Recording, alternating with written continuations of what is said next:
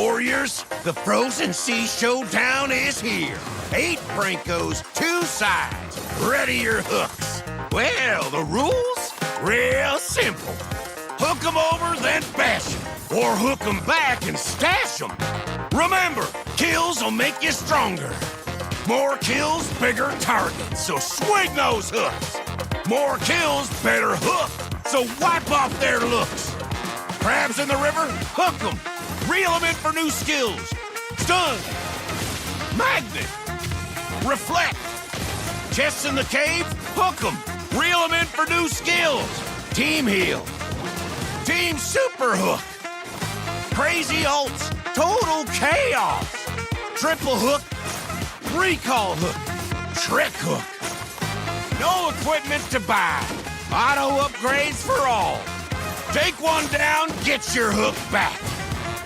Hook, kill, reset, repeat. Hook till you can't hook no more. Remember these words. Hook, kill, reset, repeat. Hook till you can't hook no more. Hooks ready? Let's go!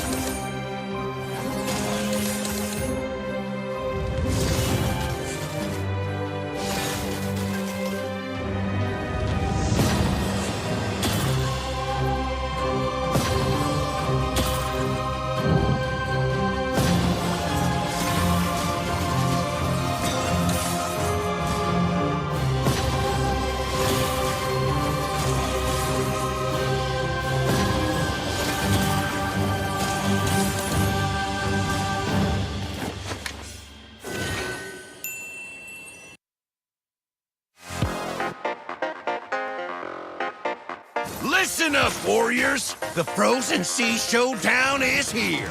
8 Brancos, 2 sides. Ready your hooks. Well, the rules? Real simple.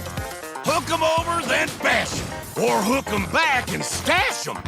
Remember, kills will make you stronger. More kills, bigger targets, so swing those hooks. More kills, better hook, so wipe off their looks. Crabs in the river, hook 'em. Reel 'em in for new skills. Stun. Magnet. Reflect. Chests in the cave, hook 'em.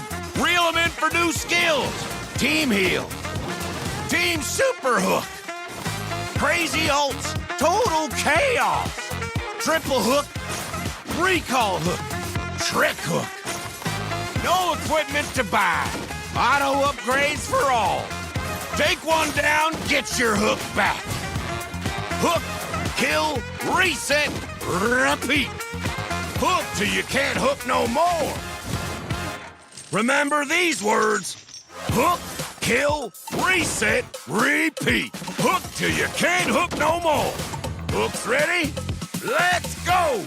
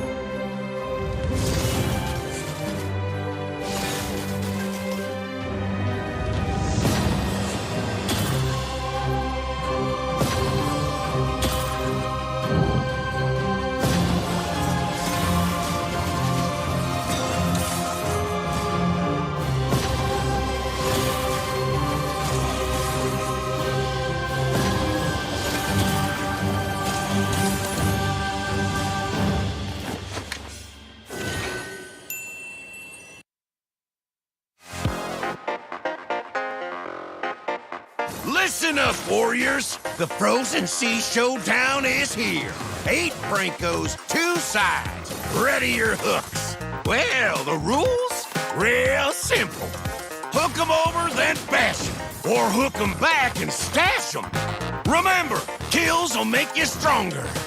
More kills, bigger targets, so swing those hooks. More kills, better hook, so wipe off their looks. Crabs in the river? Hook 'em. Reel 'em in for new skills. Stun. Magnet. Reflect. Chests in the cave? Hook 'em.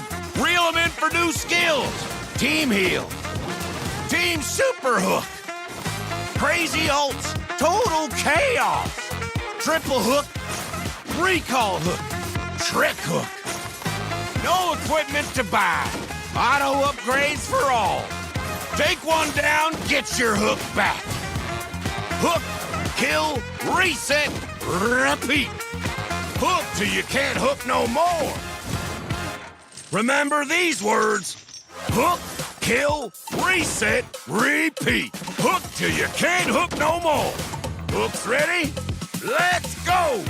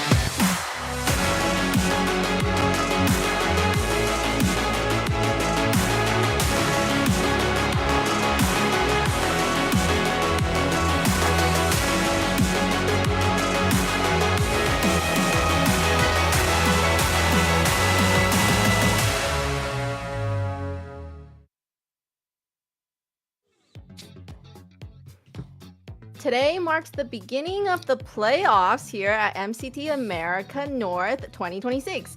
After weeks of intense competition, close series, and non-stop action, the stakes are now higher than ever before. The Swiss stage is behind us, and now every match carries more weight because some teams tonight could be their last. Seed 5 through 8 enters the playoffs and fighting to keep their tournament hopes alive in a brutal single elimination phase. There's no second chances anymore, and one bad draft, one failed team fight, one small mistake. That's all it takes for a team's playoff run to come to an end.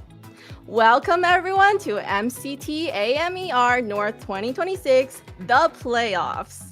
Now, I'm your host, Layla, and joining me today at the desk today, we have Kronos, ready to break down the draft strategies and key moments that decide who survives and who goes home tonight.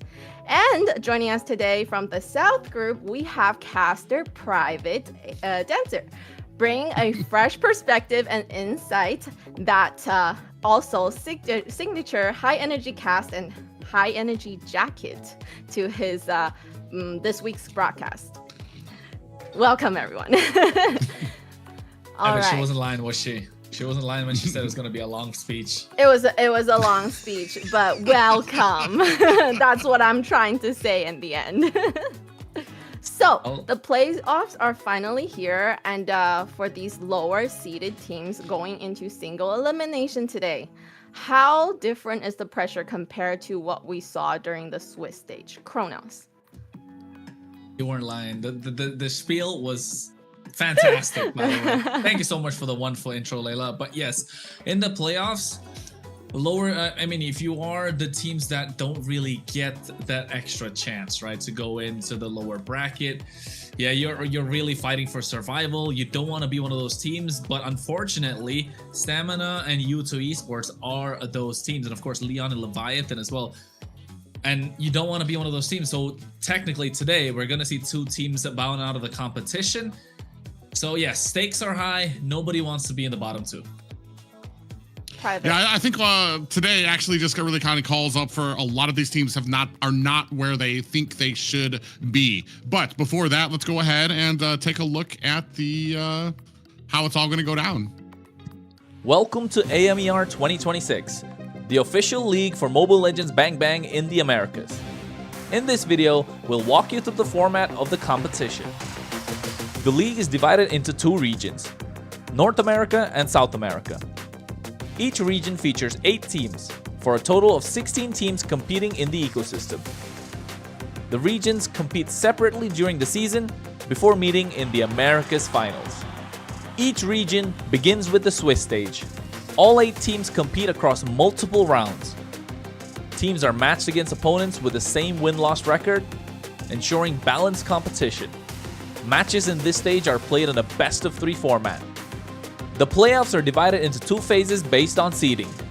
Lower-seeded teams begin in Phase 1, where matches are played in a single elimination format. Higher-seeded teams advance directly to Phase 2, which uses a double elimination bracket. Matches throughout the playoffs are played in a best-of-5 series. In Phase 2, teams that lose in the upper bracket move to the lower bracket for a final chance to continue. The playoffs culminate in the group's finals. The final match is played in a best-of-5 series to determine the group champion. The champions from North America and South America advance to the Americas finals. Here, they compete to determine the best team in the Americas in a best-of-7. Everything leads here. AMER 2026 starts now.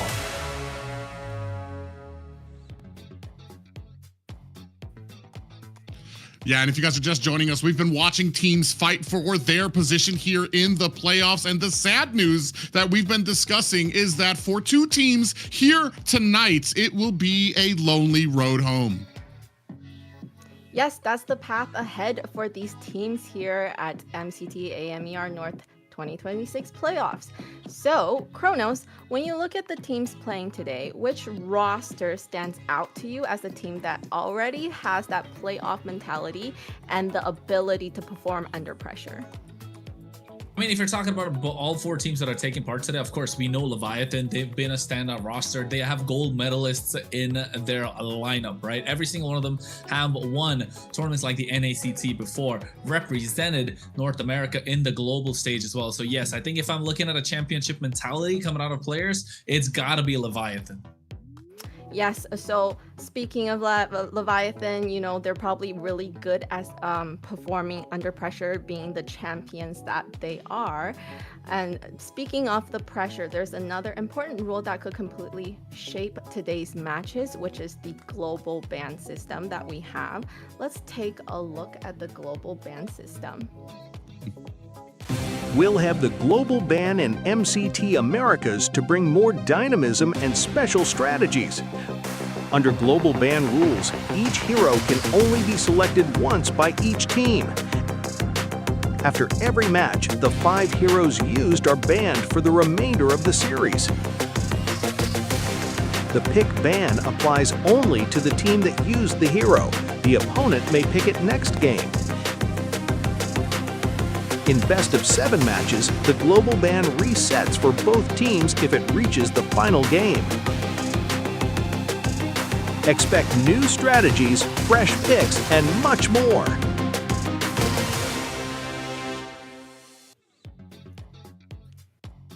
And that's how the global ban will continue shaping the playoffs here. And with the teams constantly forced to adapt and expand their hero pool, this format really rewards flexibility and preparation under pressure. With all that pressure, some teams might perform well and some team might not. So make sure you don't miss any of those moments and follow our socials. There's plenty of actions coming your way during the playoffs, so don't miss that. Make sure you're following everything across all the platforms that we have for the highlights, the updates, and exclusive content throughout the tournament. Yeah, an exciting time, and especially if you guys maybe get a little busy. I know we are streaming during the week. Some people gotta go to work, some people gotta go to school. If you miss any of the action, right down there, that's where you're gonna catch up on all that you may have missed, including little tidbits about the teams, the drafts, everything that's been going on in MLBB North America. Private, I have a question for you in regards to the global ban. So which team today do you think is best equipped to handle the challenges of something like a global ban in a high-stake elimination match? Honestly, I feel like a lot of these teams, especially here when we're talking about 8 through 5, a lot of these teams are kind of even when it comes to what they lean on. And I maybe not to the drasticness that we've seen from teams like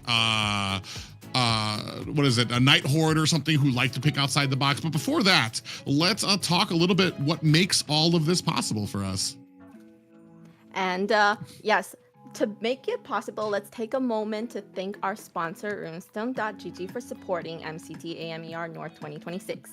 Today's broadcast is proudly supported by runestone.gg Esports infrastructure built for people shaping the future of competitive gaming. For real-time data to live fan tools, Runestone works to make esports more interactive, more insightful, and more rewarding for everyone involved. By working alongside tournament organizers, publishers, and event operators, they help transform passive viewership into active engagement across the esports ecosystem.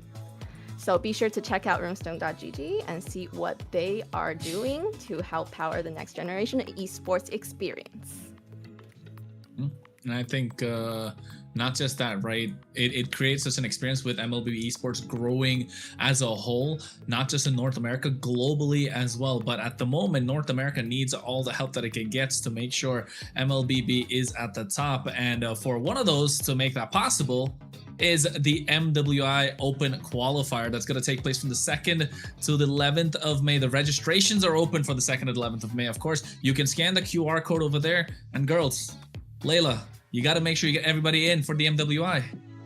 If I was, any more pro, I would definitely want to grab my team, grab my girls, and go for that competition. Unfortunately, I'm not quite there yet, but I know that there are going to be amazing, amazing players out there. Like, what we talked about, we have Ashley that is in team, is it GG? Gen Z. Gen Z.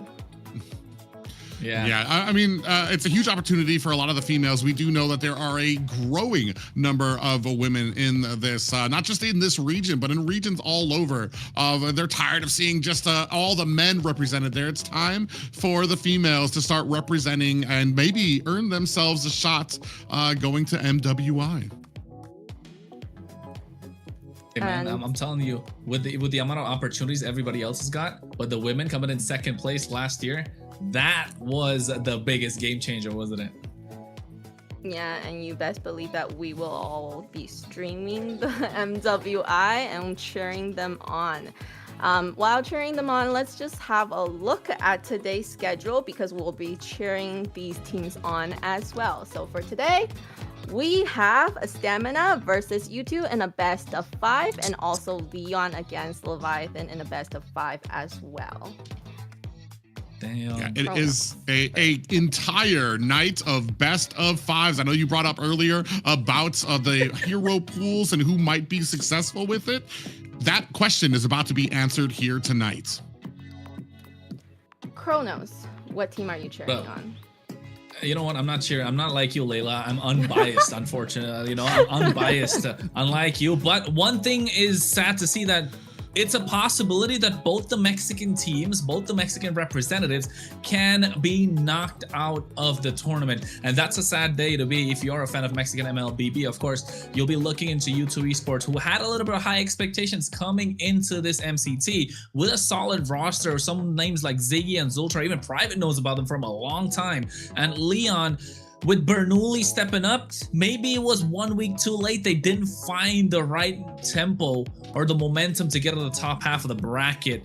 So if you're a Mexican fan, of course, it's not going to be a happy day for you unless both of them make it out. But to go against giants like Stamina Esports and Leviatan, who have a star-studded lineup, good roster, yeah, I think it's going to be tough. It's going to be an uphill battle, but it's not impossible.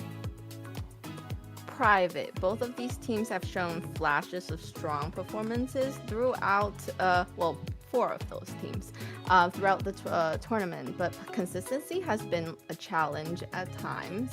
What do you think will be the biggest deciding factor in these 2 series today?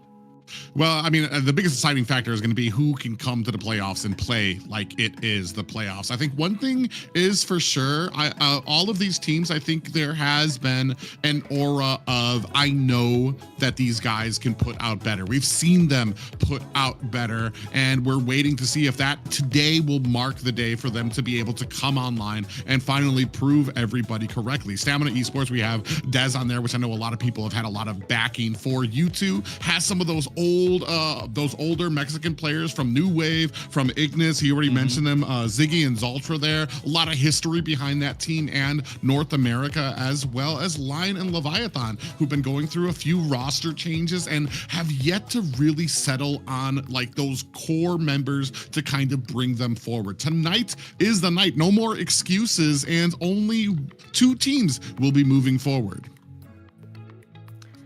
Moving forward, they will, and also going home, they will. The 2 teams that will be losing in the 2 matches are going home. The stakes are very high in this playoffs. Which roster feels more playoff ready after the roster change? Kronos? I mean, Private and I were discussing this. He was telling in the back, right? Like making these changes just when it's time for you to get ready. It's not a good thing, but at the same time, it can be. It's a double-edged sword, and most of the time, it doesn't work out in your way. So just to see which team is playoff ready, if you ask me, I think it is going to be U2 Esports for the first series, and I think Lyon for the second. Not a lot of changes. I don't think they made any change, to be honest. So yes, I think we're looking to those lineups, but at the same time, maybe the change coming in for Stamina Esports or the changes coming in from Leviathan can benefit them tonight, because then it's not a regular game, it's the playoffs. You gotta wake up, you gotta come in with that playoff mentality, and to make sure you're able to lock in, take the victory. Otherwise, hey, this season wasn't for you. There's always next season. Oof. harsh words. Private, based on the what's the biggest concern you have for each team heading into the series right now? Synergy.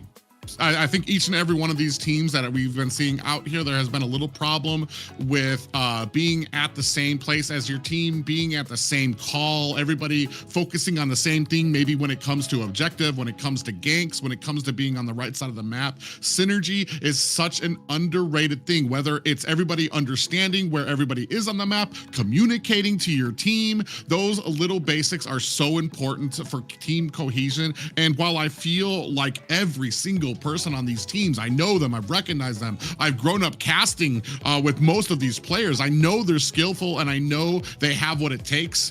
It's just melding together has been a problem for some of these teams, and that is what I want to see here in the playoffs. That's what's going to make or break a team here and lead them to that road of success. And out of these teams, we know I kind of want to touch on team synergy for Stamina, because we have Dez and he's working with these players that are wasn't part of his team before. So with that kind of team synergy, how long have they playing together? You know, the Stamina team, right? So it's hard for you to pull a team together and work on team synergy when you just don't have that kind of time. We do, though, good news, right, is a song is one of the players that will be changing and joining the roster for Stamina, who has been playing with Dez for a really long time. So we're hoping that today Stamina can do better with a new roster change like that. No hoping. We're not hoping. It's today. It's now or never. You gotta show up. I mean, come on. We've been okay. Let's be honest. All of us, privates here too. Private been talking about this. We've been on this Dez train for a while, Private, haven't we? We want to see him perform. He's got the fans. He's putting in the work. He's there. He's on the tip of the tongue of every single player, everyone that's a fan of North America. He is there at the moment, right? He's the next generation that could take over from all the players that have left and all the players that are about to leave probably at the next season. We don't want to talk about it. We'll find about that later. But yes, he's the one that we want to see step up to the plate. And right now, he's been, you know, a little bit okay. We saw Demon Time Dez come online a couple of days, but we want to see that be consistent. So how are they going to be able to do it? We got to find out. And today's the day. Stamina Esports show up or they're out of the competition. And whether they're in and or out of the conversation, let's quickly have what they would have to go up against or what their journey would be like if they do make it. Let's look at the knockout stage and our brackets. Private, take us into the bracket. I mean, as we take a look at the bracket, first we're going to have Stamina taking on U2 here tonight, best of 5. Lyon taking up with a Leviatan. Winner of those will move on to the second round, which will be taking on a Rage Origins and taking on a Vendetta. And I know a lot of people have been looking at those 1 and 2 seeds that it seems like we haven't watched these guys in a very long time, at least 2 weeks here. Alpha 7 North sitting there very comfortably in round 3 alongside a Nighthorde, which I know has gotten a lot of a fandom when it comes to their outside the box picks. I think you're right, Private, with the expect the unexpected. That's what the Nighthorde has been the entire time. But of course, Alpha 7, we haven't seen them play for a while. So do they still got it? Do they don't? I mean, of course they do. We're going to find out later on. But the next few ones that are looking at Influence, Rage Origins, I think that's been one team that has made a new fans as we've gone along throughout the season. At least the fans of everyone on the desk. And Vendetta, the same. We've had high expectations, but at the same time, you know, there's been ups and downs with lots of roster changes. They've had roster changes again, so hopefully it works out in their favor. But tonight, it's about those 2 teams who will be moving to the next stage and those 2 teams that will be going home. And it's a very, very important day today for these 4 teams. What do you guys think? Other than mentality, what tools would they still need to be able to come out with a win tonight? let's talk about the first series. Oh, the first series. Let's talk about the first series and the lineup for the teams first. Today, for the lineup for Stamina Esports, we have Instinct, we have Dez, Yomel, Little Rosa, and Ricky. No, they changed it. We're not gonna see Diamond anymore. I mean, I was just telling Private, like Diamond's him. He's the Dez and Diamond duo. We wanted to see that happen. Now, I think, what can we say at this point? Lil Rosa comes in, Ricky is playing in as well, so hopefully Lil Rosa can make the change. But to be honest, it wasn't him that was necessarily needed to be the change. Right? Diamond was performing at a very high level for Stamina Esports. I don't know, maybe it's a synergy thing. Maybe there's some hopefully we get to see more out of Stamina Esports, because I don't think these are the changes that I was expecting, at least. But hey, we'll find out about what these players have to say in a small video. Layla? Let's have a look at the video.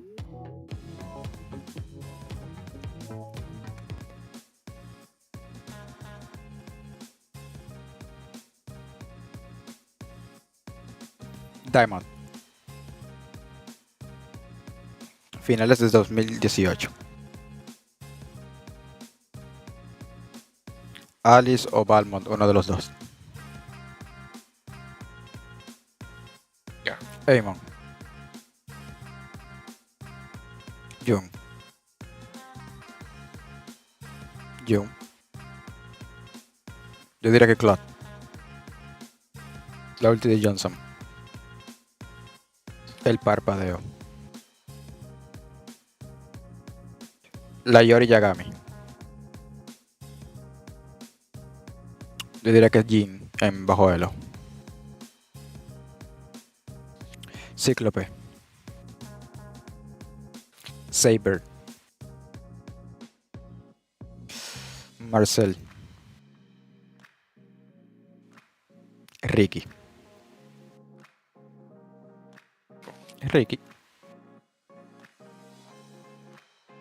Diré que yo. Dalika Eto. Sí. Late game. Carry player.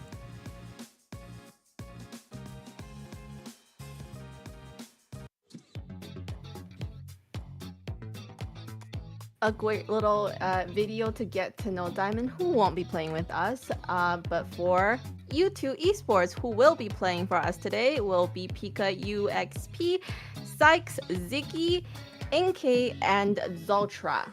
Private?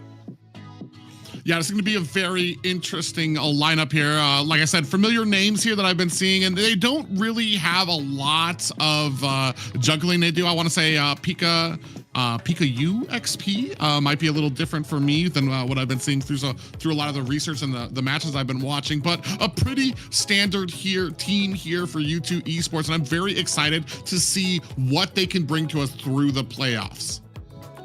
And let's see what they're gonna bring to us in terms of a little question and answer segment in this next video.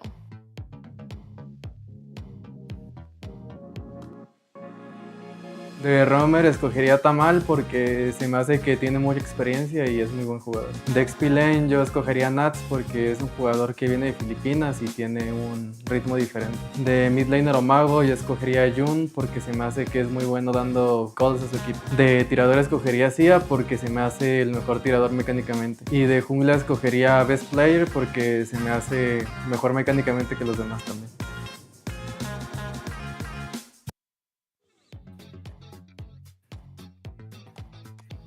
And that was a little bit of video about these players or what they think of the games.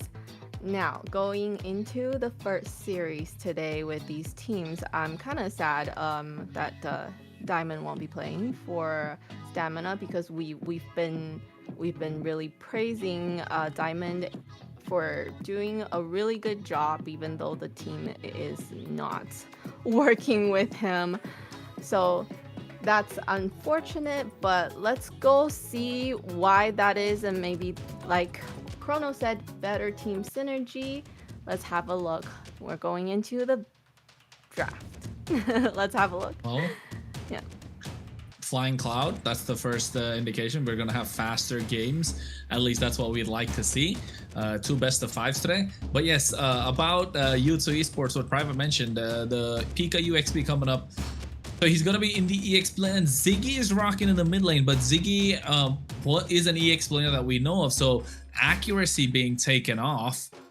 Maybe that could get a better change. They had a lot of time to prep for this particular game, you can say, because well, it's been 2 weeks since we've seen them play as well. So hopefully U2 Esports have found their footing, found the right way to approach this game mentally, and then maybe they might as well just put out a rabbit out of the hat, because Stamina Esports, with all the shuffling they've had throughout the entire season, finally they've landed with Lil Rosa in the gold lane and Ricky in the roam. So hopefully they find a way to make things work. Otherwise, some of their other subs, if I'm not wrong, they kind of made one, which is probably going to be there in the next week. You might not even see the light of day. For me, looking at this, and especially with all the little changes that have been going on, it's basically we're going to be starting fresh here. I know some players on the side of U2 might be playing some different positions than they're used to. On the side of Stamina, we know Little Rose has got some big shoes that he needs to fill as well when it comes to some of the positioning. A lot of fans out there for Diamond. So like we said, big shoes that he's going to need to fill. Big things for me when it comes to this draft is, especially when it comes to the North, we still have Marcel, a priority ban for a lot of people, but I believe up North, unless I'm mistaken, he's at about a 0% win rate so far. So very unsuccessful. Have been a lot of teams. Even Shark, who many consider one of the top roamers in North America, has expressed difficulty when it comes to being able to find a place for him inside composition. So it always kind of I almost feel like, why not leave that out? Why not, especially in a best of 5 where you can like just, let's see if they go ahead and take the bait. Can we maybe get something over on the other team here? Boxia going to be a prime example of one of those really big forced bans, as well as the Freya, who has become like this complete. I'm not even sure if I think we've seen her once or twice completely in the MCT AMER as actually getting out on the gold lane, and she is an absolute menace as well. Going into the bans from Stamina, I know we have talked about this, of the South being able to kind of also know how to deal with something like a Zhu Xing. So there wasn't much of a ban out there. So can you give some more insight about that, Private? So how are they able to deal with a Zhu Xing on the enemy team? Well, for the most part, it's just being able to really control the early game and be able to control the ability to kind of close the distance onto the back line that a lot of teams have really kind of put into like huge compositions over. Right now, it just I feel like Zushin is it takes a good amount of team coordination, even with counters out there, that you need to be able to close the distance on her and kind of like be able to shut her down here. Very interesting picks to start it off. We have the Harley picked up for the side of U2. It's going to get you a decent early game, but a decent amount of mobility and maybe not a lot of staying power when it comes to a lot of these Lord exchanges. One thing that he does have in his pocket is just his ability to kind of be in a lot of different areas of that objective area. Just because he can teleport in there, you're not going to know that he's in there. So you really have to do your due diligence if you're a roam on the other team, making sure you're getting that huge vision of all the areas, checking all the bushes, because you never know when he can come in, go ahead, grab that retribution, and then teleport himself back out to safety. Good point there. And for Zoltra, because we haven't seen him in so long, right? Oh, I see that face, Kronos. What do you have to say about those picks right there? That's a lot of like, how do I say, power picks in the first phase. I like the Claude in response. You got a double marksman on the side of Stamina Esports, and also not allowing the Farsa to breed. You have that ability, like Private said, which comes with Harley, just to be in a lot of pockets at the same time. So you can do that with a BMI, instantly ban out the Leslie. That could be an in-lane counter. And U2 Esports heavy on the magic damage side of things with this Harley being picked up. But then, with the Harley being picked up, the early game is pretty much in the bag. They need to find a way to respond. And I think if you're U2 Esports, take out the Uranus. You don't want to give it in the hands of Instinct. We've seen him, he's been monster. Not just Instinct, but Uranus as a pick overall has been really good. It does well against the Alice in the lane. It does really good against the Harley. See, I think Uranus got to be taken off the table. Fredrin's another pick I was going to come by after, just because of how solid the lineup of Stamina Esports look, and it's a good counter to the Harley as well. So I think U2 Esports first phase of the draft, they look really strong. Magic is my strong, life. but when you mentioned definitely the Farsa, I do worry about her being a sitting duck for a lot of the Claude, players right? on the enemy team, especially Claude coming in with an ult. So we'll see what kind of roam they pick up to kind of be able to protect their back line. I think that would be the idea here. It's gonna be very interesting. I'll big focus on Dez here, but I almost feel like on some of the you put these focuses on some of the bigger fighter and tankier heroes, but Dez, I feel like he really shines when it comes to those mechanically gifted heroes that he can like pretty much dash around with.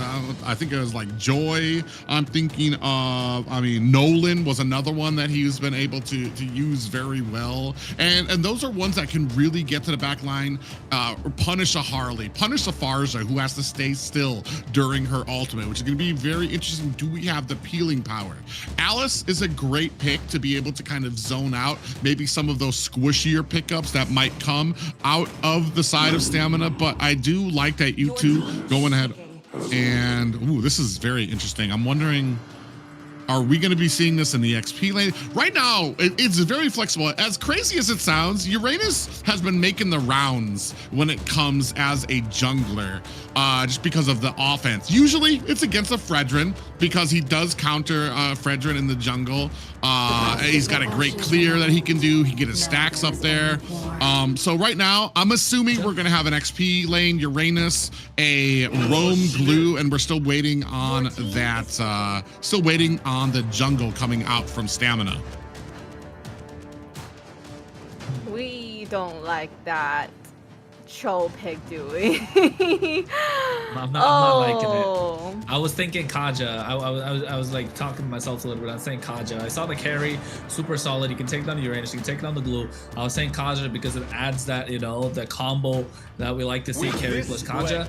Cho is good, but then you're just gonna, Lancelot is cooking here. It's a comfort pick for Dez too, and the Cho is the only sort of crowd control they really have. The instant knockup comes from Jeet Kune Do and also the Way of the Dragon, but the Kimmy's gonna be running the Purify, the Quad's gonna run the Purify, Uranus is gonna run the Purify. You can't really catch Lancelot, and the glue, even if you're gonna catch him, he's gonna split apart. So I like Stamina Esports draft.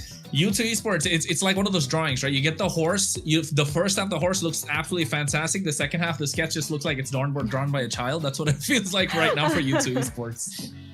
Yeah, so with that Cho pick, are they looking for lots of pickoffs? Because team fight from that draft does not look like it would be in favor of U2 Esports.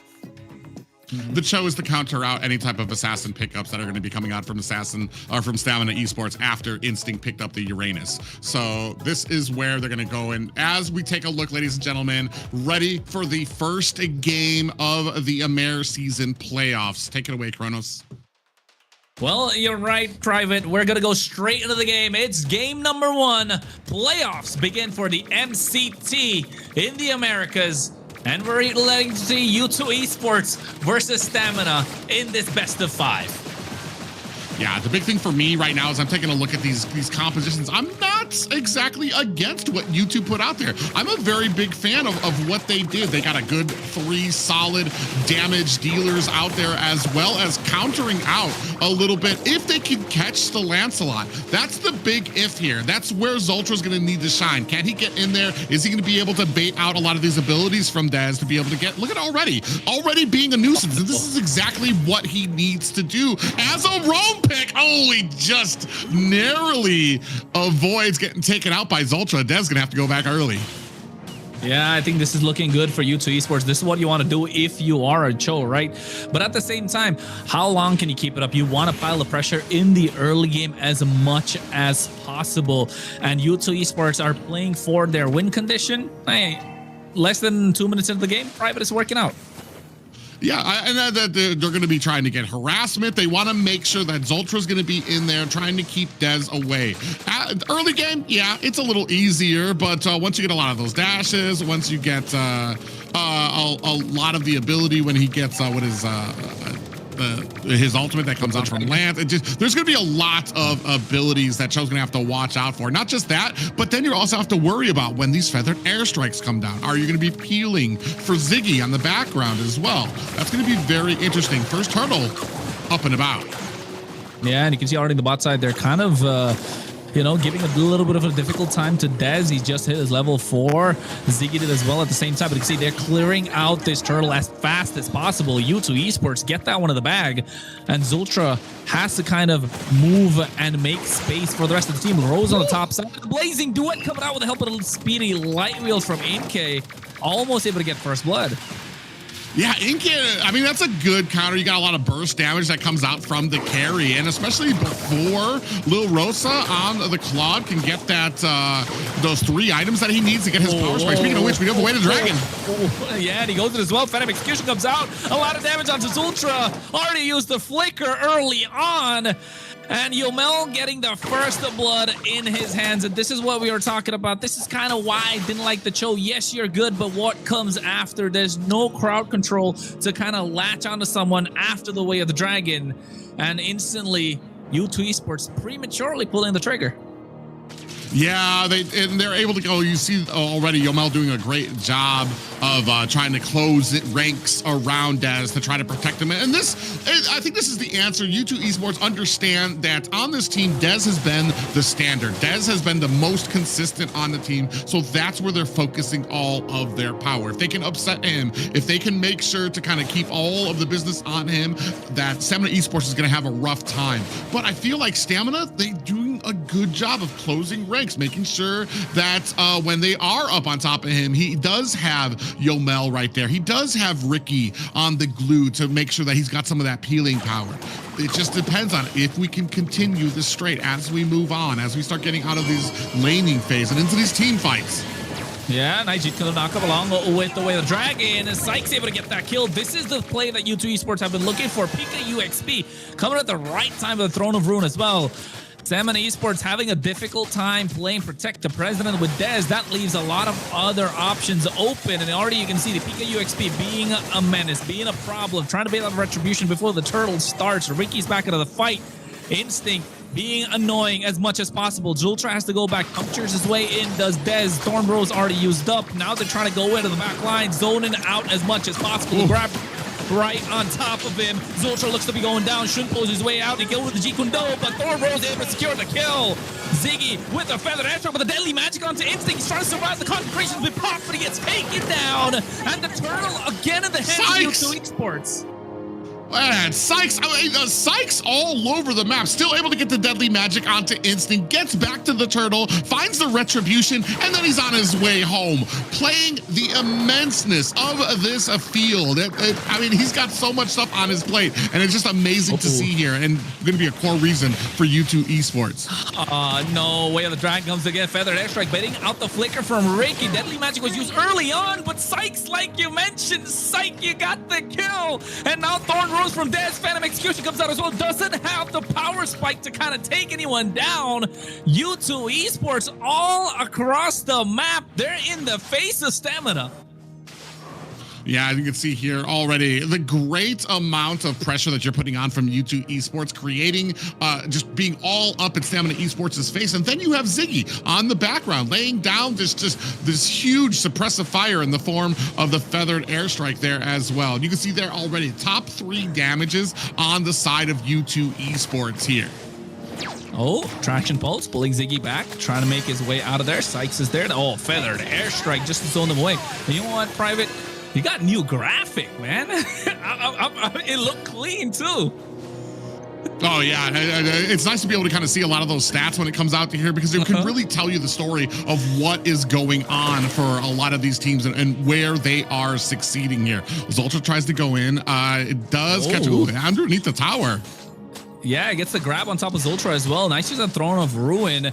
Ricky has to make his way out. Patrick's not having a safe time. This ain't the Krusty Krab, folks. Stamina Esports needs to find a way back. 10 seconds to the next turtle. Yeah, and unfortunate for Stamina Esports. I mean, Dez, he does a great job on the Lancelot, but Lancelot is one of those heroes that's going to need some items. He wants to get a round on the map. Right now, the problem is that the team, we need to kind of get in a good position when it comes to these objectives, to not die early, to be able to look for the Ziggy, look for Inky, look for who we need to be able to kind of get the advantage over here. And another turtle taken up there by U2 Esports. 3 for 3, man. 3 for 3. That's what U2 Esports got at this point. Look at the goal lead as well. Almost 3K on the top side. They're looking to collapse. Stamina Esports want to kill. Traction Pulse coming in as well at the same time. They're able to get the clear. And seems like they'll get Tier 1 on the top side. With the Dragon with the help of the Flicker. Feather Airstrike and the Throw through to catch them off guard. NK trying to melt them down with the Speedy Light Wheels, but they're able to make it out. Ricky burns a Flicker. Yeah, it's going to burn a Flicker. They do kind of get out of the way. They're able to answer back. It's not exactly equal to a mid tower, but it does mean that we're making progress. We have a pathway laid before us to start getting some of those items, to get Little Rose and Yomel online so they can start dealing out this damage, to give Dez maybe some space to be able to get the items that he needs. And even if he starts failing, he's not able to get the kills. As a Lance, he's going to be able to get a lot of that solo pushing out there. He'll be able to be a menace when it comes to the mid and late game. As we take a look at the right now, you can see about the items as well. It's looking super solid. Yeah, and you saw like about a 1,300 lead. Oh, but another fight immediately bursted down. Didn't even have time for Kronos to take over there. That was an immediate dusting that came out in the form of a Stamina Esports player down in the ground. Yeah, indeed. And I think still U2 Esports got control of the game. They're able to take that mid tier 1 early on. The bot sides come down too. Stamina Esports just getting one back in the trade. They need to keep up the pace, right? They need to maintain their composure. Dez hasn't gone down a single time. The pressure has been on him from U2 Esports. Sykes, 3 turtles in his pocket, 4 kills. He's got to have scaled massively. This Harley can melt down even a Uranus at this point. Sky Piercer in the hands of Yomel. This could be where Stamina Esports are looking to amplify what they can give. This is where they need to put the pedal to the metal, get the acceleration going in that car. Yeah, the problem for me, though, kind of comes out sometimes when it comes to certain players. I like the Sky Piercer is just one of those double-edged swords. It does great when you're ahead, when you're able, or even if you're not ahead, if you're separate from the team and you're actually doing a great job to kind of separate yourself from them. It's just right now, just Yomel is just having a rough time in the mid lane here. As you see U2 fighting it out. Stamina Esports looking for a way in. Yeah, I think Stamina Esports kind of giving up this Lord. You can see Dez wasn't even there in that fight. By the way, the Dragon from Zultra onto Ricky. I don't think it's the right idea, but the damage coming in from Sykes is too much. They take down Ricky. And what a Throne of Ruin from Pika UXP as well, just to zone out the rest of the members. Dez is looking to find something on the map, but the Lord is already up in the mid lane. Yeah, poor Ricky. Ricky's gonna be U2 Esports, another picky there for him as he goes down. 3, you can see there again, immediate damage coming out from U2 Esports. Not even close when it comes to stamina right now, trying to match that up. Ricky's just been getting found out, and that's the problem, is that he's in some of these bushes, in some of these positions where his team cannot back him up. Oh, that was looking dicey from Dez a little bit. Oh, Traction Pulse coming out as well. You can see they go in with the Thorn Rose. Punctures his way in. Dez trying to clear, but the Blazing Door coming in. Little Rose still gets taken down. Oh, Sykes is a monster on this Harley. 5-0-1. Yeah, and I mean, a great job on this Harley, and that's why he's one of the most sought after jungles behind the Suyo and things like that. But man, it is just punishing Stamina Esports right now. Even when Dez is able to find these favorable engages to be able to kind of get those dashes, close the distance, even onto the back line, it's still just not enough for him to be able to put on the damage just yet, especially sitting at 6 and 2 right now in favor of U2 Esports. Oh no, again, Ricky gets caught out. Traction pulse comes in from Yomel, but he's not going to be able to do anything. Throwing a forward coming out. Des goes to the back line without the punctures. Looks like I'm taking for wings by wings out of there. Blazing the way. Not even in the party. Not a lot can be done. Yomel gets taken down. Sykes is there on the side, but Lil Rosa's not able to make his way into the fight. They find 3 on the board. 7.5k gold in the hands of U2 Esports. Yeah, and right now, I mean, we kind of focus on Zoltra and maybe his ability to be able to focus on to Dez, but right now, with this lead, all Zoltra has to do is find Ricky. Ricky kicking back into the team, and then you have a Feathered Airstrike raining down damage. 35,000 damage right now for Ziggy on this pick, because Stamina Esports are unable to punish Ziggy every single time he lays down that ult. Hey man, it's all coming on to Ricky. He's getting picky and he's looking a little icky if you're Stamina Esports fan. Throne of Ruin coming at any point just to make sure it doesn't get pulled back. And now you can see Ricky has to get out of harm's way. The knockup coming from G Kundo from Zoltra. I doubted that choke pick, but hey, he proved me wrong. It's been in the face of the opposition the entire time, and they've been doing such a fantastic job keeping Dez at bay.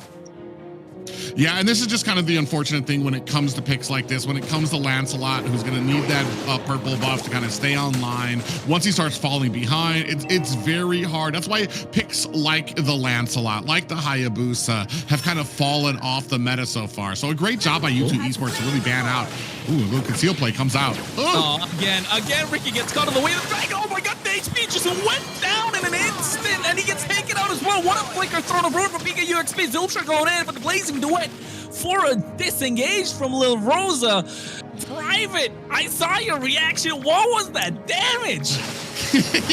You would have thought that was a mage that they had kicked back into U2 Esports with how quickly they were able to do away with his health. But Ricky, they have focused on, they have found a crack in the armor and they are spreading it open. U2 Esports did such a great job honing in on the targets they need. And they don't even have to get to the back line right now. They don't have to get to Yomel, to Little Rosa, to Dez. They can just keep on focusing on Ricky, who's been having a rough game of it. Maybe we need to start putting instinct up front. We're now crashing into the mid tower.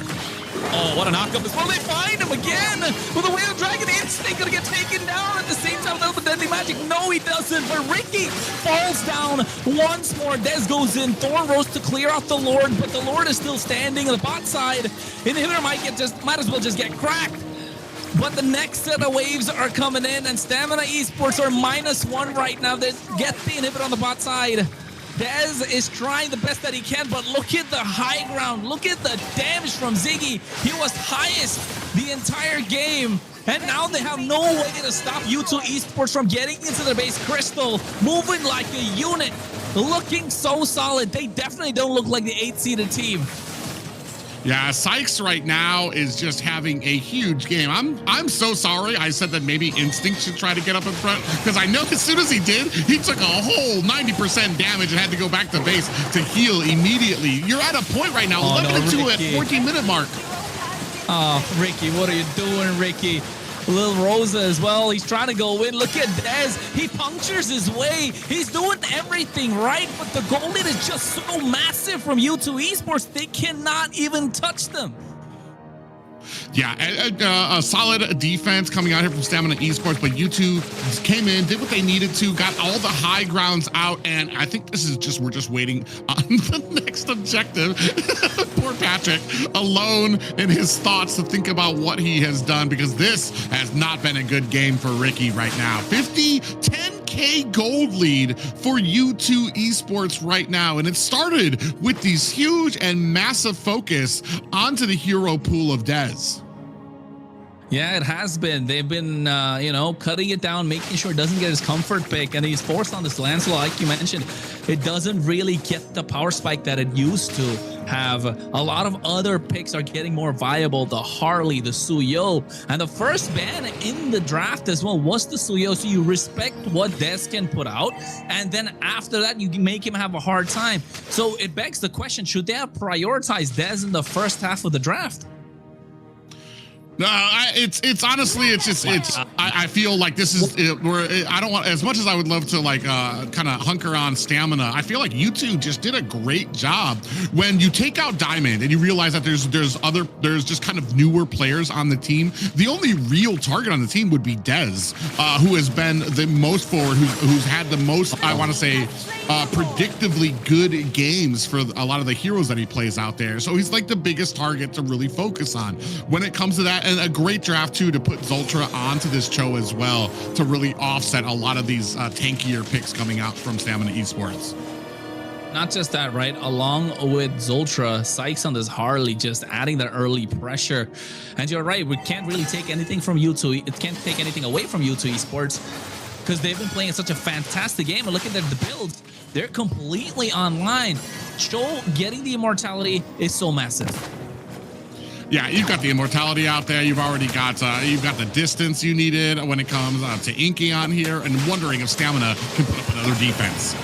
Yeah, they're trying to go in as well. Throw forward, coming out, capture 3 members. Phantom Executions trying to get away. The Lord is trying to get melted down, but Dez gets melted down instead. The damage is insane. Blazing duet from Lil Rosa coming out. They get Inky. A massive shutdown. Look at the base crystal. It's almost out as Zultra takes out Lil Rosa. And just like that, U2 Esports get game number 1. Victory! And let's come back from that game. What an amazing game. U2 has the element of surprise, I have to say, because we didn't see them play a single game for 2 weeks. So they're back there, they're studying Stamina, they're saying, okay, what can we do to like really bring it for the next series against them? So I feel like definitely they went home and did a lot of studying, maybe did a lot of practicing to really bring it today. What went wrong there? Let's unpack that up. Well, I feign to always kind of focus on what went wrong than to like let's turn it over and what went right for you too. That draft was incredible for me, when especially when you started off with the Harley pickup. We started off with 3 pretty big magic damage dealers, which meant that the early game was going to be something incredible to overcome. Not just that, but I feel like we didn't have a big tanky start at the beginning when it came to the draft for Stamina. As soon as the Uranus was picked up, it opened it up for U2 to pick up the carry as well. So a lot of different things immediately were getting answered by the side of U2. Every single thing that Stamina thought that they were bringing out, it was getting countered draft-wise. And then to finally settle it down on the Cho, where either Dez was going to be having a lot of trouble, which we saw from the early game, or Ricky was just going to be getting caught out. You can't even play Glue the way he's meant to be played with a Cho out there kicking you to the enemy team and then getting rained down that damage from Ziggy on that Farja. It was fantastic. A masterclass when it comes to how to try and get through to the president. That's what they were trying to do, right? Protect the president on the side of Stamina Esports. Dez, in the early game, he tried to get Ziggy. Ziggy flickered out wings by wings, and then next thing you know, he's under pressure. He doesn't have the ability to get out. No punctures, no thorn rows, so he got taken out super low. Had to go back to the base because he knew Zultra would be in his face if he was trying to take the orange buff. So that kind of offset the pace for Stamina Esports, and after that, it never looked like it was going to slow down. U2 Esports put the pedal to the metal, kept going. You got a 10k goal lead at one point. Sykes hasn't been taken down a single time. Only 3 kills on the side of Stamina Esports. It's not looking good for a start in this best of 5. Yes, they made substitutions and stuff, but I mean, this is where it goes down, right? It's a double-edged sword, which might work in your favor. In this case, it just didn't. And you can take a look as well. 62% fight participation from the Alice, 69% from Ziggy, and 81% in the hands of Sykes. This Harley was everywhere and was making it difficult for every single person to breathe. And they got suffocated Stamina team.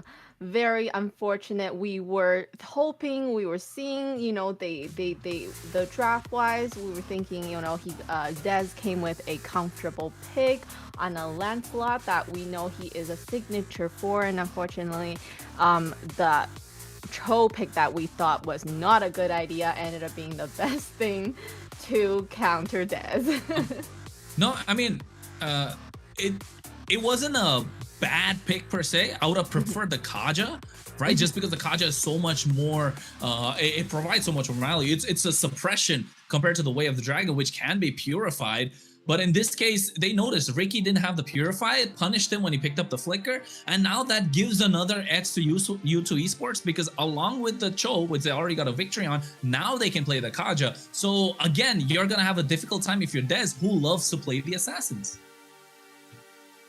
I mean, I'm wondering how long do we keep it up? Are we going to use, when it comes to all 5 of these games, or potentially 5 of these games, to just ban out basically 4 bans used to kind of cover down on Dez and some of his favorite picks? We know Lance is already going to be off the table, so I'm wondering where else he's going to be able to go if U2 Esports continue this focus on him. And I know a lot of people want to kind of focus on Little Rose. Was he going to be able to provide the same difference? I don't think that this game, that Diamond being in this game would have been a bigger difference, because Ricky just got so surprised and taken aback by this composition.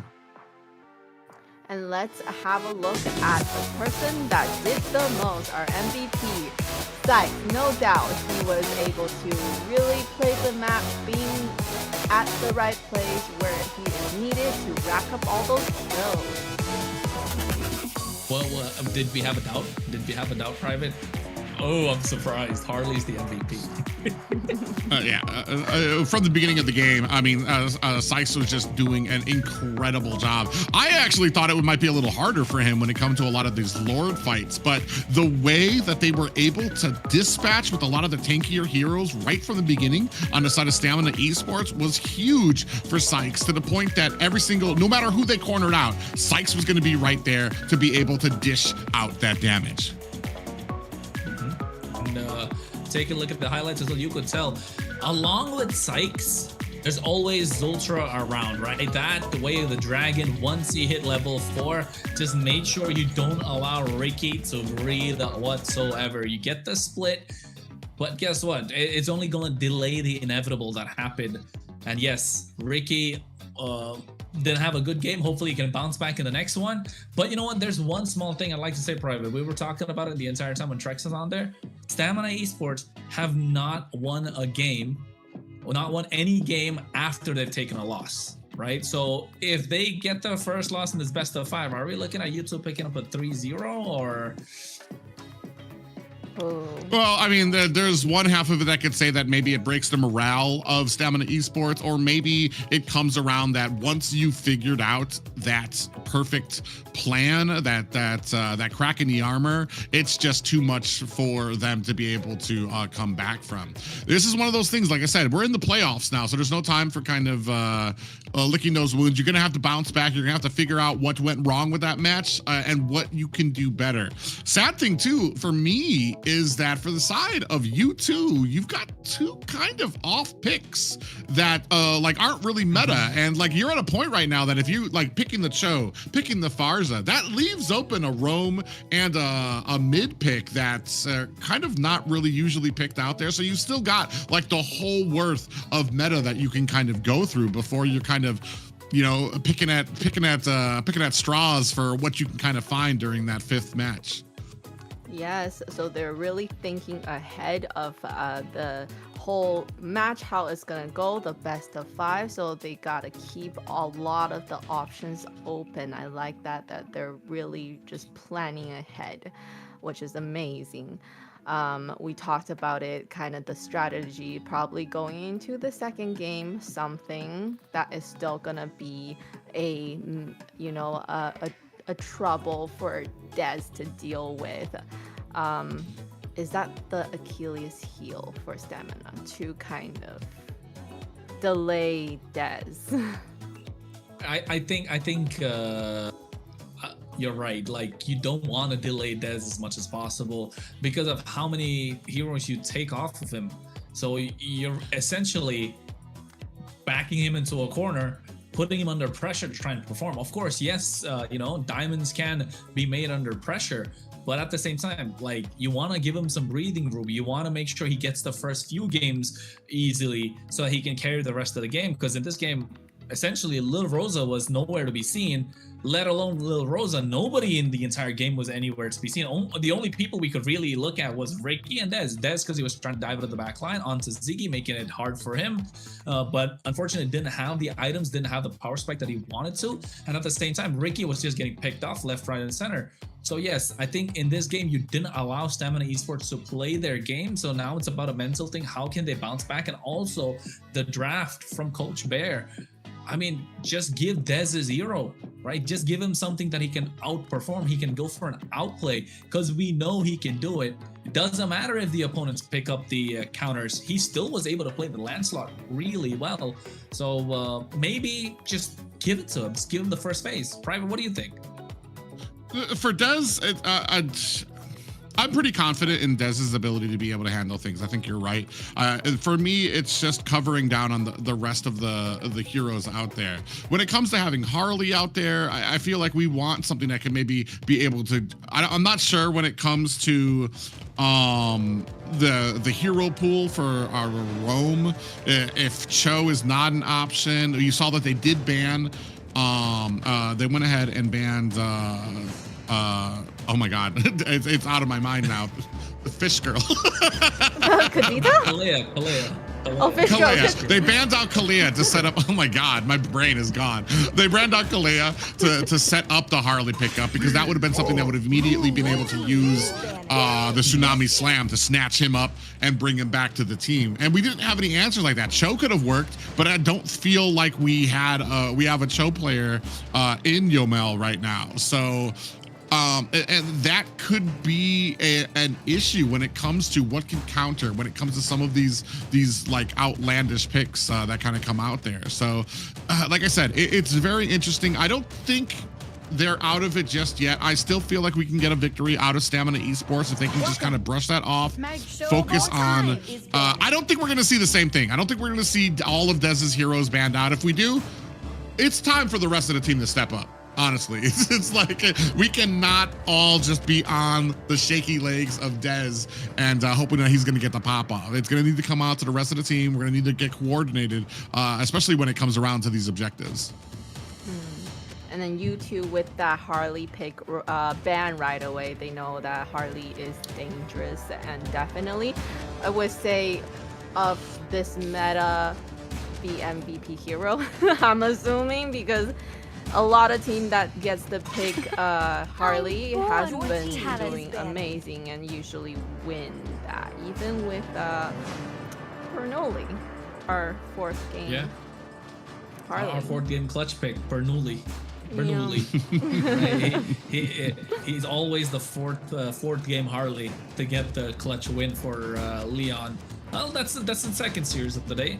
For now, U2 Esports, I think you're gonna take out the Freya, the Jushin, right? If you are on the red side, unless, like Private said, like finding a way for them to be able to deal with the Jushin or probably even the Marcel. So here, U2 Esports, what can they go with? How are they looking to focus down on this draft? Fuyo was a pick that they didn't want to give to Dez in the previous game. Are they okay to let it go? Since they're on the red side right now. Jushin's off. If you're Stamina Esports, I think Marcel or Herod is a good ban. I swear to protect it till my last breath.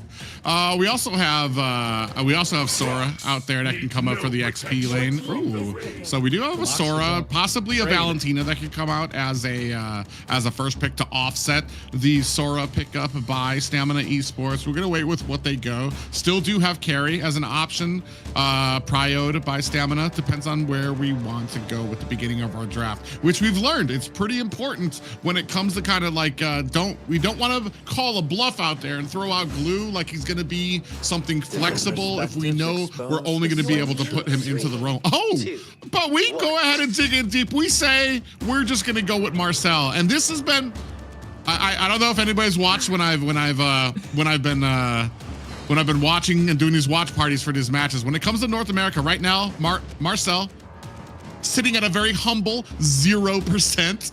And I feel like he's not a roam that you can just throw into a composition. He's not like a setting potential where you can get a Grok or you can get a Minotaur out there and they all just effectively do the same thing. You have to be very careful about what picks, what can go into it, who's going to be able to shine out of that golden hour.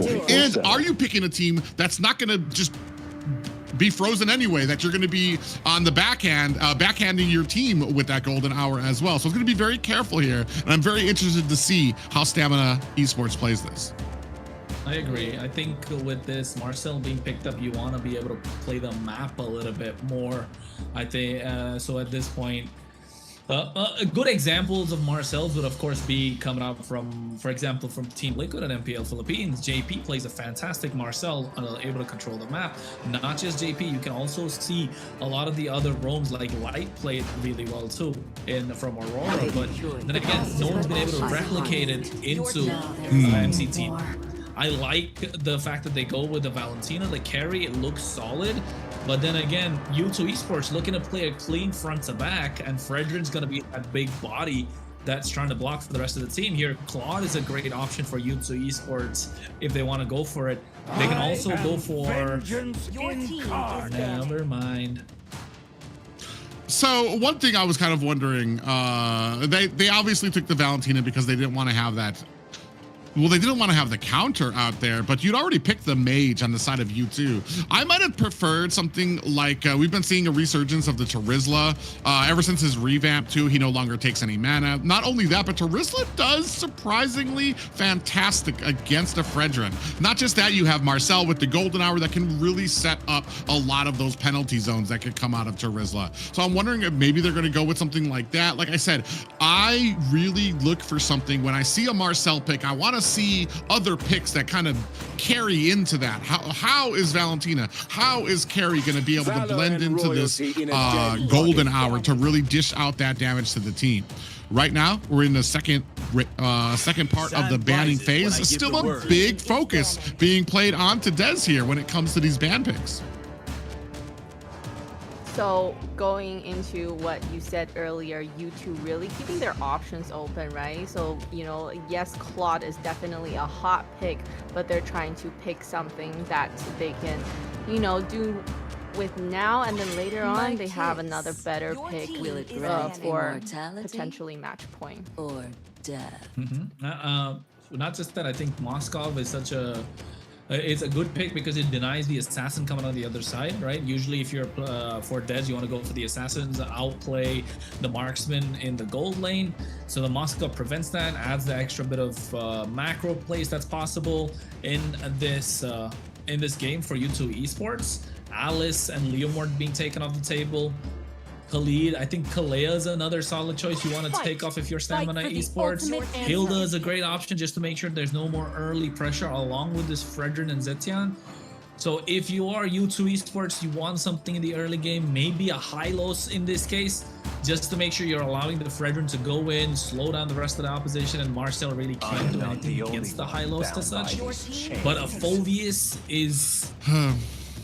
It's good, but depends on what's coming out from Stamina Esports, right? Because you pick up the Phoveus, you're still giving the Infernal Pursuit to the Valentina in this case. So Stamina Esports need to round it off. If you are Dez, I'm looking at what Suyo's the great option. Apart from the Suyo, I'm looking at the Joy, but Joy's not going to do really well against the Fredrin. Yu Zhong is super solid. It fares perfectly well against the front to back that U2 Esports want to play. I think Suyo, there's not really other options. Yeah, and for me, I'm looking at this composition and I'm like, I see a big propensity for Marcel to freeze you just as well as the other team. Oh my God, one of my heart picks, one of my favorite roams, Matilda out there. I haven't seen her in a very long time when it comes to a lot of these. I don't recall. I know I haven't seen her in the South. I'm not sure we've seen her in the North here. Second time. So, I mean, it's going to be very interesting to see how that kind of comes out here. It's going to give them a lot of closing ability. Yeah, talking about a really exciting game coming up. It's you know, U2 going with the heroes that we don't see often, so kind of giving these heroes a time to shine. But one thing I'm concerned about with stamina, let's talk about that. The Marcel's ult, it's got a very big area, so my concern would be is the carry able to dish out the damage from a safety distance, or is she gonna get caught up in all that? I don't think the carry can even dish out the damage because it's a single target skill, not an AoE. So they're not really gonna be able to do a lot with this golden hour. Yeah, and then even Valentina too don't have that kind of range. So how are they going to utilize that, right? Private, I wanted to ask you, with the wins that came out of the South with the Marcel, what kind of team composition are they looking for? How are they supposed to play to actually make it a win? Well, you want those people who have issues with their with playing out their abilities, or like I was talking about when it comes to like a flicker ult that comes out from Terizla. We've seen Chonge be used against her, where you use that meteor shower as soon as the golden hour comes down, and as soon as the golden hour is over, you just have a barrage of damage that comes out at you. The problem here is I feel like the golden hour can help you as much as hurt you in this composition. When you have heroes that just really don't benefit too well from it. So coming back to that, heroes that does not match well. So from that kind of standpoint, we feel like Stamina has a kind of a team comp that's lacking to be working with the Marcel. I don't want to say it's lacking because you still have disengage opportunities with Marcel that can very much benefit your team. The problem comes is just like where I've seen Marcel shine. And like I said, I just feel like he's one of those heroes that just cannot be in the middle for both of them. But I think we're about to get ready and back into the land of Dawn, Kronos. Yeah, we are. We are going to the land of Dawn. Of course, it's game number 2, and Stamina Esports better pull up because it's going to be match point if after this U2 Esports get it in the bag. 1-0 in this best of 5. Stamina on the blue side, U2 on the red. They switch places, but then again, U2 have a little bit more of a solid draft. How will Stamina Esports turn around the 0% win rate of this Marcel in this game? I mean, like I said, this isn't completely over. There's parts where Marcel can shine. There's parts where he doesn't. But here, as a disengagement tool, we might have something that continually gets us out of harm's way. Something that can stop a circling eagle or a guiding winds right in its tracks to be able to kind of take down the Matilda, who is notoriously, let's call her slippery when it comes to trying to latch onto her, going in and on your teams. A little bit of engagement up at top, though. Yeah, I think they're trying to, but you can see already Dez is being a problem on the Suyo, as he should be. This is what he provides with the Marcel, right? Suyo plus Marcel making a great combination. Traction plus coming to the bot side, though Pika UXP might be taking out first blood coming in. Yomel flickers for it too. Yeah, what a nice kill there for Stamina Esports. I'm glad to see we start having ourselves some momentum here, a change of the last game. 3 members there able to bait out those abilities, and a successful use from Ricky on that Marcel gets the stun onto him, onto the freeze, and then the backup coming in the form of Yomel on that Valentina to finish off. Yeah, and looking at the emblems as well. The Moskov in cave running a master assassin, so he wants to get these 1v1 plays. He wants to be able to isolate someone in these team fights when he's trying to go for those split pushes. Turtle is up, and with the help of the guiding wind, Ziggy's able to make fast rotations. But these jungles, that's going to be the target. Oh, Ricky, look, you can see him already deep into 3 members of U2 Esports. So he's really kind of trying to make the most out of this Marcel pickup. So we're going to see if maybe he's found something new. Goes in, finds a stun. Yeah, they go to the Black Dragon as well at the right time. Petrified with 3 members. They're able to get 1, 2, 3 down and out for the side of U2 Esports.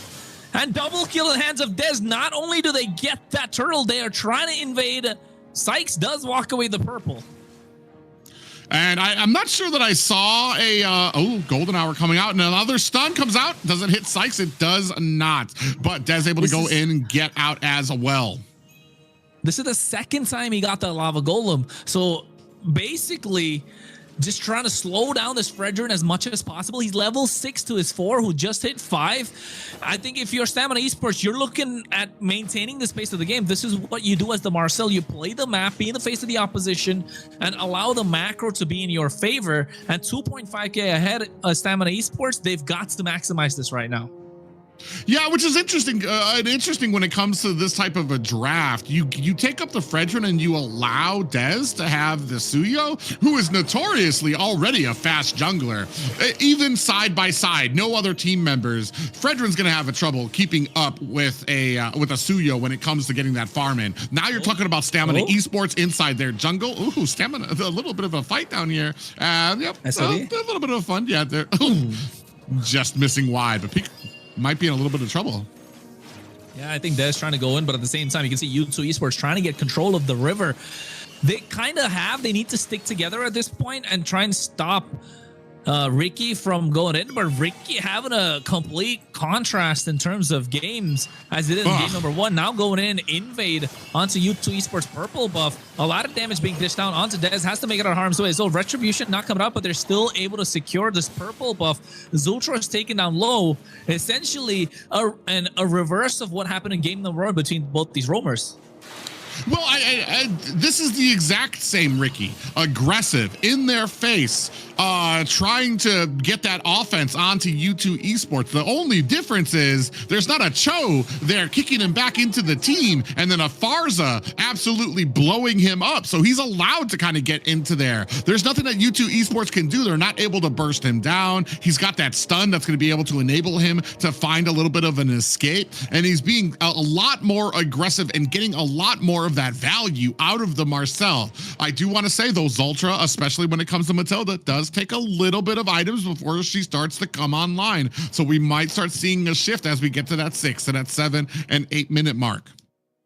Yeah, and I think that's what U2 Esports are waiting for as well. They don't want to give away too much of a lead to Stamina Esports. So biding their time and making sure they get to that power spike around the 8th minute. Ricky, on the other hand, for Stamina Esports, needs to be as aggressive as possible. And for the credit of U2 Esports, it's almost 6 minutes into the game. They haven't lost a single tower, and they're able to absorb all the pressure that's coming in. But now the pressure looks to be on the top side. Ricky needs to go in and at least open up the map so that they are able to get this tier 1. Lil Rosa hacking away, but you can see the Fear of the Phoenix comes out as well. They're still able to get the clear on the top side. So a lot of time being wasted by Stamina Esports. Yeah, I was just about to comment on that. You have 3 people up there ready and nobody really kind of pulled the trigger on going under. And you should have read the situation there, especially with 2 members underneath there. You've only got 3 to try to get this gank. That was not going to come out successful. No. Maybe try to transfer somewhere else and see if you can get the pull. Oh, a double stun coming out there from Ricky. Like we said, so aggressive on this pickup. He's getting the value out of it right now. 4-0, but kills don't win games. Macro does, and Stamina Esports need to start finding a way to transition some of these fights, transition some of these kills into objectives before we get to that mid game, before we start transitioning, we get those items on the side of U2 Esports. Yeah, and I think that now's the time, right? This is the third turtle of the game. If you're Stamina Esports, you want to pull the trigger. And in this fight, you know for a fact your heroes are completely online right now. You even bait out a flicker from the Phobias. So it's now or never. Everyone's kind of soften up for the blow. And Stamina Esports needs to find a way to make this happen. U2 Esports, on the other hand, I think not contesting this turtle could be a great idea. But Pika UXP caught out now. Here comes the Fear of the Phoenix. And Dez is handed a kill on a silver platter, which is only going to extend the goal lead of Stamina Esports. 5-0 right now. Now they're going to have some pressure at least coming in from the bottom as well. So we do have some macro coming up. I feel like it needs to be a little bit faster coming from Stamina Esports before you get to a point where U2's able to answer back. Black Dragon is out. Yeah, they're trying to stop Inke from going back. Golden Hour as well to put him in place. SOD missing. Not able to make it, but he's still tight. Almost getting a kill. But Ricky burning a flicker, and so did Lil Rosa on the bot side. They get one kill back. They get a tower. but equally traded back. One tower. The only thing that Stamina Esports have on their hands is that kill, and now they're able to take away the tier 1 in the mid lane. So this is more beneficial. Desh trying to get a kill, and Zultra backing out. U2 Esports, oh, they're absorbing a lot of pressure. I mean, they're doing great. Ricky, this is what we wanted to see from him when it comes to actually being on a Marcel, using the pick, getting the value, getting some of those stuns out there, slowing down the enemies so that the rest of your team can kind of come in there, and the team is doing a great job. This is oh, Ricky, just stop. Okay, I thought he just stopped in the middle of the jungle. I thought maybe he had a little bit of a disconnect there, but the rest of the team, they're doing a great job. There's 3 up at the top, even 2 at the bottom. Once that SOD comes out, you could see that little Rosa saw it coming. He's able to get out of the way so that Inky didn't have an escape route. So just a great job coming up there. As we take a look at these items, you can already see that little Rosa 1K ahead, already has that Demon Hunter sword, as well as they got his second items out there, and we're working on the third one as well. Dez was 2.2k ahead, man. He got 3 items on the board.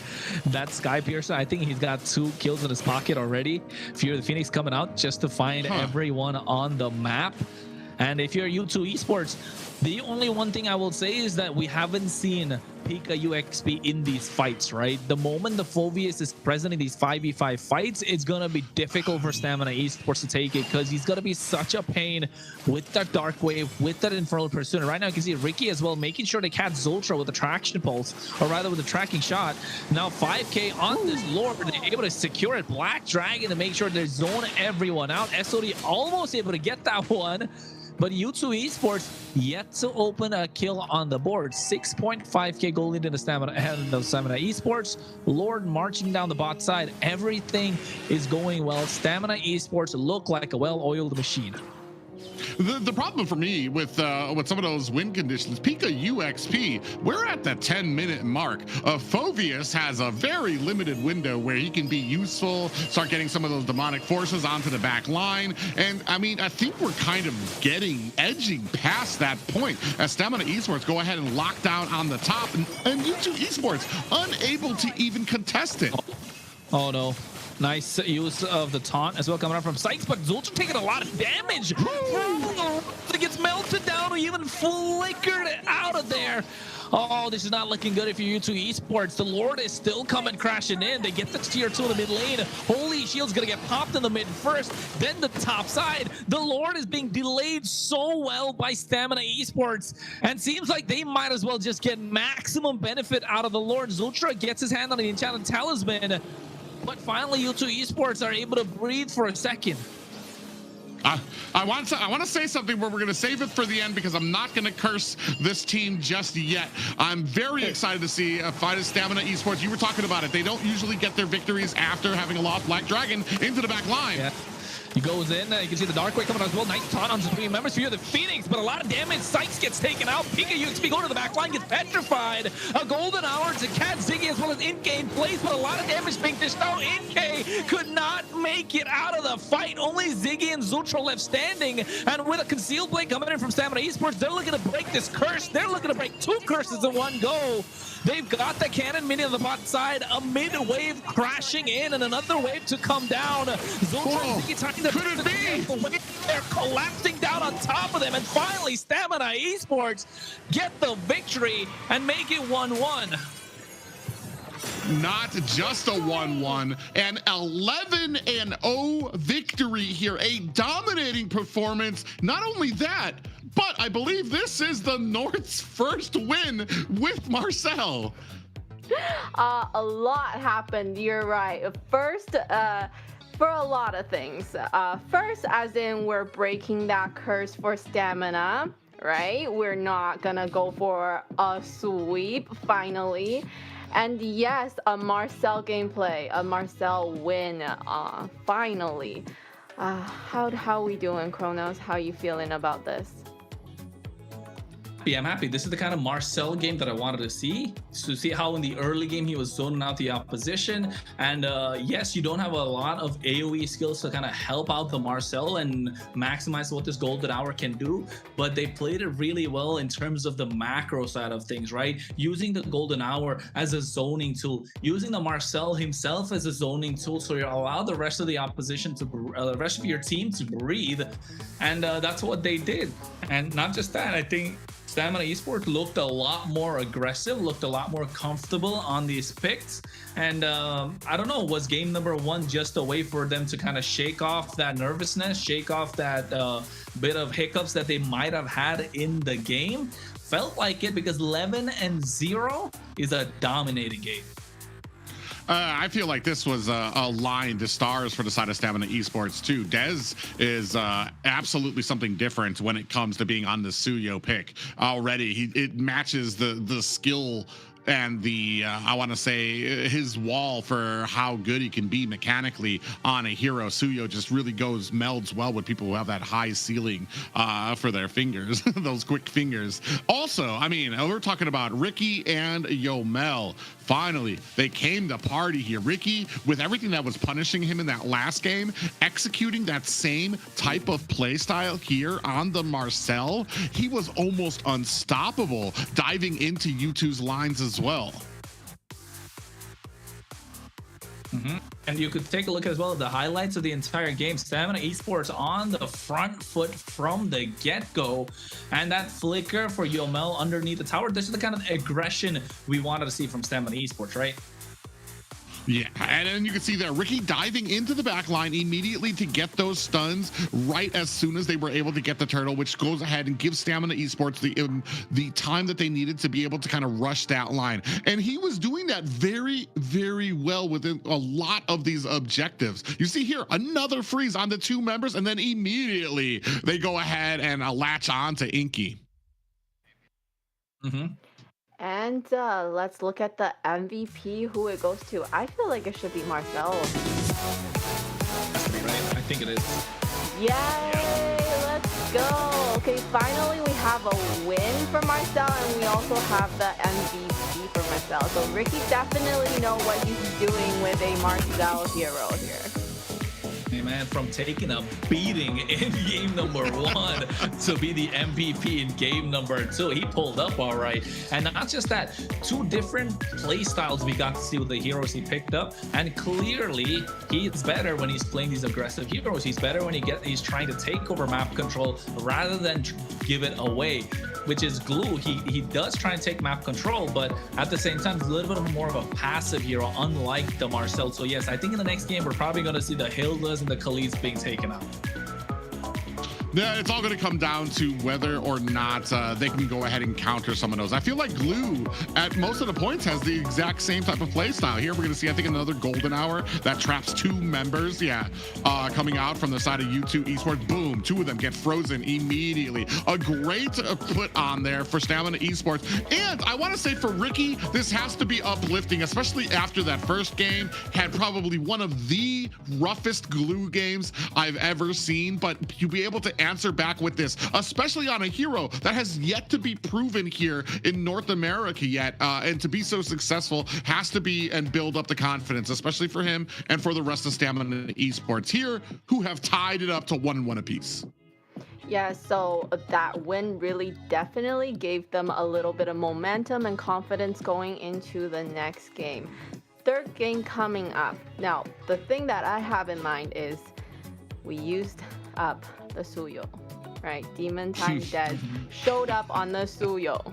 Not yet, Layla. So you're calling it too early. No more, not yet. We're not yet on the Demon Time Dead yet. All right. Not the vibes that he gave in that week when he was on Demon Time. I think we're still there. Let's take it slow. If you're a Des fan, showing a you keep little on the bit. DL. Warmed up. He's warmed up, I'd bit. say. But U2 Esports, on the other hand, they've been fantastic. Even on a, let's say in this game, yes, they really couldn't play because Stamina Esports didn't allow them to play the game. Just got a kill on the bot side of the early game with Yomel flickering so early and getting that first blood. And after that, they just took complete control of the game. Marcel was in their face, didn't allow them to do whatever. And that's where I think in the draft phase as well, the Matilda wasn't really the best pick, right? This is why you don't get to see the Matilda in the meta so often. And maybe if they opted for a little bit more of a Grok, maybe, which is something that Zultra is really good at, that could have been a different story. Grok plus Zetian could have been done wonders. You could kind of push the Marcel back. So yes, I think draft definitely played a massive role. But if you're Stamina Esports, you want to make sure you replicate the same result that you did in game number 2. When it comes to the draft here for a lot of days, I know I'm a little worried. I was a little worried because he had his fantastic Suyo game. He always has great Suyo games, and this is probably one of those. When I saw the Suyo, I'm like, oh, whew, all right, he's gonna be a little easier for Dez, but that's gone. That's the nature of global bans now, is that, all right, that great pick that he has, that pocket thing that he's always great on, that is gone. And where do we go from here? They were still banning out, I want to say 3 of his junglers as well, was U2. And the thing is, though, I'm not even sure that this is even really, is it a Dez problem? Because I feel like could let the team do that, because I feel like Dez is good enough to kind of pick up whatever he needs to. Allow the rest of your team, or allow the rest of Stamina to get the picks that they need to if they're going to continue to focus on you. Get those priority XP laners, those priority mids, the priority gold that you need to get, while they continue to focus on the Harley, the Boxia, not letting you get a lot of those more maneuverable pickups out there, to let the rest of the team kind of get filled out. We'll see, though. U2 Esports, I mean, they've been coming on strong here, and I've talked about it. When it comes to a lot of their players, when it comes to Mexico, one of the things that I've always noticed, whether it was Ignis Esports or New Wave that they used to be on, was that when it comes to the playoffs, it's a completely different team. They've done their studying when it comes to draft, when it comes to trying to keep those tight rotations. Unfortunately for that last game, when it comes to U2 Esports, I feel like they kind of got a little surprised with it. And especially, that Matilda pickup, I was kind of like, I like seeing her, I like playing her, but right now, I just didn't see us making use of her. We have guiding winds that can kind of get a lot of the teammates away from harm's way. You do have to wait for I believe it's the Fountain of the Oasis, where every single time you do the guiding winds, your entire team gets shield back. And we were never able to really hit those spikes on the Matilda because of the aggression that we were seeing coming out from Yomel. Yeah, and I feel like Matilda going into a Marcel is probably not a good pick, I would say, just because you will try to get your team to come out of that, but it's like you're gonna get stuck in that golden hour too. I mean, at the moment, it's the pace of the entire game is set in the early game, right? So in game number 1, they allow the pressure to come to them, Stamina Esports, with the glue being picked up and the Kimi as well. They weren't really able to take control of the game. In game number 2, similar fashion, U2 Esports allowed the pressure to come to them with the help of the Matilda and the Zetian being picked up. They weren't able to win that mid control, the river control. So Marcel and Valentina got that in their favor. So now game number 3. I mean, clearly there's a pattern, not just in this series, but the entire MCT and the current meta of MLBB as it is. The mid duo takes so much control of the game, and you can see Harley being banned out is such a priority pick. You do not want to get on the other side. Same thing with the Marcel. Like I said, I was kind of at a point, I don't know if it was on stream or if it was off, when I was talking about, I don't know if North America, if we're at the point that we need to still ban it because it was at 0%, but Stamina Esports showing how it can be used, maybe not to the degree that I've been seeing in the South, but it shows that, especially if you're fearless, if you have absolutely no fear of the team, regardless if you're getting stopped there, and we've already seen whether he's 0 0-7 on a Glue, or he's like 2-0 on a Marcel. Yamel, or not Yamel, Ricky's just going to be going in and going ham right down their throats. So it's going to be very interesting to see where we go from here, because that's another part. Do we have other roams that are hopefully don't get countered out by Stamina, where he can be just as aggressive, have just as much of a map presence? Because I feel like that was a very well-earned MVP. He made that possible because he made every turn, every place that U2 wanted to go to some type of problem for them, where they were getting ganked, they were getting pushed, they couldn't get objectives. This is going to be where I'm looking for the success of Stamina Esports, as well as, you know, Dez. We already know that if he gets a good pick on him as well. But I want to say that's another good line, another good a brick on the structure that is Stamina Esports to be successful here. I am not the only one. I'm curious about the Basha ban, because they U2 already played Fredrin. So what is the Basha ban for exactly? I mean, I think they're trying to get the better trade, right? Whatever Stamina Esports kind of leaving up for grabs right now, Basha is just so good. But one thing I agree with, them being on the blue side, they could have left it open and picked it up for themselves. I just think Sykes doesn't want to play it, more of an assassin kind of route, similar to what Dez offers for Stamina Esports.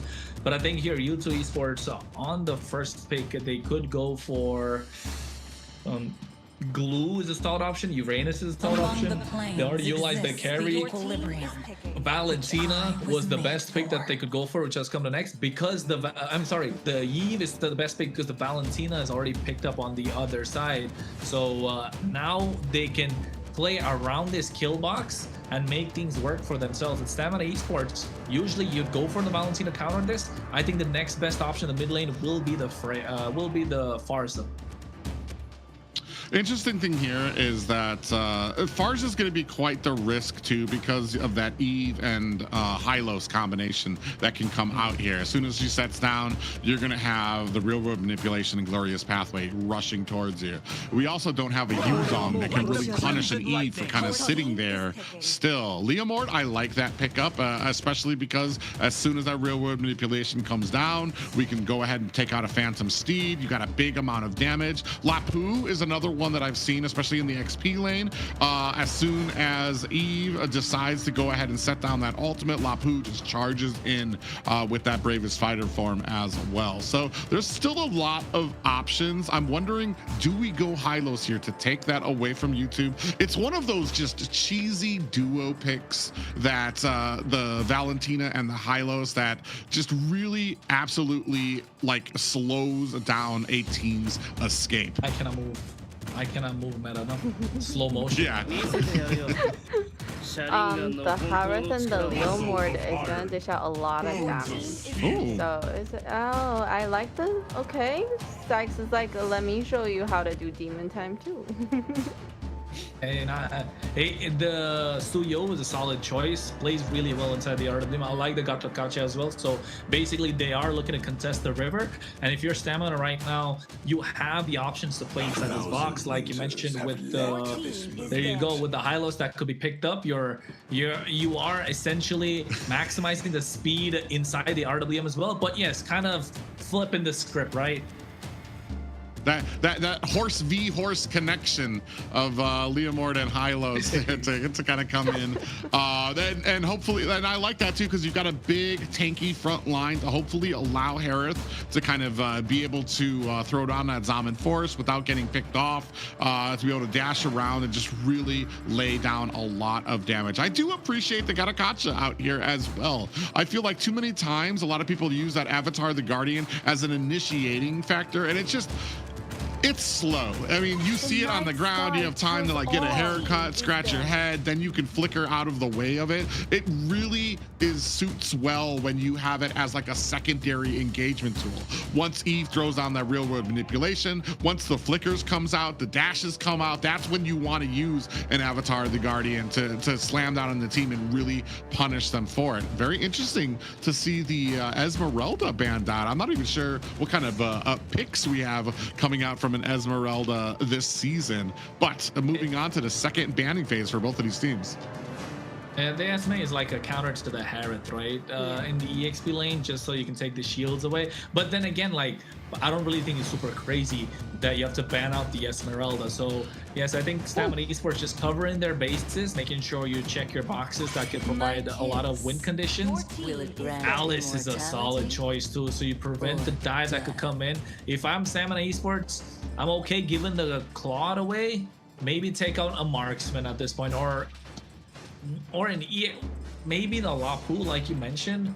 But then again, there's so many other options that are just available, and one of them should be the Uranus for U2 Esports.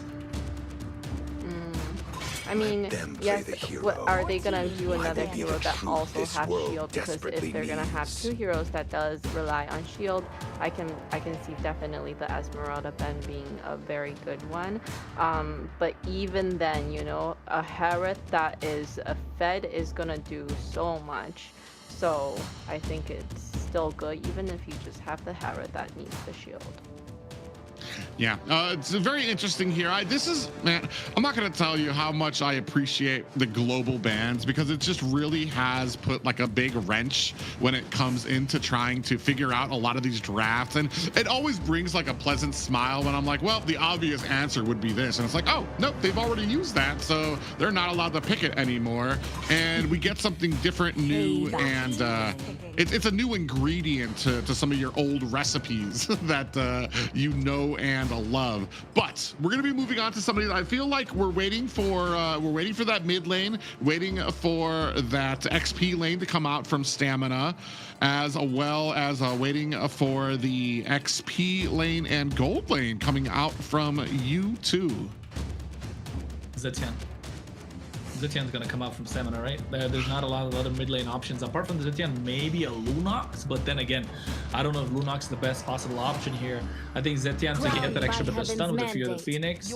There you go. Stamina Esports locked that in. I think if you're U2 Esports, on the gold lane, there is the Claude, but I'm not such a fan against the Harith. You're playing an uphill battle, already having an uphill battle there against the Harith, but there's not a lot of other options open as well. You want to be able to hang on for the late game, dive onto the Zetian, to Claude plus Uranus. I think Uranus is super solid for U2 Esports. Well, the only thing for me, for when it comes to Uranus, we don't really have something for, like, there's not those auto attacks, those people who have those fast auto attacks that where Uranus is going to be able to build up those stacks very quickly. In fact, I feel like this is probably Granger.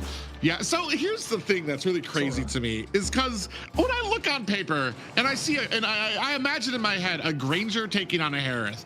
If Granger, he's got a Rhapsody that shoots in a straight line. Harith should be able to dodge that, right? It should be pretty much immediate, but it always comes down to like the skill level. Some people that use these Grangers, it doesn't matter how many times Harith can dash back and forth, these Grangers are able to nail him down. It really comes down to the play style of the players on whether this is going to be able to shine, because I feel like on paper here, Granger should lose to a Harith when it comes to the gold lane. Agree to disagree there, Private. Agree to disagree there. Because Granger has kind of been a counter to the Harith since the M5 time. When a Harith gets picked up, Granger kind of was the one pick that could go toe-to-toe against him, and rightly so because of the skill matchup that you mentioned. But yes, I think the Sora against the CC, that's a lane to watch out for too. That CC pickup is good. Is it good against like what we have? We have a Sora, we have a Suyo, and we have a Gato. To be able to tie any of these two together, right, would be unfortunate. Yeah, it's going to be very interesting to see how these kind of clash together, especially being able to close the distance on that back line to try to get Inky on a Granger, who is probably one of the slipperiest marksmen out there. Yeah, I think the ability to kind of kite, right, whatever is brought to him. And I think Instinct does have a lot of work, especially when you're using that yo-yo blitz in the mid to late game, but only if it gets to that point, because if you're U2 Esports, you want to close this game out as quickly as possible. It's game number 3, folks, and you're watching the MCT Best of 5 playoffs, and it's game number 3, like I mentioned, U2 Esports versus Stamina Esports, 1 apiece. Yeah, and what a piece here, and I feel like that kind of sets the tone. This is a very important match for both of these guys because now that they're tied up, this next match is going to set the tone, give that momentum moving into this best of 5 of who's kind of got the better edge here. I've said it before too. Like I'm very concerned. I want to see if they're going to be able to close the distance on this Granger. In fact, I mean, they can ignore him and have like a wonderful first game. Stamina Esports can, but then he's going to be coming online and you're going to have a big problem with the amount of suppressive fire that he can dish out. We're going to see how well they are because we've got a great wombo combos that can come out from the side of Stamina Esports. Stun after glorious pathway, and damage that can come out from the side of Little Rosa. Taking a look at some of the emblems out here, I don't see too much kind of standing out. Both junglers have gone with the being able to kind of take down these minions a lot faster as well. We see some cooldowns, a little engagement at mid. Yeah, I think Zultra just doing the best that he can, helping Ziggy clear the wave. So U2 Esports kind of getting control of the river in the early game, and now that amplifies what the Suyo can bring out. And this is what you want to see if you're U2 Esports. But to Stamina Esports credit, Ricky's going back at the right time to make it on time for the turtle, and not even using his revitalize. So that's a big dub. Yeah, and he's definitely going to want that once we get into objective territory here. We're going to see, as especially you can see Sykes there kind of waiting for their position. Dez is going to go ahead, try to get up this purple buff before he goes for this turtle. So I'm waiting to see who's going to get the priority, who's going to get into position first, because that's where the fights usually favor. And it really does seem like an upward hill battle for a secondary to get. Yeah, Yomel trying to get to the level of 4 so he can dish out that Fury of the Phoenix, and able to get that as well right on time. Turtle's not yet started. Fury of the Phoenix to start the fight. Instinct trying to go in, but at the same time shifting skies, pushing 2 members back into the RWM. Speed comes out, but a little too late. Instinct pops the Vengeance just to survive. A lot of damage being dished down, but you can see U2 Esports get the kill, but have to respect the damage that's coming out from Stamina Esports. Yeah, they used the Fury of the Phoenix. Peekaboo was spotted, and the entire team latches on the Peekaboo. Unfortunately, that's a Sora. And as we've learned before, I mean, just the amount of damage mitigation that can come out there. You waste so many abilities on that one hero that once Ziggy's able to lay down that real-world manipulation, Stamina, coincidentally and ironically, has run out of stamina for that fight. They always run out of stamina, Private. This is not the first time we've seen that. They always do. And that's the problem. Stamina Esports needs to lock in, but U2 Esports playing a fantastic game so far. Able to get control of the river, able to get control of the turtle pit, and not just that, able to pull the trigger at the right time, which Stamina Esports have been so hesitant to do throughout the duration of the MCT. And U2 Esports are just maximizing that and taking control of the game, and now slowly converting it into neutral objectives, which looks like topside is going to be the first priority. Yeah, they're looking for an angle and a good flicker coming out there from Lil Rosa. Read that on the mini map exactly. So it didn't even need the rest of his team to kind of let him know. Doing a good job right now. Stamina Esports trying to keep them at bay, but we need to start seeing Stamina kind of enforcing the will, starting to look for ganks of their own. Right now, they're on a back foot because of that lost objective. And this is kind of like that. I feel like this is a bigger problem when it comes to Stamina Esports than the thought of losing a game and not being able to come back from it. For me, it seems like once they lose momentum, it's very hard for them to recover. So I look to them in the early games to really start kind of setting a foot, really trying to establish themselves in a lot of these lanes, to be able to kind of offset that, to kind of carry them into those mid and late games. Look at the damage, though. This is what the Granger brings, right, to the 1v1 against the Herod. You're able to get the clear in the lanes. You're not allowing the Herod to really get under the tower, dish out the damage. And I think at this point, U2 Esports taking control. Now the second turtle is going to be up in 5 seconds. And I don't think Stamina Esports are in a position to contest. Although Dez does have his power spike. Level 8 on a Leo Mord is super strong.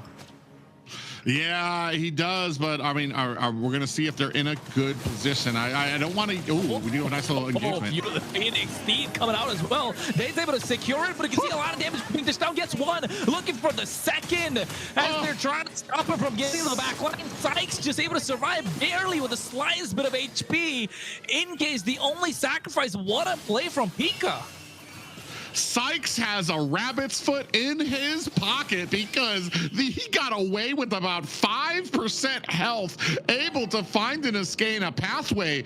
Luckily, U2 Esports, a great job of collapsing around him, getting those pop-ups onto Stamina Esports to stop that kill. Ooh, nice shifting skies, and now they get Ricky after they overextend, but at the same time, a lot of damage from Dez with the help of the seed. Low cooldown skill, looking to get another Zultra, barely surviving. It's taken down, double kill in the hands of Dez. Layla, you were asking for it. This is it. This is Demon Time Dez at its best. Yeah, I did a great job there. 3 members from Stamina Esports, and this is what happens when the team is able to work together. One person in there baiting, another person taking some of the damage. Dez is able to go in and get some of those pot shots for the kill. Right now, Stamina Esports not out of the woods just yet. U2 Esports doing a good job of kind of maintaining, keeping up the pressure, and waiting to see if they can find any of those holes in the Stamina Esports armor. Yeah, they have to maintain composure, right? That they need to find the chink, like you mentioned, and then hack away at it like they did in game number 1. But where is it going to come from? Dez has been clinical on this Leo Mord. Yomel's sitting pretty in the back line. No one's been able to reach him. The RWM is working out with the help of the shifting skies. Now, if they're able to add this AOG on top of them, or at least get to the back line, that's when you know they'll start popping off. Sky Pierce are already in the hands of Sykes, and I think that's going to be the moment when they're looking to pick more of these fights, hand the kills on him to him on a silver platter. Yeah, this is my worry when you had a Granger. We haven't been able to shut him down. We haven't been able to slow him down. And now we're going to have to worry about him on that back line. Ooh, nice little slow coming out from Dez as we focus on to this next objective. Yeah, the objective is going to be important. He does have the steed as well. You can see a nice RWM shifting. Sky's putting Dez back as well. The steed comes in. I think he's going to get taken down. Gets the retribution in the hands of the turtle. And now AOG just kept 2 members. The Glorious Path to slow them down. But look at Little Rosa to the back line, dancing around with the help of the Zaman Force. They take down 1 Incast to flicker in harm's way. Zultra barely surviving. Sykes not able to do a lot. And they able to able to steal a purple with the help of the That's Nada. Ike, just what I was thinking. I'm like, are you going to be a part of this fight? Comes in, steals the purple buff from Stamina Esports. Just a little bit of them out there. It doesn't go over to who they want it to go to, but it's just still able to kind of maintain there. You see, and I was talking about this too. If you're not able to get this Granger, the later and later this game goes, it's going to be worse and worse for the side of Stamina Esports. Here, I think they're doing a good job at some of these objectives, laying it on there, even when the real world manipulation comes out. They're focusing fire to be able to take Pika U XP down as well on the Sora, making sure that that's not a big issue for them. So a good job so far here by Stamina Esports to hold on to this. Yeah, and U2 Esports as well, though, doing good to keep the goal lead under control from Stamina Esports. Right? It's only 1.5k goal lead at this point, 8 minutes 40 seconds into the game, and this is where U2 Esports are going to start popping off. NK needs maybe just 1 kill, to be honest, not even 2, just 1 to get that Sky Piercer at 10, and after a while those Death Sonatas are going to start hurting, and they're doing really well to poke down Ricky as much as possible. Lil Rosa, the one thing you can tell the U2 Esports have for their benefit is that he doesn't have the Purify. So if he gets caught in these shifting skies RWM moment, even the AOG, yeah, it could collapse in an instant what Stamina Esports have built up for the past 9 minutes. Yeah, and it's just interesting to me because I've been trying to figure out how they've been so successful, because I've been wondering, are the AOGs been getting wasted out there a little earlier, or what has been going on here? I think those stuns are doing a great job coming out from Yomel when it comes to the Rage of the Phoenix to be able to kind of set up this, gives him a pathway, a decent amount of time where he can just dash back and forth to be able to put on that damage with that Zaman Force as well. But first, Lord up and ready.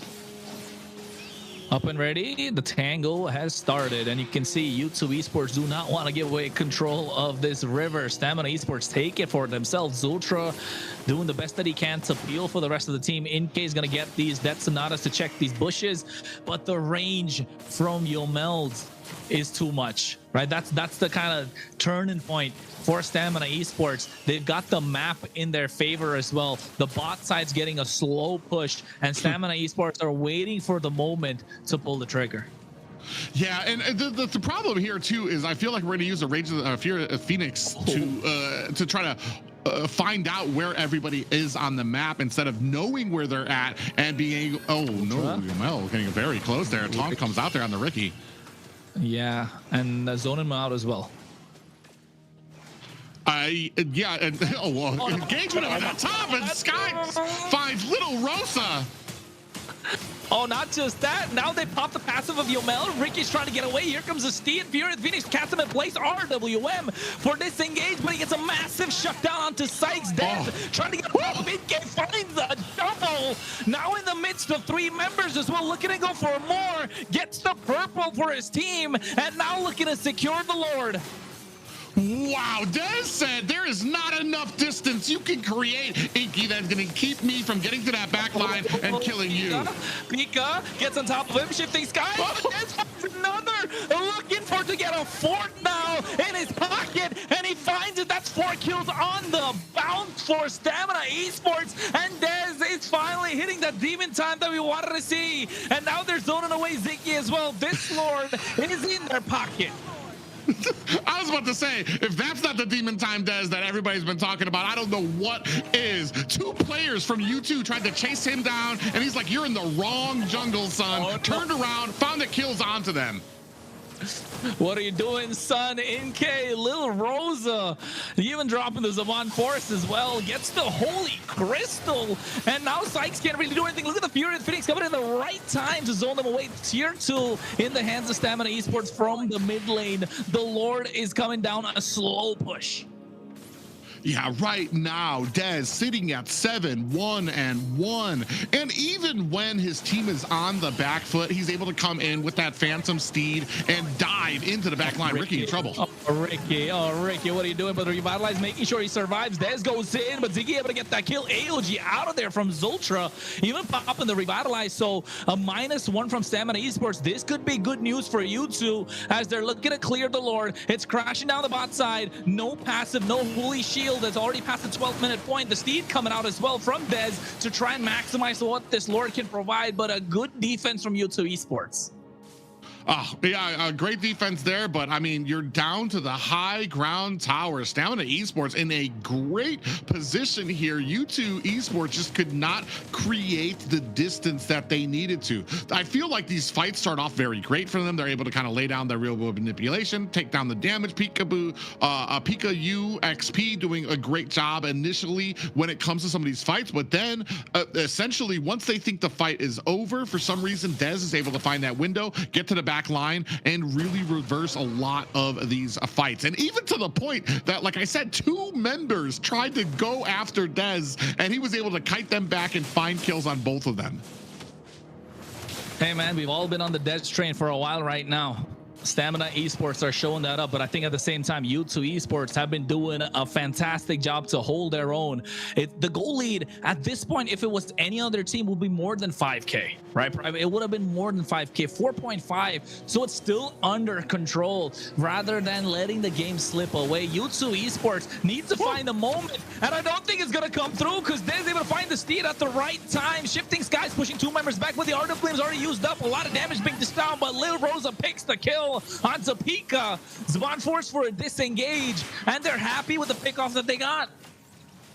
Yeah, I mean, I want to say that could have gone a lot worse for U2 right there, but they do suffer 1 down for them. 19 seconds left on this Lord. Great engagements right now. They're starting to eke ahead. They're starting to make a lot when it comes to even this small gold lead that they have. Like I said, I want to say I would love to see what kind of gold we have on Dez, because I feel like even though it's a small gold lead, I feel like most of that is probably on Dez, which makes a huge amount of difference instead of it just being spread out through the entirety of the team, which is why he's having such a fantastic match. Ricky.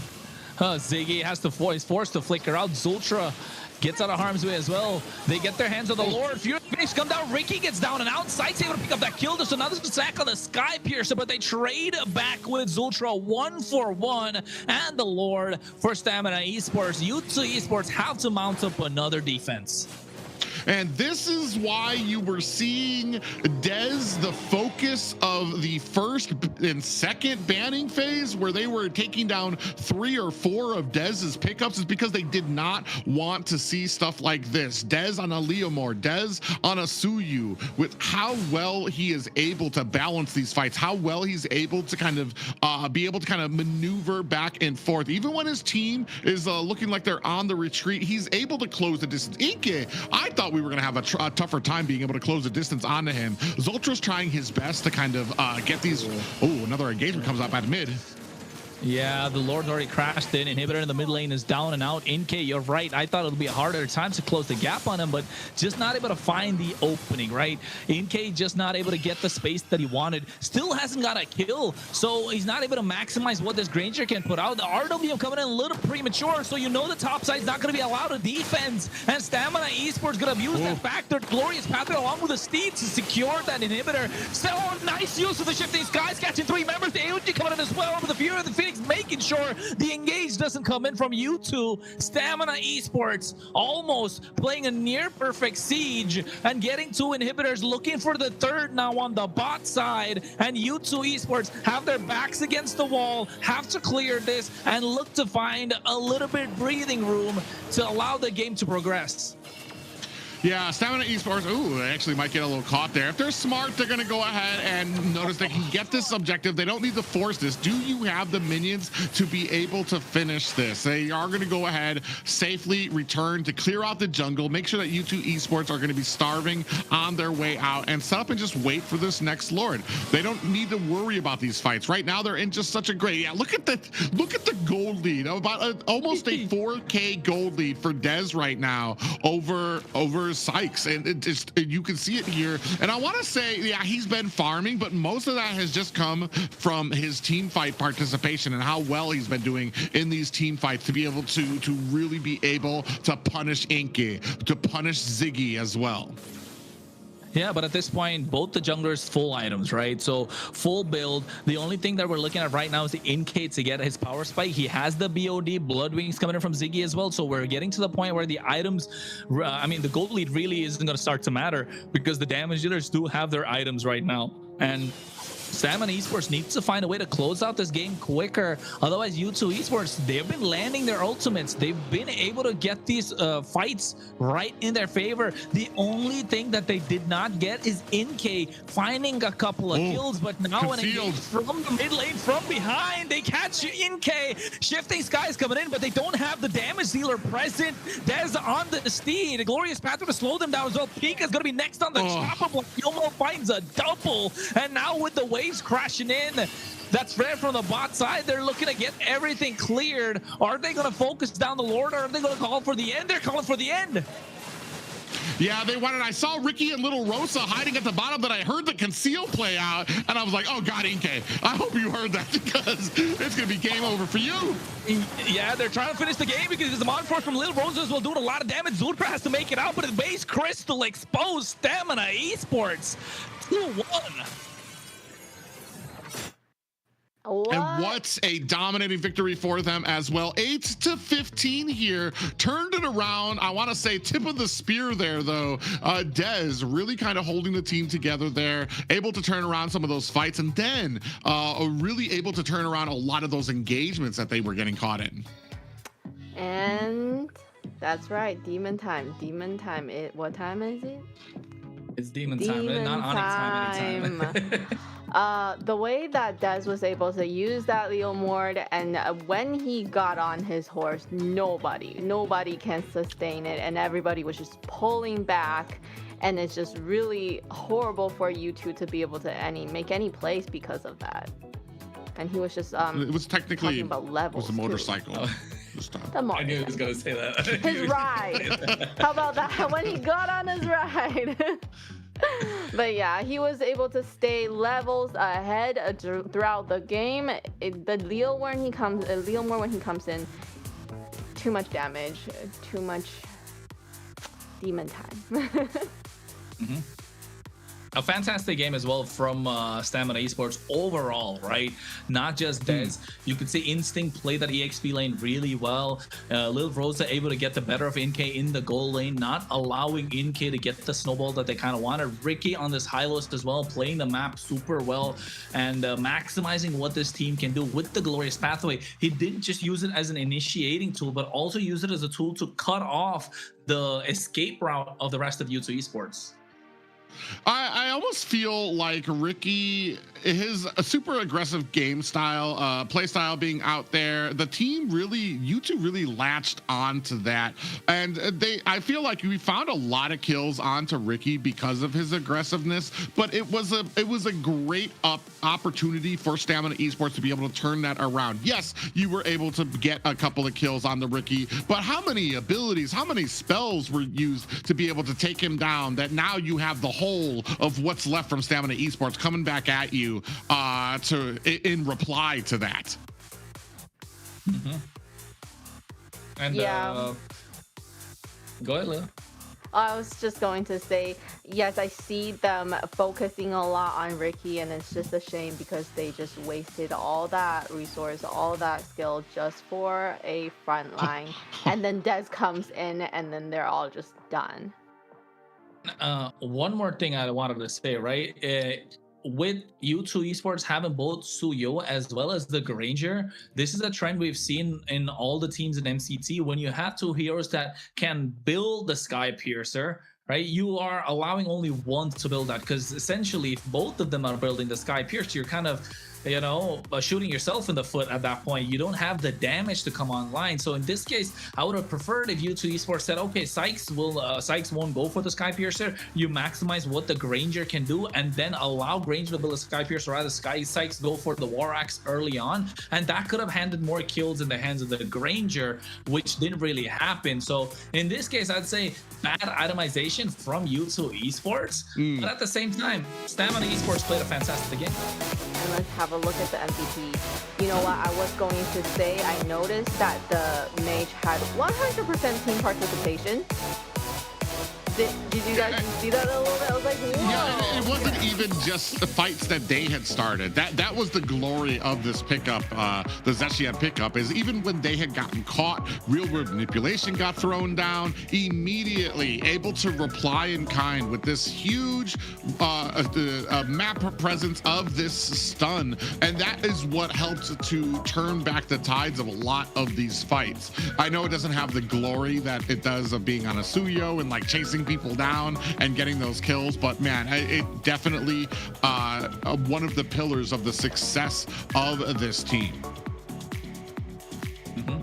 And definitely, if Yomel needs to be one of the focal points for the success of Stamina Esports, that now throws a wrench into the plans of U2 Esports. Okay, how do we deal with it? First, we have to deal with Ricky, and next thing you know, he's got an MVP. Now there's Yomel to look out for, and now all of a sudden, a lot more options open for Stamina Esports to pick up victories in the game, and emblems as well, looking solid here with the Mage emblem, Inspire, pull yourself together just to make sure you get that flicker, and not just the flicker, even the ultimate cooldowns reduced down. And you can see some of the highlights from Stamina Esports, Yomel MVP.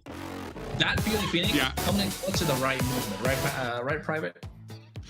And then it's the rest of the team has started being able to reply. At the first game, the biggest problem was that we were having our roam being picked off one by one, and the rest of the team was just kind of like, oh, well, I guess we move on. The rest of the game, especially here, when the roam got hit, the rest of the team closed in. They were able to answer back. They were able to put damage onto the enemy team. And I feel like we maybe needed a few games to really start building that synergy. I feel like they're probably talking more right now to each other. The communication's up there, and you can see it on the field in the way that they do it. Especially that, I want to say that what led to that last fight where you had Harith and Hylos off in a little pocket area waiting to be able to get that flank onto the Granger. So it's just, the team is working like a well-oiled machine, and that's what we're going to need to see from U2 if they want to be successful in answering back.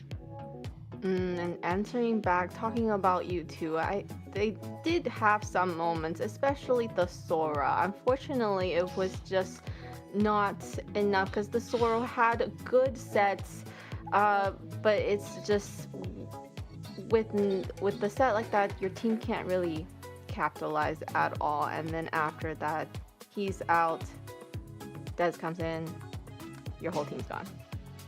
I think it's just the itemization. If you ask me, if you're U2 Esports, imagine all those fights without Sykes on the Sky Piercer, but the Sky Piercer in the hands of InK. That could have been a different story, right? The snowball could have begun for U2 Esports from InK, able to pick up a couple of these kills, but him not able to get those kills because Sykes is there in those fights. He does have what percentage damage with the Soul Sever. So yes, when you add that first kill, then he gets the Sky Piercer, starts racking up, and then InK is just not allowed to get those kills, those finishing blows, which could have been a much more deadlier blow to the side of Stamina Esports. So I just think they're kind of like, they shot themselves in the foot for U2 Esports, because so far every game in MCT, when we've seen two heroes that can pick up the Sky Pierce, one hero always kind of says, okay, fine. The one player says, I'm not going to build a Sky Pierce, so let the Granger build it so that you can get an earlier power spike, so you can get those kills in your favor. And it's always happened when the Granger is in the team, where the jungler sacrifices the Sky Piercer. So I think in this case, U2 Esports getting a little greedy with their build and just not allowing their own marksmen to kind of shine in these fights. While I agree that the itemization wasn't really great there, especially Granger. I don't even have a single kill. I think it was up to like 4 deaths, 5 deaths. There comes a certain point when you have to understand that the Sky Piercer as a second item, maybe we can veer away from that for this opportunity. However, I feel like there was also something to do with having the Sora in the middle of these fights. You get the engagement, the big stun comes out from the Zeshian, the glorious pathway comes out from Hylo. Suddenly, the Sora, who can take a lot of damage, who can dish out a lot of damage, has been left alone for like 6 seconds on the back line of the enemy. And you're like, guys, anytime you feel like, meanwhile, these guys are drudging their way through a glorious pathway to try to close the distance, and then you've lost the biggest offensive front wall by the time you're able to kind of close the distance there. So I mean, I feel like there's just there's multiple parts of this, not just not just the Sky Piercer, but like, man, just some of those engagements just went really well for Stamina. And then you got to a point where even when U2 had successful engagements, they were able to, they get flipped around on behind them to the point that Granger, Sky Piercer wasn't going to save or not having a Sky Piercer wasn't going to save the Granger from the Leomord chasing him down. I was actually amazed how far back into the line he was able to get, and he was able to get away as well. So it's just amazing plays there, led by Daz, and the rest of Stamina Esports starting to come online. And that's why I said, like, that's why I'm big on U2. You need to just get to that point, get to the point where everybody's on the same wavelength, that they're going to be able to beat this team right now from what we're seeing from Stamina Esports. I am a daughter of Northern Vale. Yeah, I moving swear to into protect it now till my the last breath. 4th game. I know Kronos earlier had a little bit of a prediction of how the matches are gonna go, and definitely seems like it right there. Stamina is picking up that momentum, lots of confidence. I think coming off a win like that in the 3rd game, there's a really high chance that they're able to win this one here. What do you think? I think back-to-back games is what gives Stamina Esports the momentum that they need. They've found their footing now. It's okay. A lot of the picks that are already banned out, the Guinevere, the Phobias, the Harley, they're super solid. But I think Stamina Esports can definitely work around it. But if you're U2 Esports, now is the time where you start pulling up some of these picks that you didn't get in your hands previous time, right? The Gulus, the Kajas, maybe even the Hylos could come through. The Leomord's a pick that they can pick straight off in the first phase, so it doesn't get banned out of the next phase. So I think if you're U2 Esports right now, find combos to make it work. I mean, just pull a page out of Stamina's playbook. Just take the Leomord and Hylos and make it work, because it's super hard to stop. So I think Stamina Esports definitely have a lesser to pick in terms of the hero pool right now. We're getting to a point where where we got almost 2 full rows of heroes that are unavailable for both of these teams, where we're gonna have to start seeing maybe some crafty things in some of these positions. Finally, Boxia makes it to a prime pickup. I know there's been a lot of questions about how good Boxia is, that he's always getting banned, that he's always kind of like taken off of a lot of drafts, and it's just because, especially for like, he's just has a great clear. He's able to counter a lot of the magic meta, the mage meta that we have. Magic damage, magic items are so cheap now that a lot of magic users can get those very fast. Boxia withstands that very well. The anti-heal that comes clutch on there, but as a team of 5 people, you can get in there, you can get the picks with a little assistance from your team. You're going to be able to get away on a Boxia, and I feel like that sometimes is something that a lot of people they misunderstand, especially if you try playing Boxia as a solo queue or as a duo queue. He needs the team support behind him. You can do great things with him. Ooh, early game for both of these teams.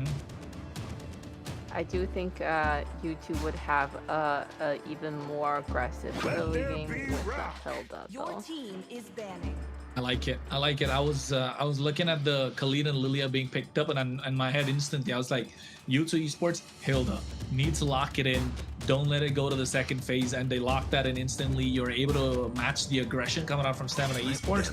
Fredrin being picked up right now, so it's gonna be a lot more slow pace, a lot more of a funnel in this game. They're looking to funnel down in the goal lane, but what's left open? If you're U2 Esports, you have the Claude. That's the most clutch pick that could come through right now. But for Stamina, the carry's gone, the Claude is gone, the Herod is gone as well. So maybe the Moskov is a good choice. But if you're U2, you can take out the Moskov, take out maybe even the Beatrix to a certain extent, right? Not allow Lil Rosa to play those goal lanes where he has the space right now. He has the peel to dish out the damage. Maybe even the Granger possibly.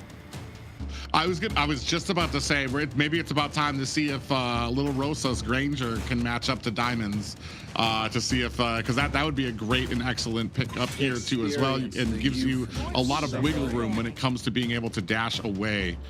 Yeah, they're going to go ahead and take that off the board as well. So we're really kind of not too big of a focus onto mid lane, but a lot of great picks already taken off of the board when it comes to being this late in the draft. Valentina is going to be very interesting. I do like the picks so far. You don't really have any game-changing ultimates that she can take, except for the Raging Sandstorm from Khalid. That's going to be one that you're going to have to watch out for coming out from a U2 here. I like the Uranus being banned out. That shows that Stamina Esports probably gonna go for a little. I mean, Moskov is probably the only choice that's left because they can't pick up the Claude. So if I was U2 Esports, just ban out the Moskov and get the Claude for yourself. And probably Stamina Esports will wait for that goal lane pick until the end. They could pick up the EXP. They haven't picked up the Phoveus yet, and I think they're looking to pick up the Phoveus. They want to play front to back, and Phoveus is looking like a monster right now if you're Stamina Esports. But for U2's benefit, they do have the Valentina, so they can take away that Infernal Pursuit with the IMU. So there goes the Moskov. I think Phoveus is a no-brainer here for you, Stamina Esports. U2 Esports probably gonna go Claude plus something. And if you go with Claude, I'm trying to. The only answer that I have left. I'm thinking. Oh, this is nice. This is nice. If they go Claude, I think the only answer that's left on the side, if you're kind of looking for damage that can really upset, especially in the early game, like a Leslie maybe, but like that's a Leslie. That's only if you're like concerned about the gold lane, because then you have a Leslie on your team, and it's like, okay, we're gonna have to get to that.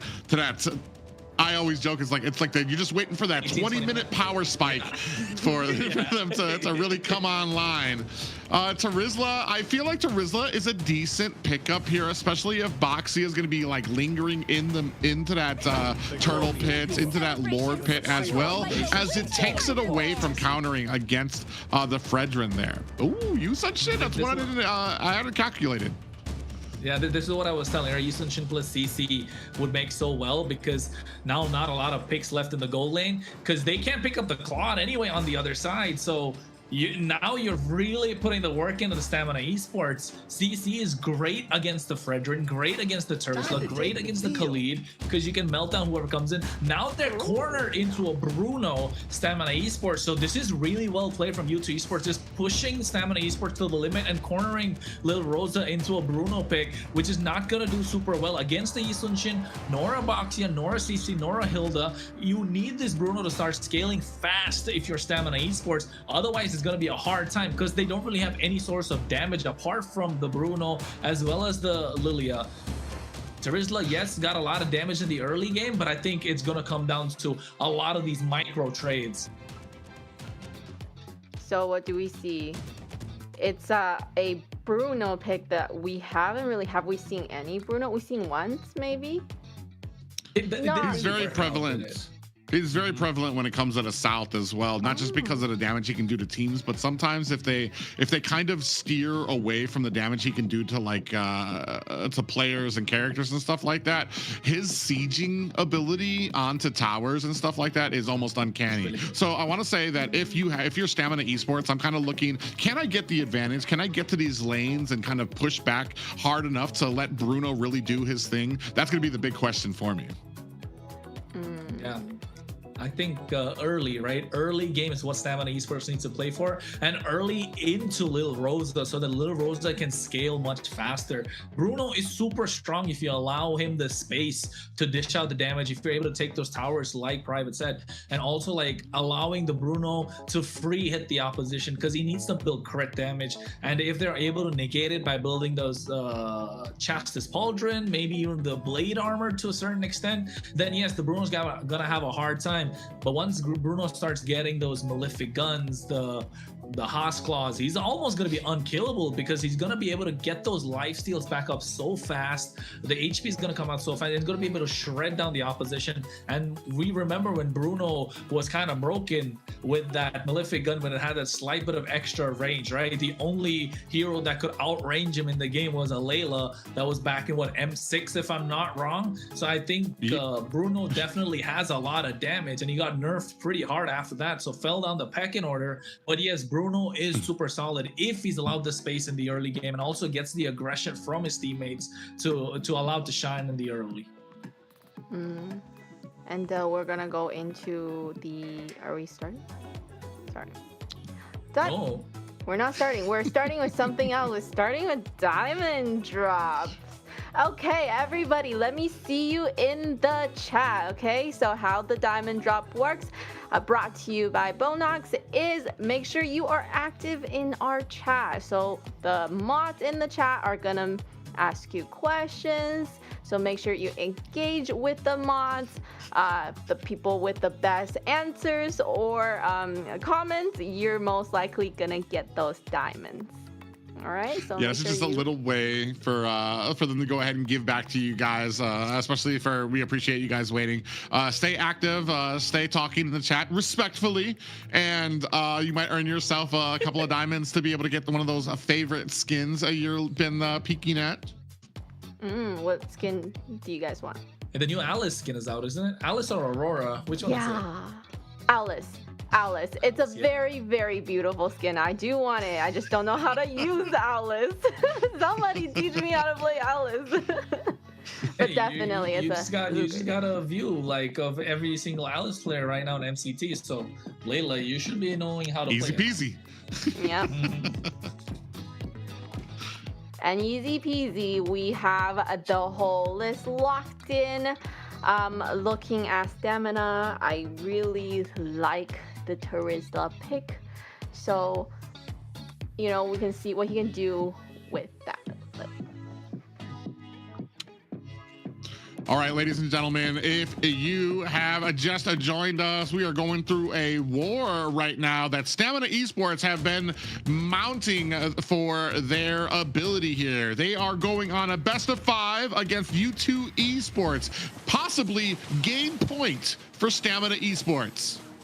Yep, Stamina Esports match point, and this is what they need to do: get the game in the hands of Lil Rosa. It's not about Dez anymore, and you can see Sykes is making sure they can stop the early rotation. Zultra taking off super low Ricky with a quick sand guard to slow them down. Sykes might be on the chopper block, and he gets first blooded by Yomel, and Stamina Esports instantly on the board. On the list of things you want to go your way in the early game, dying would not be one of them. Sykes just got a little too confident in his ability, immediately tried to dive onto Yomel, but Stamina Esports able to slow him down and turn that around onto him. Yeah, and you can see Dez already taking on super low. Zultra's trying to put up the pressure as much as possible, but they're not able to pounce on him, so able to get away again. And I think if you're U2 Esports, you're starting to get a little tilted. Yeah, I mean, it's just a little bit of frustration. I mean, these guys, they've been playing, they've been coming through the last 3 weeks.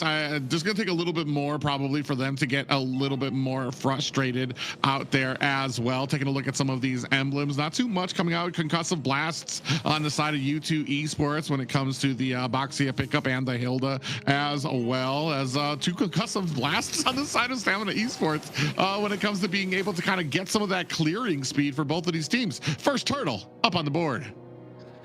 Well, and Instinct's already hit level 4, so I don't think he really cares about the wave that's coming in. There you can see making the rotation fast. Sykes getting the turtle started, 5,000 HP. Ricky stopping as much as possible. Ziggy goes into the back line. A lot of damage being dished out. You can see Retribution in the hands of Sykes, able to secure that. Instinct taking out super low, the help of the curtain call, but still Zultra's the first to fall as they trade Instinct back. So U2 Esports, along with the turtle, they get a kill. Yeah. Yeah, and then unfortunately for Stamina Esports, just not in a great position to be able to take advantage of that first turtle there. U2 Esports doing a great job. Sykes able to kind of stand in there in the middle to be able to kind of get that, but unfortunate for the side of Stamina there. 1-2 right now. Lead currently going to Stamina. Oh, Puig gonna go down, and they trade one back. So this time, I'd say Stamina kind of getting the better of the trade, but with the EXP and the roam, but U2 Esports had a lot more bodies on the top side, so more assists being racked up if you're U2 Esports. So yes, they're starting to get more gold in their hands, but you can see now they're looking to pounce upon Lil Rosa. Cameraman's got to show up the top side. Raging Sandstorm for a disengage as well, and they're still not able to get the kill, but Ziggy's still under the tower, has to flicker out of harm's way, and Zultra trying to run away at the same time. Mission abort from U2 Esports as Stamina Esports find a way to get one back. Yeah, and that's amazing job there by Stamina Esports. They're getting dove underneath the tower. They're able to look at, and now they're pushing onto the side of U2 Esports. AK actually might be in a little bit of trouble here, is able to clear out those minions wisely. But Stamina Esports, they see the problem up at top. They're able to close the ranks very quickly, even catching Zultra, trying to find an escape there quickly. So a great job by them so far. So we're taking a look at some of the damage dealt out here, and top 2 right now going to Stamina Esports. Yeah, and you can see it's Ricky as well on that Khalid. The early pressure is on. You can see Zultra just hanging around as well. Just hundreds difference at this point. And Stamina Esports, as long as they're able to get away with these small fights, right, it's looking good for their side. Zultra just taking a lot of damage. The Raging Sandstorm committed quite early. They do get the turtle, but Stamina Esports got the jump. Penalties on captain 3 members, and Dez walks over the taunt as well. Ziggy gets taken down, and now they get a double in the hands of Yomel. This is the moment Stamina Esports were looking for, and they're putting the pedal to the metal. Not just that, but now you've got Lil Rosa up at the top making mincemeat of your tower. But man, can we talk about that penalty zone? On to 3 members of U2, and then finishing the job there with an Appraiser's Wrath coming down from Dez. 2-7 right now. Stamina Esports fighting for this lead, about a 3K gold lead for them. And U2 Esports needs to find answers, or those Stamina Esports are going to start pulling away. And this is what we were talking about, right, Private? That Bruno is going to start coming online much faster than U2 Esports would like. Yeah, and especially now that the Stamina Esports have shown that they don't really need Lil Rosa in any of these fights just yet, that's going to make a lot of these objective fights a little bit more troublesome for U2 Esports. They need all 5 members there, which is, and if they lose that fight, you're losing that fight, plus the towers going down to Lil Rosa as we focus on this mid. Yeah, and I think Ziggy, if I was Ziggy, I'd probably look to take that penalty zone, right, instead of the Raging Sandstorm at this point. It's much more of a useful tool with the help of the flicker that you have. You can see the Raging Sandstorm coming from a mile away. Although Inke right now gets that Mountain Shocker started, Sykes taken down, and Instinct gets taken away. Inke able to get that kill. Now the Raging Sandstorm coming in from Ricky, flanking from the side, looking to get a lot more done. Dez wants to get the taunt onto them, and U2 Esports find a kill and disengage. Well, I want to say the penalty zone is one part of what makes Instinct a little bit troublesome, but it's those 3 shots he's able to do that really do a ton of damage. And it's just he's and that is something that the Ziggy is not going to be able to replicate. Ooh, there might be a little bit of engagement here for this turtle. Oh, Turtle. Sykes able to get this one. Dez, half HP. They get the Operator's Wrath drop down. Zults are taking a lot of damage, trying to run away, but seems he'll be going down indeed as Instinct's able to pick up the kill. Now Sykes is next on the chopper block as they get the penalty zone down, slowing him down as much as possible. The taunt coming in as well as Pika picks up a kill on Ricky, and Dez able to find another 2-for-1 trade, and Stamina Esports are starting to walk into U2, and Lil Rosa, it was nowhere to be seen, and now we're gonna start looking at this Bruno pop off as well. The Stamina Esports, every single time that you see, all 3 turtles have gone to U2 Esports, but there needs to be a plan after that, because as Stamina Esports, they're like, I didn't hear no bell, and they continue to chase down U2 Esports after these engagements, and I feel like U2's just not ready. They get the turtle, and they're just like, all right, that wraps up our job, and then they're getting caught in the jungle, caught trying to make an escape here. Taking a look at it right now, you do see a 1,000 gold lead there for Dez. Has claws have been picked up for Little Rosa. Oh, Dez! Massive shutdown. NK able to get him, and just as he needed the endless battle as well. So now NK is going to start racking up these kills. He's got 3 in his pocket, and Lil Rosa gets the Berserker's Fury. Now it's going to be a battle of the goal laners to see who can dish out the damage, but you can see on the top side they already popped the Holy Shield. Now from U2 Esports, and Instinct taking a lot of damage. There comes the penalty zone along with the Raging Sandstorm from behind as Pika is able to get the kill with the help of the Yo-Yo Blitz. NK getting a tower on the bot side, so they're working the map and they're splitting Stamina Esports apart. Yeah, and doing a good job of it. They're forcing Stamina to kind of close ranks around each other here, but they're not able to put off the damage. This is what they don't want to fight, and this is what you were afraid of. The Bruno being in these 5-on-5 fights where Bruno's not going to be able to do much against a lot of the mobility that you have from U2 Esports. He's shining right now when it comes to being able to take down these towers. Ooh, Ricky. Oh, no. Ricky taking a lot of damage, gets terrified as well, trying to make it harm's way, but Yomel coming in, a lot of glooms being bursted down, and going the Raging Sandstorm. Lil Rosa's free hitting from the side, he gets a kill in his pocket, and now slides in. And Stamina Esports find their footing just before the Lord. It is a rule, apparently, that if you are playing a Khalid, you are not allowed to recall back to base, apparently. Because Ricky, he said 10% health doesn't matter. 10%, speaking of 10%, there's only a little bit left on this Lord. Well, they able to secure it, and you can see a lot of damage coming out in the mid lane from Pika onto Ricky, who's still able to surf out of harm's way. And U2 Esports only got the 1 tower on the bot side, and there's already a Lord marching in. A Lord marching in right now, and a good, I was gonna say not a huge gold lead coming out from them. Oh man, but you can already say a Berserker's Fury coming out from the side of Little Rosa as well. 2 items there. It is being matched up by the side of Inke. I just feel like the worth, you're just getting so much more out of Little Rosa right now. Ooh, and he's picked up that Malefic gun too as well, so he's gonna have the range that a lot of people are already afraid of when it comes to a lot of these Bruno pickups. We might see him become more of a factor in a lot of these fights as well. Yeah, he's definitely going to be a big factor, and not just Lil Rosa, Yomel on this Lily as well. These glooms are going to start hurting, and they're not even going to see it coming, because Ultra and Sykes are going to get melted down. The Lord is crashing on the top side as he gets the aggro on the tower, and the other thing for U2 Esports, they don't have any sort of wave clear whatsoever. InK's trying his best to get the Lord down. Mid lane inhibitor is going to be the next one being seized by Stamina, and Sykes has to go in. A lot of damage being dished down. Rosa able to get that inhibitor, and Dez with the rest of Stamina Esports moving like a unit. Oh, two of them got caught there. Might be a little bit of a turnaround.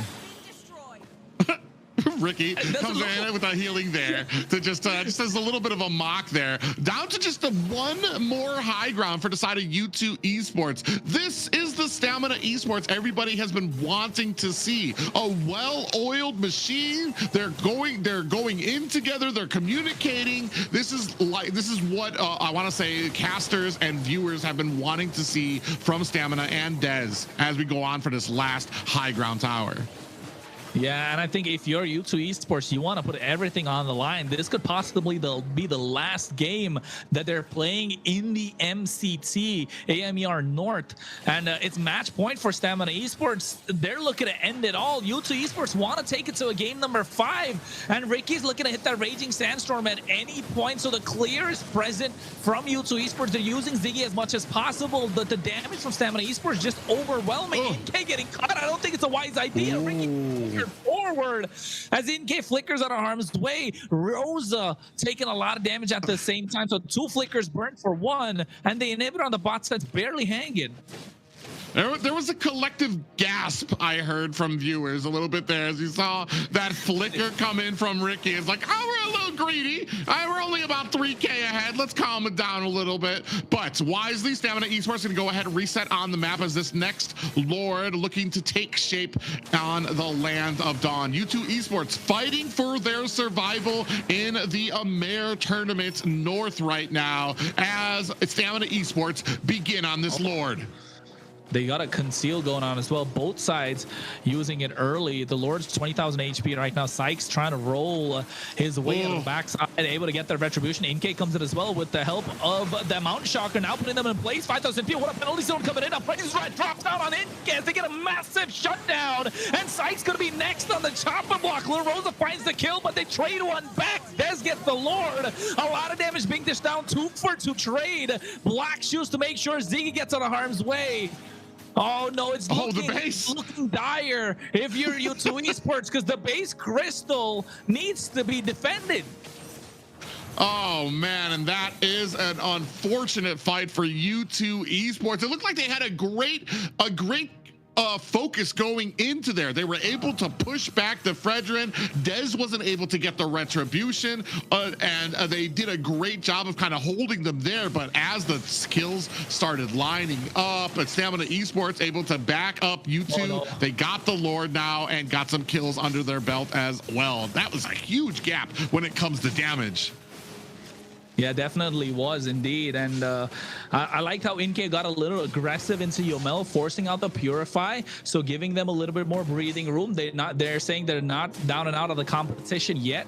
It's still there, and the moment could come at any single point, but I think the moment could be now, because the waves are starting to crash in. Zultra is off position, I'd say, and Stamina Esports looking to get this inhibitor on the bot side. I don't know if they want to collapse, because U2 Esports, again, they don't have the wave clear. They're looking to slow down InK. He gets back, flickers out of harm's way, gets into the base, the fountain, to make sure he gets his HP back up. And you can take a look at the items, start to rack up as well. Private Ice Queen wand along with the Queen's Wings. Stamina don't want to wait 90 seconds. They want to end it all. Yeah, I was about to say they need to start ending it all. You don't want to get too far back and play too safe here as they're looking to close this one out. Oh my God, 3-man penalty zone as Dez goes in, gets a taunt as well at the same time. Zultra on the back line, catching Rosa off guard. A lot of damage being dished down. Ricky missing with the Raging Sandstorm. Pika UXP standing tall with the help of the Yo-Yo Blitz. And right now he has a big part to play as he gets his hands on the Hunter Strike. And Rosa taking a lot of damage. I don't think it's wise. He flickers out as well. I think Stamina Esports are playing with the feelings of their fans at the moment, making sure everybody gets those big gasps, because U2 Esports look like they can bounce back. Yeah, Little Rosa kind of get very, very close. There's a lot of faith put into that flicker that he had there. He was able to go ahead and get away. You can see up there when it comes to the damage, man, Yomel and Little Rosa just absolutely dishing it out, but now looking to close the distance. Not the Kumar push of the box here as well. Ricky, Immortality's popped, and I think he's going to go down, but look at the black shoes coming out from Ziggy. Dez is there, a Blaze Rat drops down, but not a lot of damage. Ricky's taken out, and now Instinct able to get that one back. So for 1-for-1 trade, but still Stamina Esports get the better as Dez still makes it out alive. Yeah, he makes it out alive, but we're starting to see the shifting of these group fights. They're able to get the jump on the Stamina Esports. Stamina Esports lost almost 2 members. Rookie went down very quickly.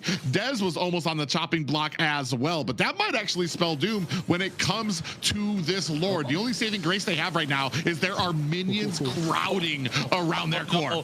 No, Purify. Yomel popped it a little too early, and now they get the shutdown. Inke gets popped as well by Little Rosa. Zultra flickers out of harm's way, trying to run. A Praise Rather's dropped down, but it's the range of Rosa that we're talking about. The Bruno is starting to come online at the right moment. The waves are crashing in. They got no wave clear. And Stamina Esports looking to end it all. Pika UXP trying to buy some time. Looking to take down Rosa, but the Wind of Nature coming in clutch, along with the penalty zone from Ziggy. But it's only delaying the inevitable as Stamina Esports look to get a wipeout and now take game number 4 as they lock in and move on in MCT AMER North and say goodbye to U2 Esports as they're able to close out this best of 5, 3-1.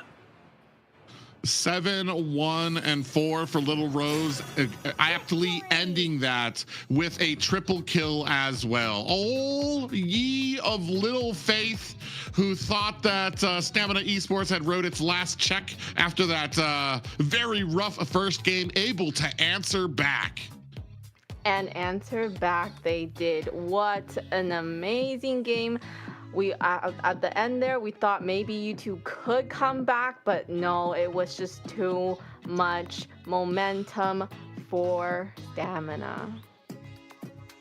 Look at the smile from Layla. The biasness. and that makes it so that they are gonna stay around, continue in the playoff runs. So we're gonna see Stamina another day.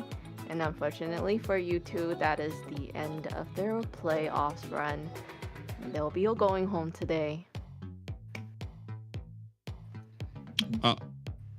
A great game there played. I think executed it. I feel like it was a great point out by Kranitz when it comes to team fights. This is Little Rosa was not going to shine in a lot of those team fights, especially in the early to mid game. But what I've been seeing, especially when it comes to the South, is just the sieging ability you get from him. You don't want to focus on too much of those team fights in the early game. He just lit up towers to the point that, I mean, you've got Instinct, you've got Dez, 2 people that can dive deep underneath those towers. Meanwhile, Little Rosa is just putting on the boots, putting on the damage onto there. So a great executed game here. And by the time they were actually turning into team fights, Little Rosa had already picked up the Malefic gun. He already had the range he needed to really start dishing out damage. I think I was taking a look at Little Rosa's emblem, right?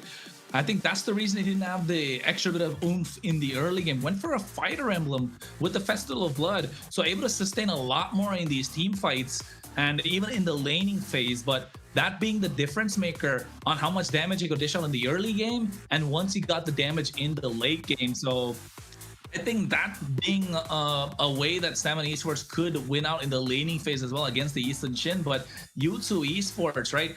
This is a replay of game number 2 of what happened, and now we're back at the round 3, and now we're back at the replay of game number 4. You could see that Pika UXP, this penalty zone, right, Private?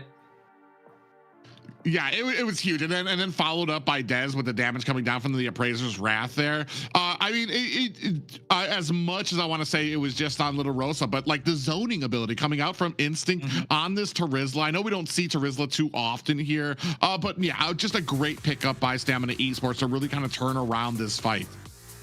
Yeah, and I want to say one thing that we kind of overlooked is Yomel with his mages, always being able to kind of always deal the continuous damage while they're doing all the fights.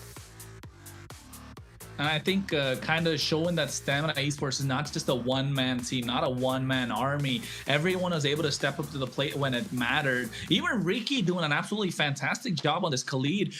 Most of the, I mean, I would say 40% of this Raging Sandstorm kind of missed, but at the same time was able to apply the pressure and move certain pieces into certain positions, which allowed Stamina Esports to get the victory. And the MVP this time coming around, hey, we got him finally. Demon Time Des 4-1-12. And Private, you were right. After the penalty zone was dropped, him going in, not just landing the Appraiser's Rat, but getting the taunt to pull those 3-4 members that are caught in the chain to be slowed down a little bit more is what we see. We see Des on the Assassins quite a lot, but not a tanky EXP. I mean, we've seen other players get this Fredrin MVP quite a lot, but not Dez. It's for me personally, the philosophy is I'm not gonna lie, Fredrin sometimes I feel like when I see him out there, but I mean he plays his role. He's the tank for his team. He's able to really create the distance between the back line. He gets the taunt. He can be in front of the enemy. He is what allowed a lot of that damage that came out from the Bruno, and like Layla said, that came out from the Lilia pick as well, just to be able to sit in the back and just get those gloom bombs off throughout the entirety of a lot of these fights. Yes. And it was amazing the way that Team Stamina.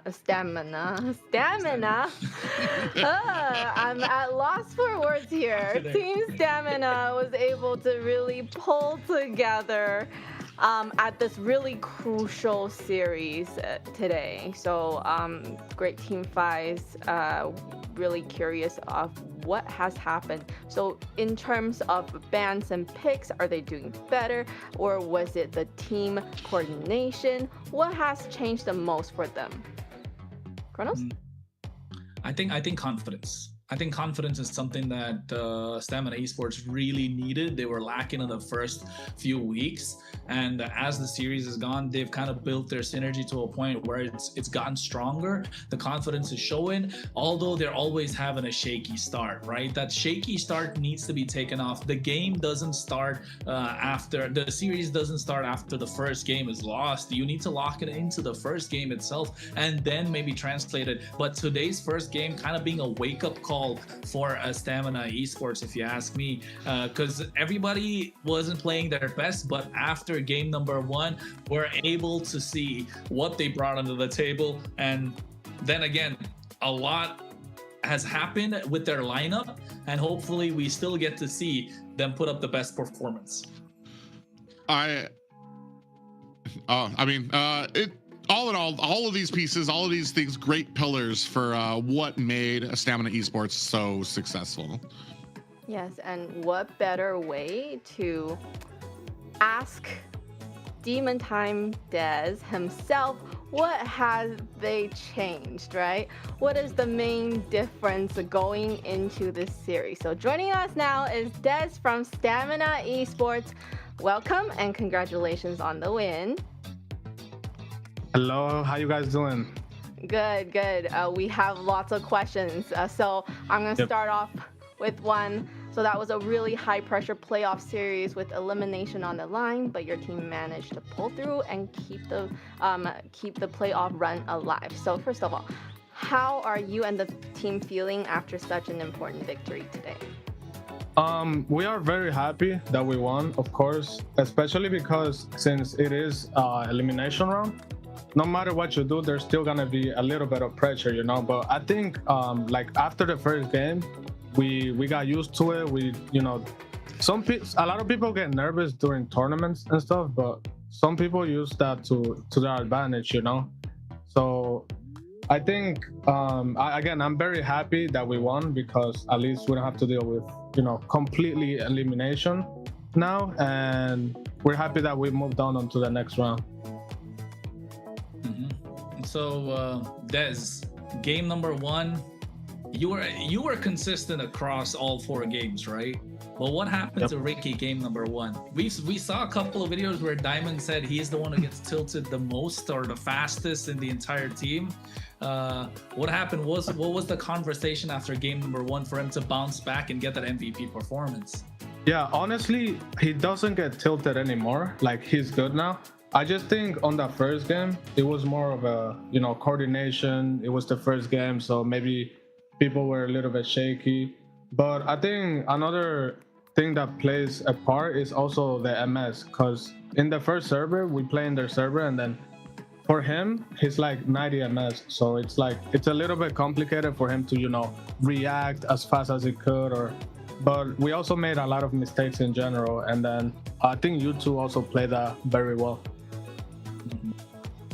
Yeah, I was kind of gonna caveat off of that too. The first game, a little rough for you guys, but even when it came to the second, the third, and the fourth, I feel like the communication, the synergy between you and your teammates got better and better and better to where I feel like it was the best during this last game as well. Is that what you feel? And do you think that there's maybe something that you guys are going to do so that you guys don't have that rough of a start in the early game where you're not because that's kind of a rough way to go. You want to be that game 4 team at game 1. Is there any plans to try to bring that synergy earlier? I think it's definitely just keep practicing with the same lineup, because you guys saw that we had a lot of roster changes, so that definitely plays a part. But I think in general we did pretty good again on those first 2, 3, and game 4 we did pretty good because the communication was way better on that game. You didn't have all of us trying to call out simultaneously. We just mainly gave the shot calls to one person, which is our mid laner, Yomel, and then everybody else kind of tried to add a little thing here and there. I think that definitely was what made us such a huge difference, So, do you have another question, Carlos? Yeah, I do. I'm about to say, so now you've beaten U2 Esports. U2 Esports out of the competition. They played well, of course, but you guys now move on to facing Influence Rage Origins, right? And you've beaten them before 2-0, but as we've gotten closer to the playoffs, they've started building a lot of momentum, and now all of a sudden they look like the team that could really pull up a lot of upsets. At least for us, that's what we believe in. And you think it's gonna be a similar performance, 3-1, 3-0, or are we looking a little shaky against Influence Rage Origins?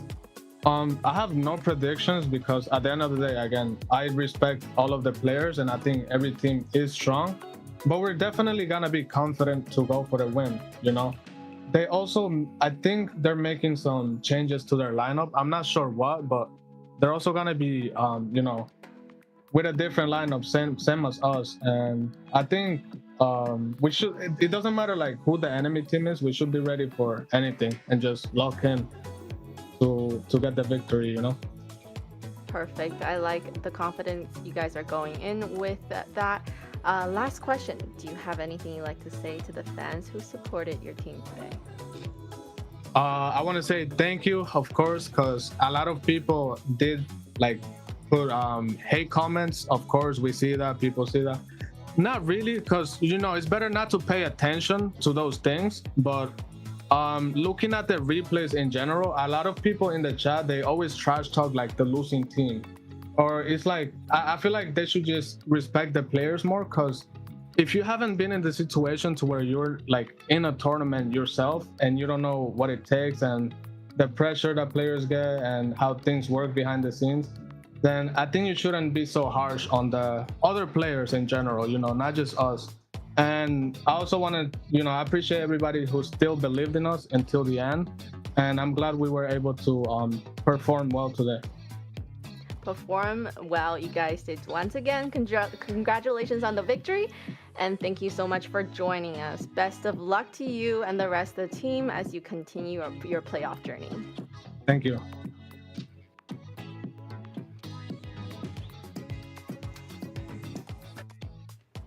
Amazing turnout. Chronos kind of called that, actually. So Told you.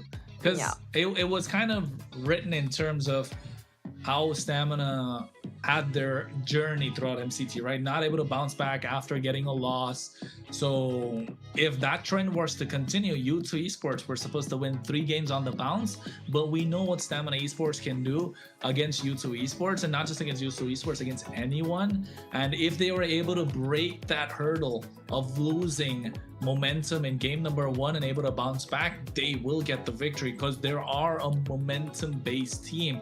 And once they got that second game in the bag, third and fourth, the third game was a quick game, and the fourth game, yes, it looked a little shaky, but once they found a way to get in, that's it. It was over. So I think well played and well said about what happened in game number 1 as well. Just the shakiness coming out from the players and not having the confidence, and the communication was off, that being a key factor. And once they decided there's going to only be one shot caller, then it made everything made sense for them, and it was a lot less noisy and much easier to execute the plan in the game. I think. Go ahead, Layla. We're gonna go into. Sorry. You know what? Carlos? Never mind. It's okay, Layla. What we're going to talk about is, of course, the MWI that's going to be hosted soon enough, folks. The registrations are open until the 11th of May. That's what, about 4 more days, if I'm not wrong. So I think 3 days in general, with given the time what we're at, that's going to be closing in soon. So yes, 3 more days. If you want to make sure you register and get a chance to play in the MWI qualifier, that's the Women's International, that's going to be happening soon at the EWC. You want to scan that QR code and make sure you get on that train. So gather the girls and make sure you're there for the competition. Yeah, make sure you are there with your girls and to prove what you have to be a pro player. And up next, we want to get into take a moment and thank our sponsors, runestone.gg, for supporting MCT AMER North 2026.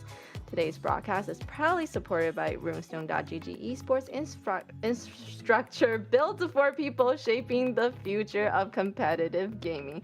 From real-time data to live fan tools, Runestone works to make esports more interactive, more insightful, and more rewarding for everyone involved. So be sure to check out runestone.gg and see how they are helping power the next generation of esports experience. And I'm sure they will be powering the MWI as well. Yeah, if you guys are looking to improve your gameplay, why not go with a company that shares your motivation, shares your passion for that game? Look no further than runestone.gg.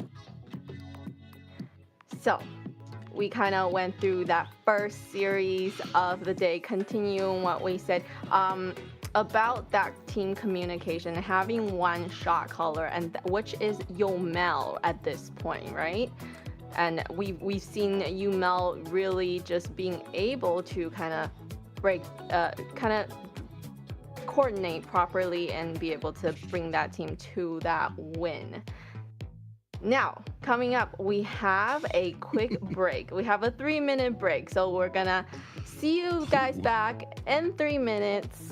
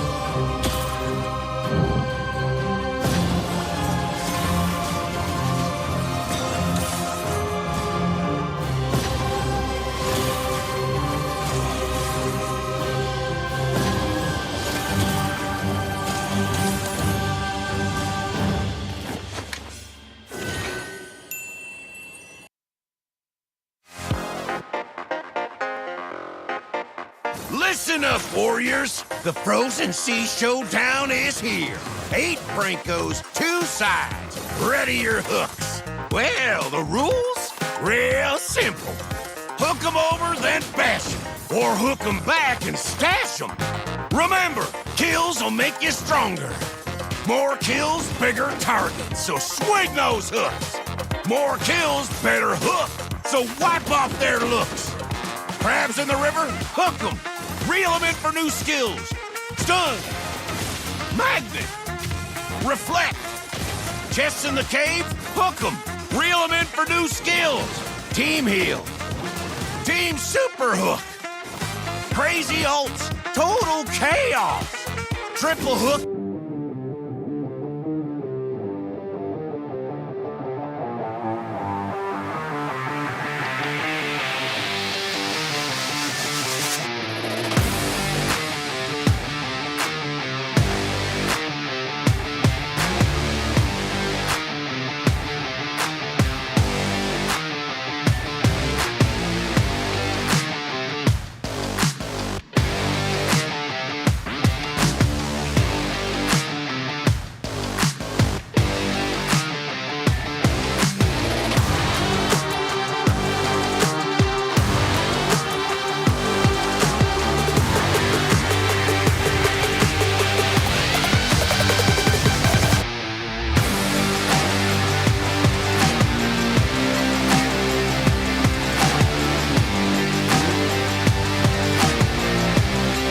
Welcome back to MCT AMER North 2026. We just had a great first series where we saw Stamina taking the win, avoiding elimination, and they sent U2 Esports home.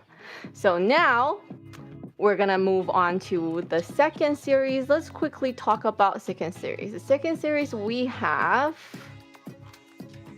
Leviatan versus Yeah, Leon. I love versus LL. Leon. Yep, the LL team. Oh wait, no, that does not sound good when you say the LL team. Oh, let's not say that. We're gonna talk about Leviathan and Leon. So coming up for the team Leon, we have Hayase, we have Bernoulli, we have Pov, we have Lionheart, and we have Raquel. Hey man, this is a team that's solid. Raquel, MVP, MVP, MVP. Every time on the MVP screen, he's the one to pop off for Leon. And of course, hey, Pav has been having fantastic games. Leonard's been doing well. Hayase has kind of been the only one in the shadow so far, so maybe would step into the light in this series. But hey, Bernoulli, baby, that's what this is all about. The way that he's been in the jungle. We want to see the 3-1 come out from Leon as well in that fourth game. Get that Harley popped off. So that clutch Harley that he has in his hands. And apart from that, he can play the Boxia, he can play the Fredrin. The Leo Mart has been solid as well. But more about this teams, let's take a look at this short video about Leon and what they got to say.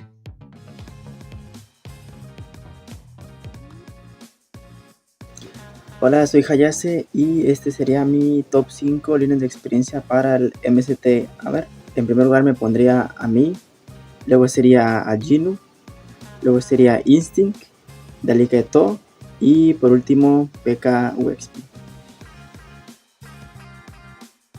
Great confidence coming from Leon. So now we're gonna introduce the team Leviathan that's going up against them. We have Bethlehem, we have Wampy, we have Yato, we have Isol, and Promise. New faces here. New faces this season, but when it comes to the history of North America, some familiar faces that I'm seeing here. But when it comes to playoffs and juggling around your roster, I feel like Leviathan have kind of struggled to find those 5 that they can stick on and really lean on to be successful. Not the only ones, like we said, we just watched as Dez and the rest of Stamina Esports juggled around the roster and were finally able to set it in to find something successful. So we're going to see if Leviathan has those answers here. And also, let's see what they have to say themselves.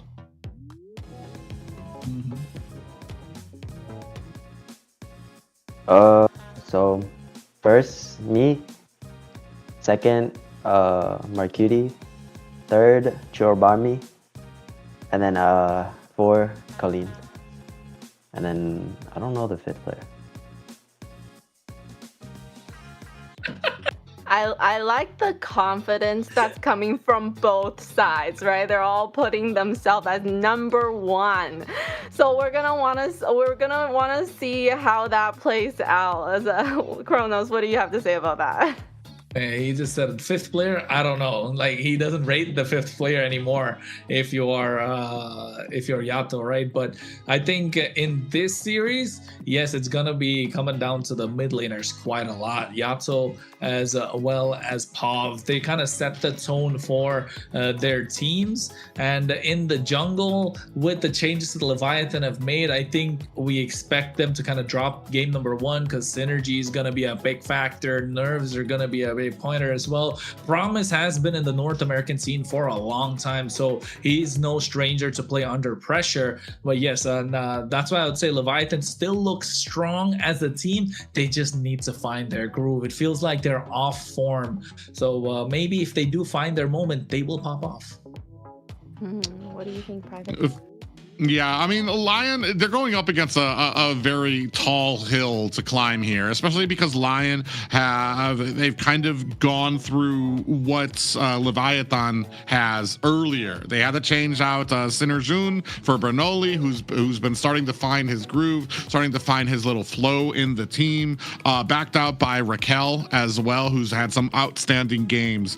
But Leviatan, like I said, they're kind of, you have a team that you've just kind of put together 2 players already that had to kind of maneuver into, and then you're taking that against a team that's already built up synergy here through the past 2 weeks, through the Swiss stage and everything. So it's going to be a tough pill to swallow. One thing that I did want to bring up though is when it comes to especially the playoffs, when it comes to there's something else that it takes to kind of compete up at this level, and that's the mental fortitude that you can sometimes only gain from having the experience up here. I feel like Leviatan has that experience. They've been up there, a lot of these players very familiar with when it comes to regionals in North America, so they've already made a name for themselves. The same thing kind of comes out from Lyon. The big thing for me, especially when it comes to last series, is how we were talking about Stamina Esports.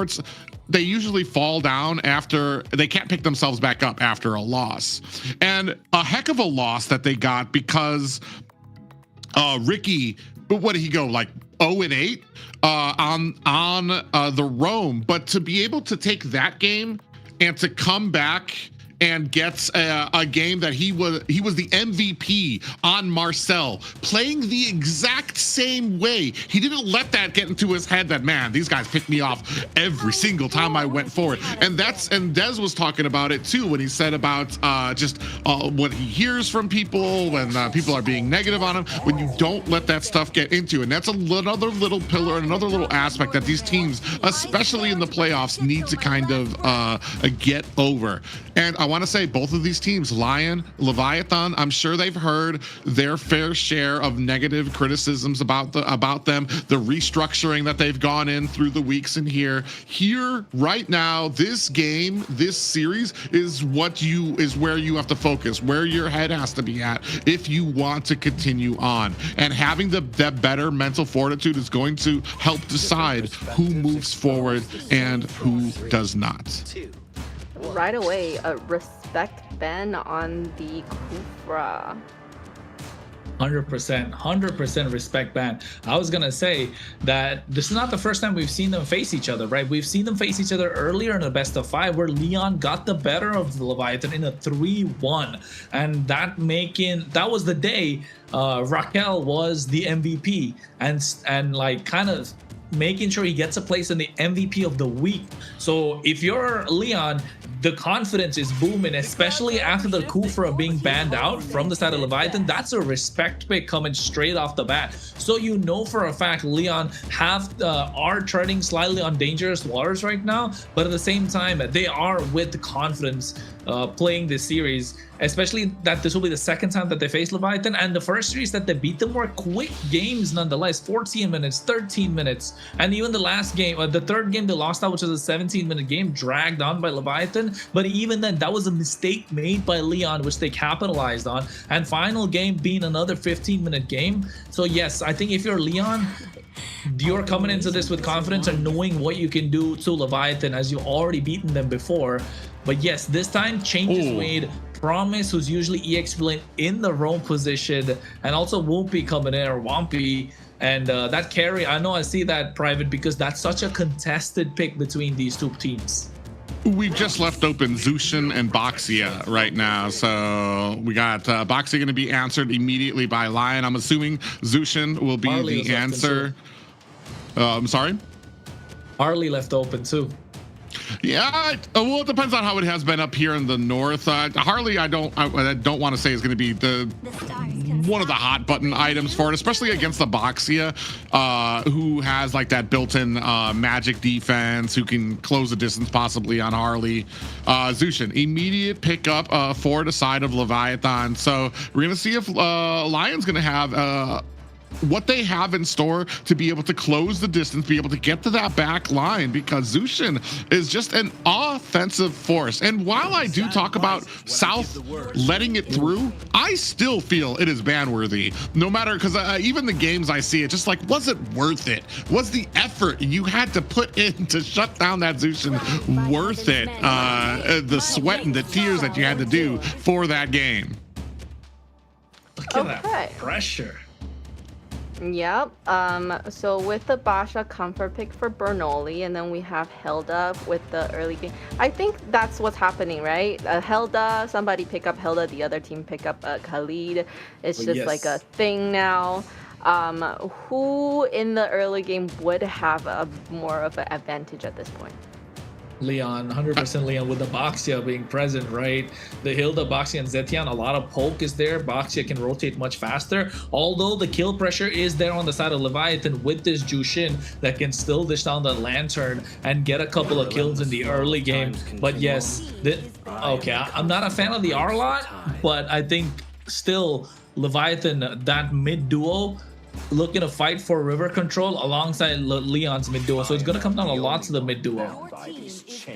I mean, it's a lot of displacement that you have for your team. You've got the Lantern that comes out from Zushin. You've got the final slash from Arlots, and then you've got a stun potential from Khalid. So there's a lot of setting potential, a lot of answers when it comes to setting and how do we start a fight that comes out from a Leviathan. The only problem is, I mean, I guess the harassment in the early game.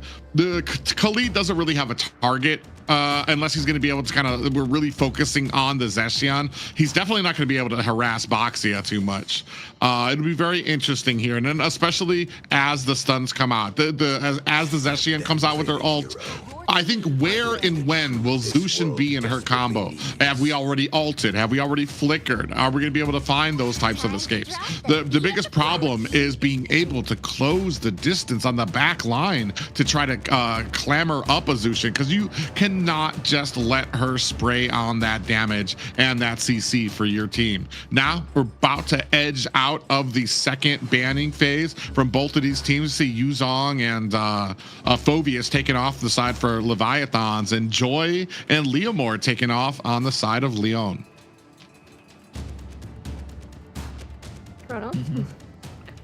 I'm just liking the way the draft is going. I'm trying to see how and what they can build around here, because they've already got their jungle on the side of Leon. The Granger looking so good right now for Leviathan, because they can kite what the box you can bring in, they can kite what the Hilda can do, and a lot of pokes already present on the side of Leviathan. But I think again, maybe that Sky Piercer having one or two in this case, I don't mind, because it's with the Jushin, and still you have a lot of protection for this Granger to play around, and we know how good ISO can be on this Granger. It was a staple at one point, and the Terizla again in this series being picked up though by Leon.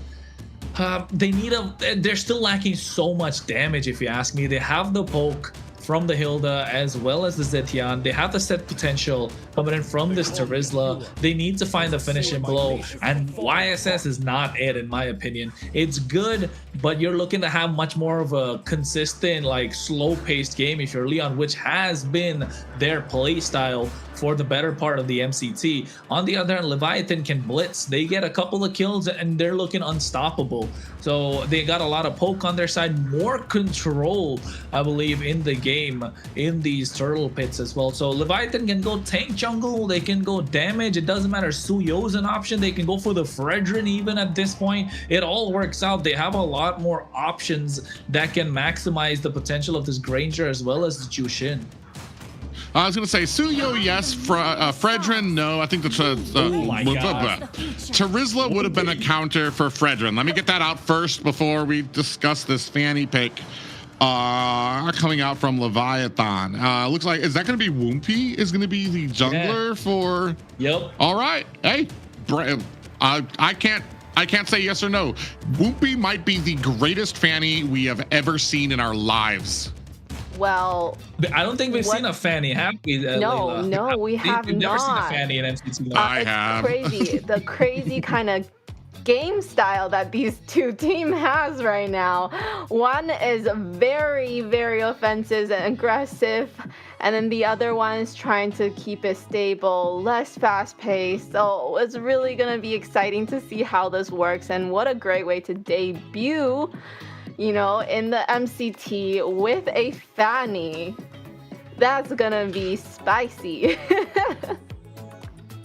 And I want to say not an intense amount of CC that's coming out from the side of Lyon. So, I mean, a great opportunity for Fanny to be able to get a victory here. But ladies and gentlemen, this is going to be our second series of the night. Lyon taking on Leviathan. Both of these teams fighting for their survival in the opening of the AMER South playoffs. Or the AMER North playoffs, I'm sorry. Private, you can see a lot of damage on Raquel already, forcing the flicker in the early parts of the game. And this is what you were talking about, right? Yes, you can counter the Jushin, but is it worth the effort? Is it worth fighting tooth and nail just to counter that one pick, just so you can get the victory? It in my opinion, no, it's not. But you can see on the bot side a lot of pressure. Oh yeah, Hayase actually gonna have to get himself out of harm's way, driven down to about 25%. Ooh, but talking to Fanny, you can see Whoopi in the midst of a fight is able to get away. You can see that on the mini map. The little zooming of those cables from Whoopi was able to find and escape. And this is the thing too. You have to put all this effort into being able to get into that back line to shut down Yato on the Zushin, and you're gonna have to be competing with the Fanny. The big thing though, the biggest problem for me though, sometimes when it comes to a Fanny, is that purple buff. She's a huge target. If they can take away that purple buff, you take away, I want to say 60% of her offense. Yeah, and I think that's going to come down to how they're going to be able to translate after the first turtle. So Lyon looking to get that one, getting into a better position, I'd say. And Woompy, this Fanny could be absolutely genius or great, or it could be a big whiff come out on their side, if you ask me, because we haven't seen a Fanny so far in MCT North. It's a debut pick indeed, and for a reason, because it's so risky, right, in this current meta. But it works wonders if it is allowed the space to get to that point where you can dish out the damage. Ooh, Promise gets locked onto by Raquel, who does not finish the combo coming out from Hilda, but it is going to force, I was going to say, it was going to force Promise back. No, he decides against it. It's just going to be able to use that sand healing to bring himself back to waiting on this turtle that neither team has seemed like they're going to start just yet. Yeah, I think if you're going to start it, it's got to be Bernoulli on his boxer. But Whoopi. Oh, Lienhardt's going to have to use that flicker to get away. Bethlehem at the bottom in trouble, gets dragged down by Raquel. That's going to be the first blood going over to Lyon to set up this first turtle. Yeah, you know, the Tortoise's Poissons used to slow him down. Bethlehem not having that flicker really softening the blow for Lyon. Ooh, Yato able to actually pick up the turtle there. Bethlehem, Bernoulli in trouble, gets taken out by Whoopi. Now trying to chase down Hayase. Pull him back, put some damage on. Is that going to be enough? Comes in on promise, but taking a lot of tower shot there. Yato in trouble. They might have bit off a little more than they could chew, but down goes Hayase. Now locking on the POVs. We have to use that flicker to get away from Leviathan. 1 and 2, and what an aggressive start. Yeah, an aggressive start that Leviathan really wanted. This is what they needed with this Fanny, with this Jushin. Now you got 2 picks. You can see the amount of damage that they've dealt. All 3 on top coming in from Leviathan, and Leon don't really have a lot of answers. They like playing this slow-paced game, but the problem with the slow-paced game is what if the game kind of gets away from you? What happens then? Oh my God, a final slash just pushing up Pav and making sure he gets that point of view that where you get that gray screen too. Leviathan slowly started to rack up and 2.5k ahead already. Yeah, I want to say there's a great amount of synergy coming from there. I don't really feel like I felt when I saw Stamina, where a lot of people were having issues. Not everybody was at the same place. I feel like the shot calling's on call. All of these guys are on the same wavelength when it comes. Raquel, ooh, nice little penalty zone does come out there, followed up by the stun. Whoopi in trouble, gets taken down. Yato's gonna have to use his ultimate to get himself out of harm's way. Meanwhile, Bethlehem might be in a little bit of trouble as they try to lay on some of this suppressive fire. Down goes POV as Promise healing up underneath his tower. Looks like Lyon trying to disengage. In comes a Raging Sandstorm onto Hayase, trying to keep the damage up. Is it going to be enough? And Hayase able to turn it around onto Bethlehem. A reply on the side of Leon in the form of a Promise. Whoopi comes in here. It is 3-5 right now. Leviathan still with the lead. So fast around the map, right? The way that Leviathan are moving, Promise is present, and so does Whoopi. Whoopi actually died and just came back into the fight in that moment, and it could have looked a little more dire if you're Leon, because the way that Leviathan are moving, they're playing aggressive as much as they can and trying to extend this goal lead even further and push back Leon to a point where they can't really make a comeback. And Leonhardt right now taking a lot of damage from Promise, and Leviathan have control of this pit, but they don't want to get the turtle started because they have a Fanny who can have cross map plays instead. Yeah, and that's going to be Raquel actually in a little bit of trouble here.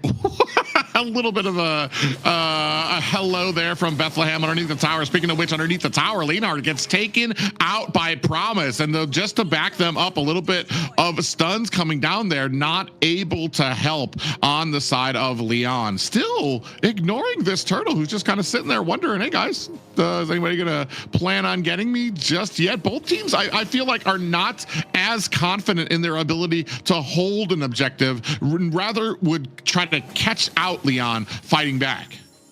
I know, it's like one of the few times where we've seen the turtle just not contested. Nobody wants the turtle. He's just hanging around by itself. Oh, but Hayase.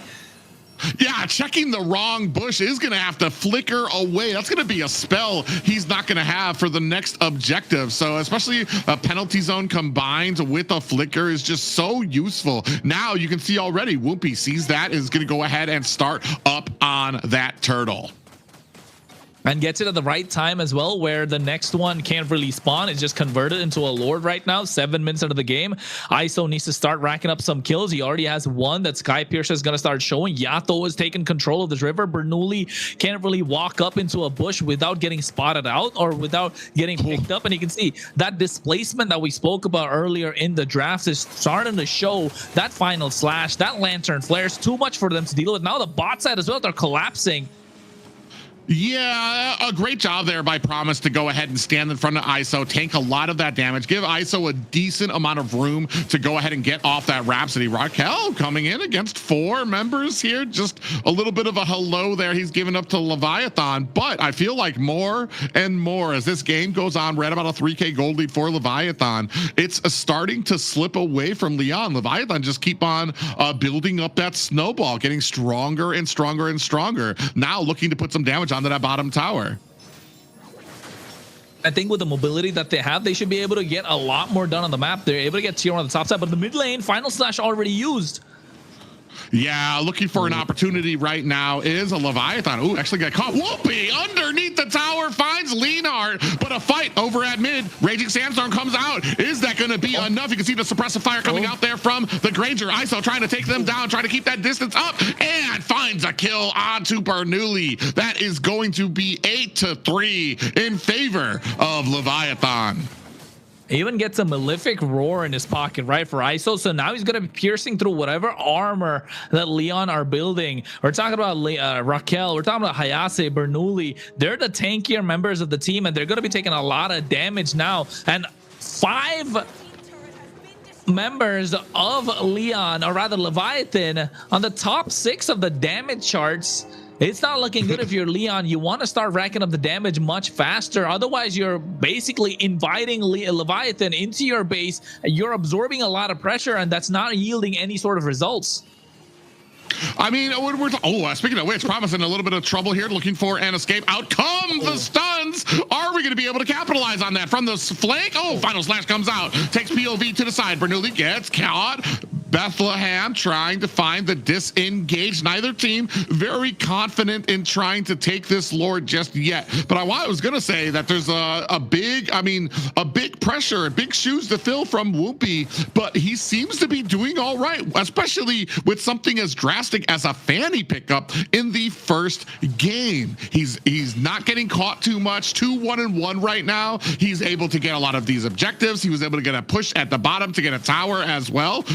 And now we have an engagement. Bernoulli gets a pick up, and ISO finds the killing blow. That's going to be a jungler down for the side of Lyon. Leviathan find themselves with a huge amount of room to take this next Lord. Yeah, no retribution coming in from Lyon, so that means their Leviathan are free to pick up this Lord. And I think Lyon really having a hard time right now. You can see already a lot of pressure being piled on. Again, it's all coming down to this Jushin. Yeah, and this is the pressure I was talking about. Being able to try, not only are you worried about trying to close the distance onto that Zushin, but now you're worried about a Fanny. And also in the back line, you've got ISO, who is blasting away at your team. And Bethlehem in the front just trying to use the final slash whenever he gets the opportunity. Doesn't matter if you're full HP or if he's by himself. I mean, that skill's got, about a 15-second cooldown anyway. And the Leviathan are just abusing the factor of all those spells, and they got all their spells online. I think Bethlehem is looking for a play. Yeah, they're looking to find themselves an angle. A beautiful little final slash there comes out from Hayase, who might be in trouble. He's going to have to use that flicker to get out of harm's way. In from the flank comes Whoopi, tries to put on the damage as ISO cleans up a kill onto Bernoulli. That's going to be 1 down, the jungler down for the side of Lyon as the Lord crashing up at top. Leviathan go ahead, put that pressure onto the high ground tower of Lyon, but decide to disengage instead to take out the tier 2 tower at mid. Only high ground towers left for Lyon at the 11-minute mark. Leviathan have not finished, flickering over. You can see a big ult coming out from the side of Leviathan, but turning it around. In comes the cables from Leviathan. Whoopi finds a kill on a POV. ISO able to take down the tower and finds a kill onto Hayase. The rest of Lyon reeling, trying to clean up these minions. Yeah, and the worst part, they don't have the best wave clear once Pav has gone out of there. That's kind of the only wave clear they have with a Jushin, slight bit of range. I mean, the rest, Whoopi's just coming at the right time, able to get the cleanup after a lot of the heavy lifting is done by ISO, by Yato, by Promise, even Bethlehem to a certain extent, and now you can see another. Yeah, that might be a little bit of the frustration coming out of Lyon there, trying to go in alone as Leviathan pick him apart. Now, a lot of pressure coming on to the mid-high ground tower. Only one more final slash comes out. Raquel takes a heap of damage, and all the damage going on to this team. 3 down for the side of Lyon as the rest of Leviathan juggle the aggro and find their first victory. Well, that was a game where Leviathan kind of showing that it doesn't matter that you beat us in the previous series. Now we're here to play. It's playoffs time, and we're locked in. Locked in they are. And then also with the 2 new addition to the roster, Leviathan is looking like the champions that they should be. That game, what a great way to start off the series. Very, very entertaining for the viewers, I'm pretty sure. How do we do there? The new jungle, how do we like him so far? I want to say that when I first saw the rosters come out at the very beginning of the season, and I saw Leviatan's original roster, this is how I thought that they would be performing here, and it was absolutely fluid. They understood where their strengths were. I get a little wheezy when I see a Fanny out there, because I'm just like, takes a lot to do this correctly. But you also had the threat of the Zushin out there. The ISO came online very, very quickly, and then as Kronos was talking about, you had the final slash in the front as a huge threat for your team. I mean, this was just a perfectly played game here by Leviathan. Well played indeed. I mean, everything went right for them, right? 12 minutes, 14-second game. They're quick. They just before the whole, just after the Holy Shield popped off as well, 14 seconds. Not like that it mattered. They found one opportunity and they just pounced on it. A lot of damage, equally distributed, I'd say, in this game. And ISO 800, I think if not him, definitely it's got to be either Promise or Yato on the MVP. Yato, I mean, just because it's a Jushin, can't really, you would kind of expect that kind of a performance, but Promise coming into this lineup from I believe it was an EXP laner, transitioning into a roam as well, and now able to play this Khalid so well, just allowing a lot of the damage dealers to dish out the damage and absorbing a lot of damage to give ISO the space or Yato the space to play the game that they like. Leviathan really well played, and not just that, not allowing Lyon to play their own slow-paced game. Yeah, I mean, if you're going to come in as an XP laner to play a roam position, I feel like Khalid is probably one of the better offers you could take to be aggressive Yeah. here. You see just how well he was able to kind of latch on to a lot of these heroes, continually put on the pressure and the damage, and then you don't even have to go home because you've got the healing sands to be able to keep you up. And not only that, but you just allowed ISO to get farmed up so quickly, and all the damage that he was able to dish out here. I mean, there's so many different people that this could go to. I'm actually curious to see where the MVP actually comes as we take a look at the rest of these highlights. Yeah, and I think at this point you can see this is the final blow, right? The way that the Sky Piercer started stacking up for ISO, I think what, about 50 stacks? It was absolutely insane. And the MVP, hey man, I called it. It's got to be Promise. Okay, we have a new player coming in, and what a great way to show up with a MVP win on their team.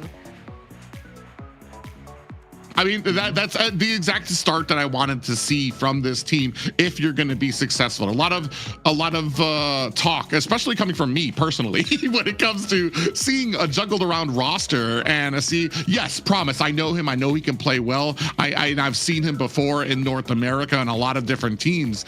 My problem is the synergy when it comes to these teams. But you'd think that these guys were playing together for years without break. I mean, they have been playing together for years, but it's just how much a synergy these guys had with each other. You could tell that they were communicating, and Promise just did an excellent job, especially the transition moving over from XP to roam here for this team. And the way that they play, the macro that was there is just something that I think Lyon wasn't expecting, and they just don't know what to do after that. You know, the way Kronos caught that, you know, delaying the turtle and the push on all the turrets. They're prioritizing the most important thing to win the game, and it was very, very exciting to see them playing at the high level. And I think at the right time as well, right? Just because you're on the bottom half of the table doesn't mean you're down and out for the count. They locked in at the right time for the playoffs. And I think understanding that at this point, we just want to win no matter what. End it quick, get the dub in your pocket so that you don't have to wait it out or get to the point where it could be a 50-50, a coin toss. A coin toss is never good because it could never be in your favor. So as long as the game is in your favor, take it and take the victory, and then we'll talk about showing off your skills later on, because at this point, every single game matters, especially when it's an elimination round. I just feel like that was a huge statement that Leviatan knew that they were going to be making. Not just to have Promise out there doing well, but the confidence to have a new jungler with your composition and be like, you know what? Yeah, Fanny. We're going to go ahead. Now, Fanny didn't do great. It wasn't like on Fanny's back for that game, but the confidence to be able to pick something like a Fanny, once you're sporting a new roster, you've got a lot of things that have been juggled around. There's questions about whether your synergy is going to be added up to a team who's been playing with the same group for the last 3-4 weeks now. It just says a lot for your team and the understanding that you guys have for each other. Not just that, but I'm going to continue to say it until I'm blue in the face. Letting out the Zushin is a problem. Like, there's just too many boxes that need to be checked correctly for you to be able to take it down. I know there's a lot of teams that do have some great drafts to kind of get into that back line to be able to kind of shut it down. But man, just you saw from there, I mean, just the impressive power that comes from it. And then to be able to lift them up, and ISO just waiting there for them was like, all right, now it's time for me to blow this person up. A great game, great draft coming out of Leviathan as well. And going into the second game, what can Leon do to kind of, because we know the draft was missing some damage. We could probably do a little bit better during the draft. Is there anything else that they could do to kind of get better winning conditions here?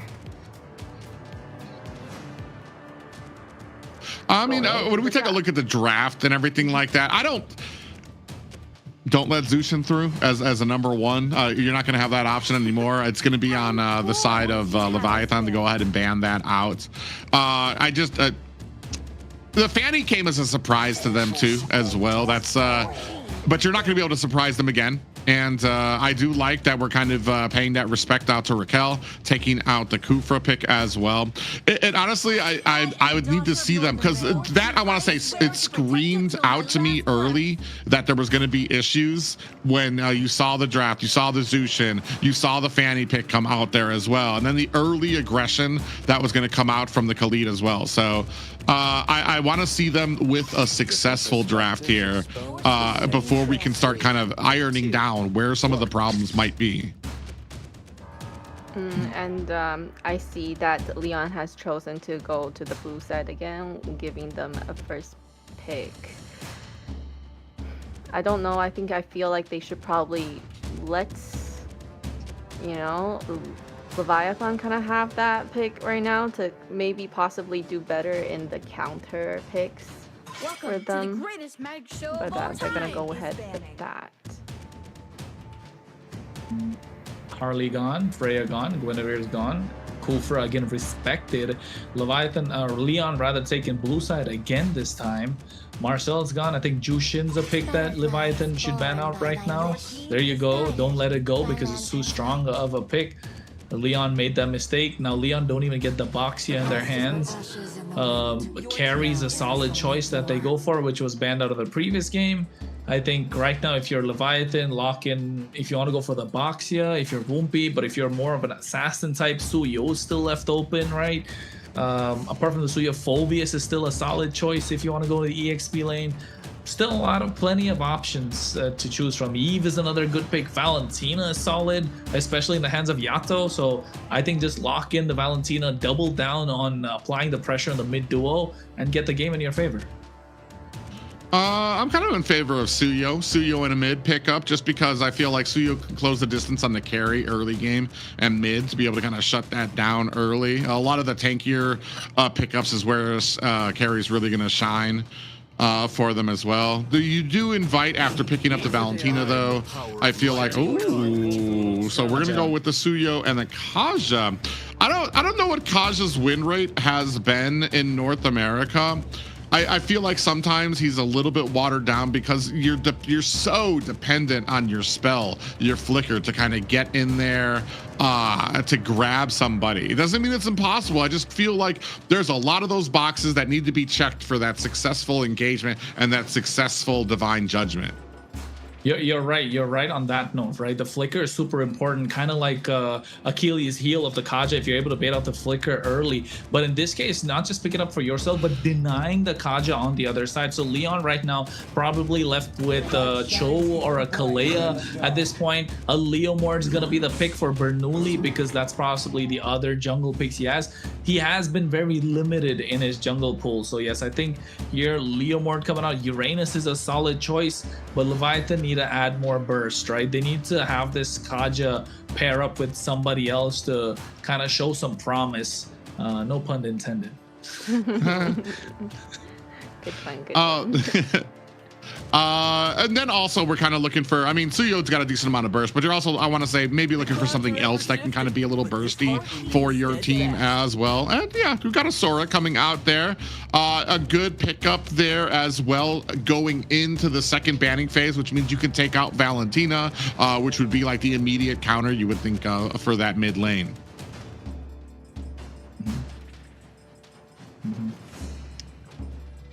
Never mind. I thought Layla was gonna say something, but I don't.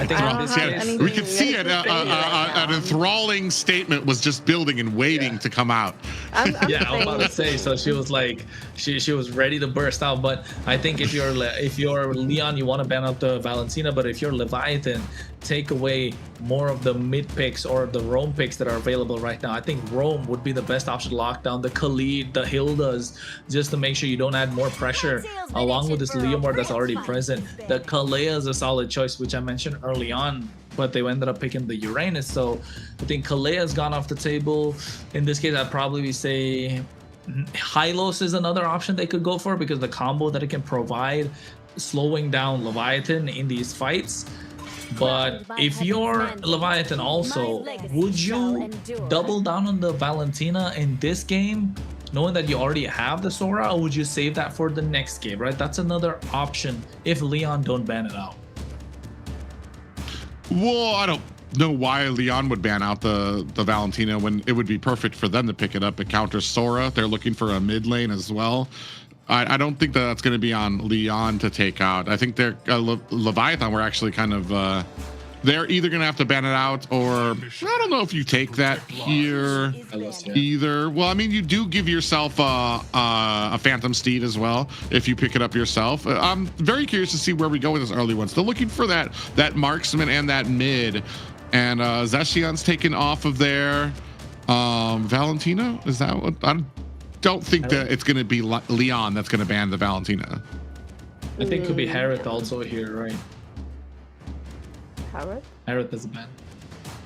As who would pick Harith? Oh, Claude. Okay, yeah, I was gonna say Harith could be a ban for Leon, but now Leviathan could just pick it up as the last pick. I'm just thinking Leviathan go for the Valentina because you're denying the Valentina on the other side, and also it's Yato's comfort pick. And he has been super solid on the Valentina, regardless of the losses that Leviathan have gotten on their side. When he's picked it up, he has been really good. But if not the Valentina, Yve is a good option, but you're giving away the RWM if Leon pick it up. So it's got to be a mid lane option here. And if Valentina, otherwise probably go for Harith in the gold lane. I think that's the two that Leviathan has. Go. Okay.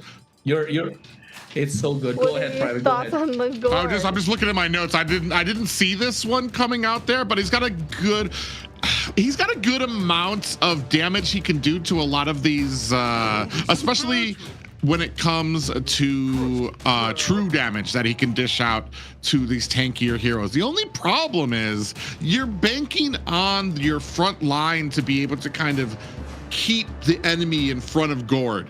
Leomord is going to be so hard to kind of keep away. We saw what Dez did to the Granger. Like, there was nothing stopping him from closing that distance to get to that back line. So it'll be very interesting. We're going to really have to follow up and chain down that CC.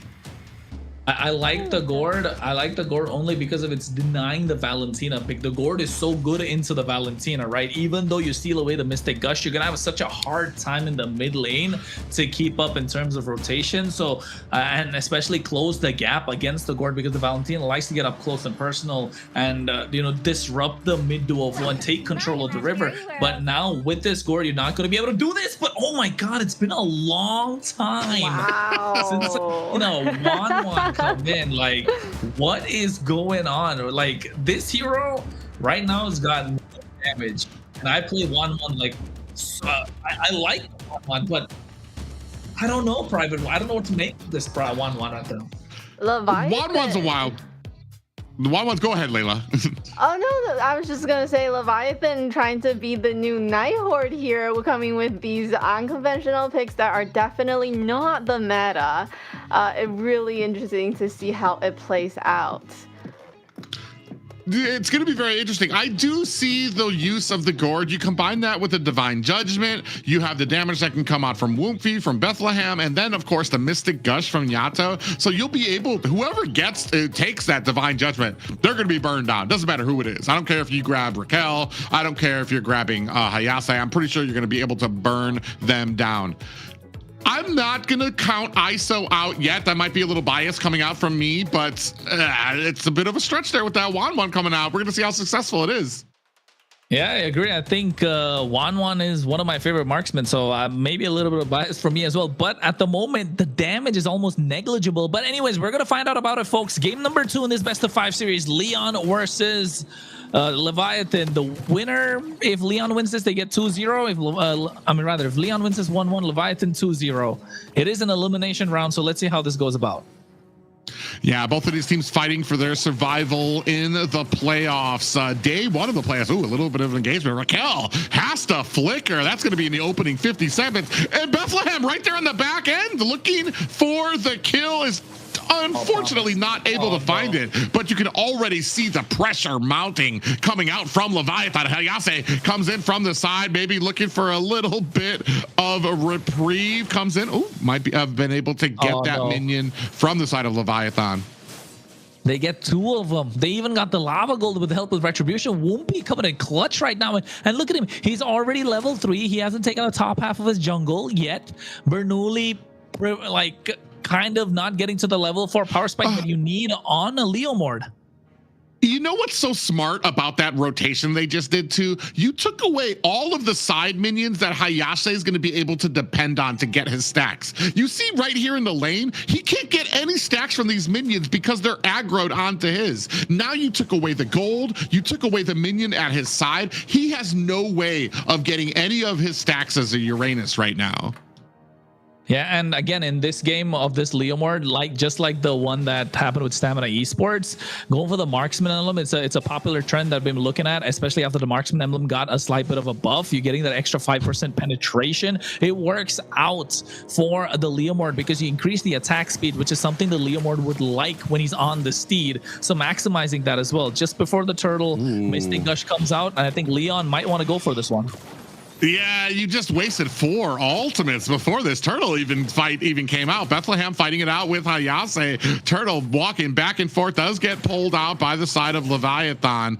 And on the backside, Hayase lying in wait, trying to get a little bit of damage here in against Woompy. Engagement comes out. Raquel caught in, do with Phantom Steed coming out from Bernoulli, who does miss a little bit of damage there. Hayase in the midst of 3 members of Leviathan as Hayase onto the backside, latching onto Woompy. Turtle down to 50%, and you can see Bernoulli dashing out to the backside. Still no level 4 for Promise as Woompy able to find the retribution and the kill onto Bernoulli. Mystic Gush in the background to provide that fire support.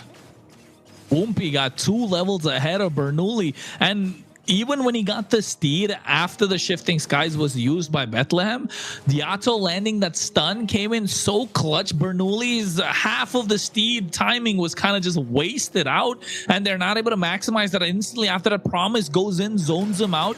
Really well played from Leviathan, and you can see it started to show these macro plays and these small changes that they've made to their roster has allowed them to play a lot more aggressive than they have so far in the MCT. This is a rejuvenated Leviathan that we're looking at.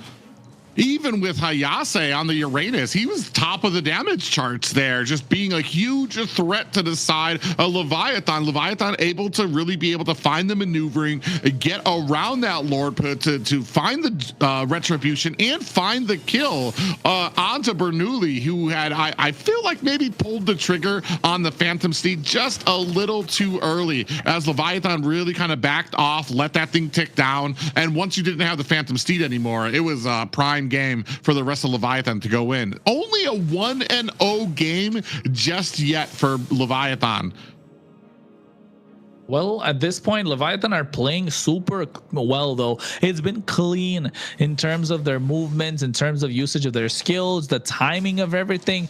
Even though it's a 1-0, it's been very nice, clean, crisp play that we like to see from Leviathan. Lyon, on the other hand, going down their usual route of a slow-paced game, knowing when to pull the trigger when the time is right. But so far, you want to be a little more aggressive since you have the Leomord on your side. So I wonder if this is going to be the turtle where they are deciding to do that. Otherwise, you're just handing the game to Leviathan. Yeah, I think we're waiting. I think Promise is exactly waiting for that Phantom Steed to come out for him to go in there and be able to grab it. We do have a nice Yato comes in, able to find a kill onto Bernoulli. The rest of Lyon looking for an escape. Now you can see the damage coming on to Leonhardt. He is going to be the next one down as Raquel eating a face full of that ultimate coming out from ISO. And now you can see the pressure mounting from Leviathan. They haven't even gone for the turtle. They're immediately going to turn their attention to the purple buff of Leon. Yeah, and they take it away, leaving that small camp behind, slowing down the reach of that purple buff. And not just that, Bethlehem has been looking to make these shifting skies plays a lot, and it's turning out to be a problem on the other side. I think the main problem being here, they got the crossbow of Tang unlocked just when the Divine Judgment came through. And not just that, even the Mystic Gush, everything right now is ticking for Leviathan. They're checking all their boxes. They're dotting their I's. They're crossing their T's. And Leon just don't know how to make a comeback. They don't know how to fight because they want to make sure Leonhardt gets to the point where he can scale and dish out the damage. But if you're not allowed the space to dish out the damage, if your front line's not going to be able to tank a lot, it's not looking good. And not just that, the finishing blow that should be dealt by Bernoulli on this Leomord is not going to happen because he barely has an item. Yeah, and that's going to be the big problem here. ISO already putting the finishing touches onto that bottom tower. So you're already taking out both side towers at the 6-minute mark. Little engagement comes up here with the shifting skies coming out from Bethlehem. Bernoulli is down. Whoopi finds a kill onto Raquel. Underneath the tower, ISO tries to take down POV. Cannot find the damage just yet, but still at a 5-0 lead for Leviathan. And not just that, right? He popped the Purify and was still able to get 2 marks taken away. ISO is a beast on this 1-1. I mean, it was his comfort pick before. That's what, 2 years ago? But then again, right now in this meta, in this economy, you're playing a 1-1 and you're taking it to Leon in the elimination round. Yeah, I think this is a different Leviathan that we're looking at.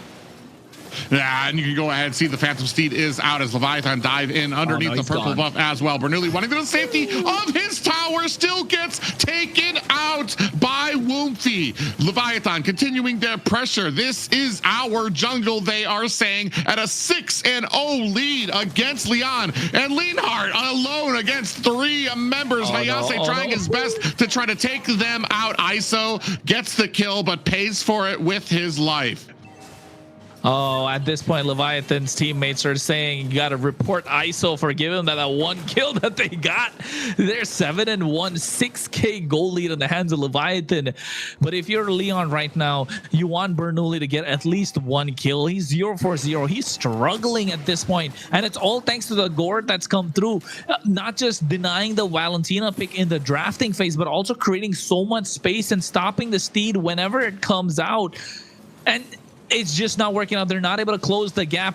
If you're not, if you're getting stunned up on your way to casting the Gord, I think the game is kind of lost there if you're Leon. And now you're relying on Pav to create the space along with Raquel and Hayase. This is not the Leon that we're used to seeing. This is not the Leon that we saw in the past few weeks.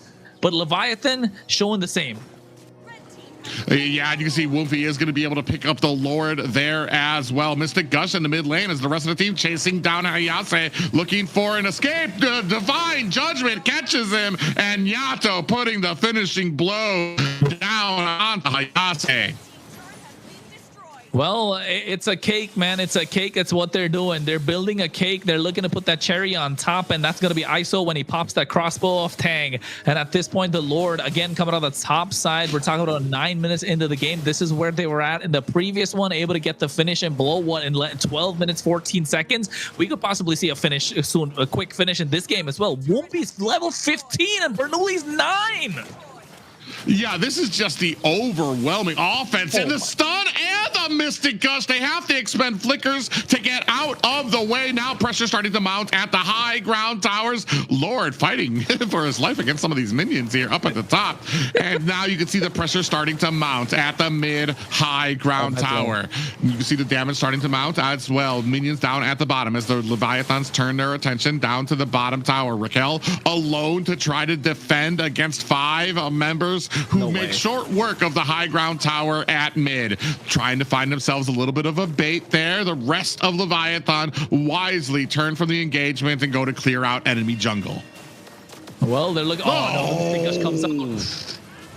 Jesus, there was an enemy hero there. There was a Leanheart, and Leanheart got stunned and Mystic gushed into dust. Now, minions starting to mount at mid and bottom tower. You can see Woomfy doing his best to try to clear out the minions at top, trying to create a whole lot of pressure from all of the lanes. Woomfy inside the base right now. And you can see a little bit of that confidence starting to come out from Leviathan. Now, high ground tower. We have the mid lane. Ooh, big pushback coming back onto Lyon. Finds a kill onto Raquel. Woofy with the damage onto the tower. Leviathan looking to possibly close this out. Mystic Gush takes down POV. Bernoulli and the rest of his team trying to clear out these minions. ISO finds the last high ground tower. Leviathan looking to put on the damage. Only 2 more members left from Lyon. Minions coming in from the rear. Do they have enough to close this out on Lyon at the 11-minute mark? Crossbow Tang is out. Whoopi finds a kill onto Hayase, ticking down on to the core.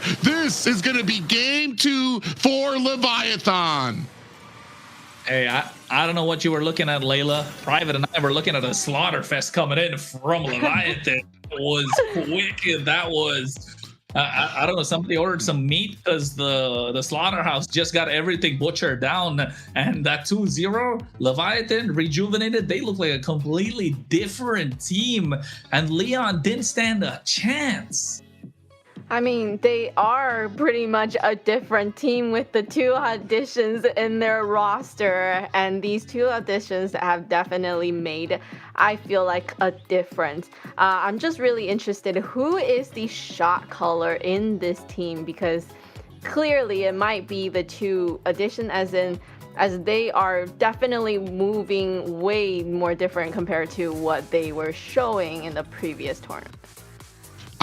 I want to say Promise was never going to be he was never really a question for me. I knew he's been a call-in for a lot of the best teams in North America. When they have a player that can't make it, where all the cards are out, you're trying to make it to the playoffs or something, or you've got a big important game, Promise has always been a stalwart pillar for any team to bring on. The big thing for me is bringing on Woomfy. Is this somebody that we know in North America, or is this a brand new player? Because if it's a brand new player, that's a hats off to me, to Leviathan, for trusting somebody brand new on the scene to be able to kind of help be one of those pillars for your team. And Whoopi has shown out here, whether it was the Fanny he played in the first game, did sustain damage, was able to come in from a lot of the flanks, or whether he was playing on the Suyo here, did an excellent job.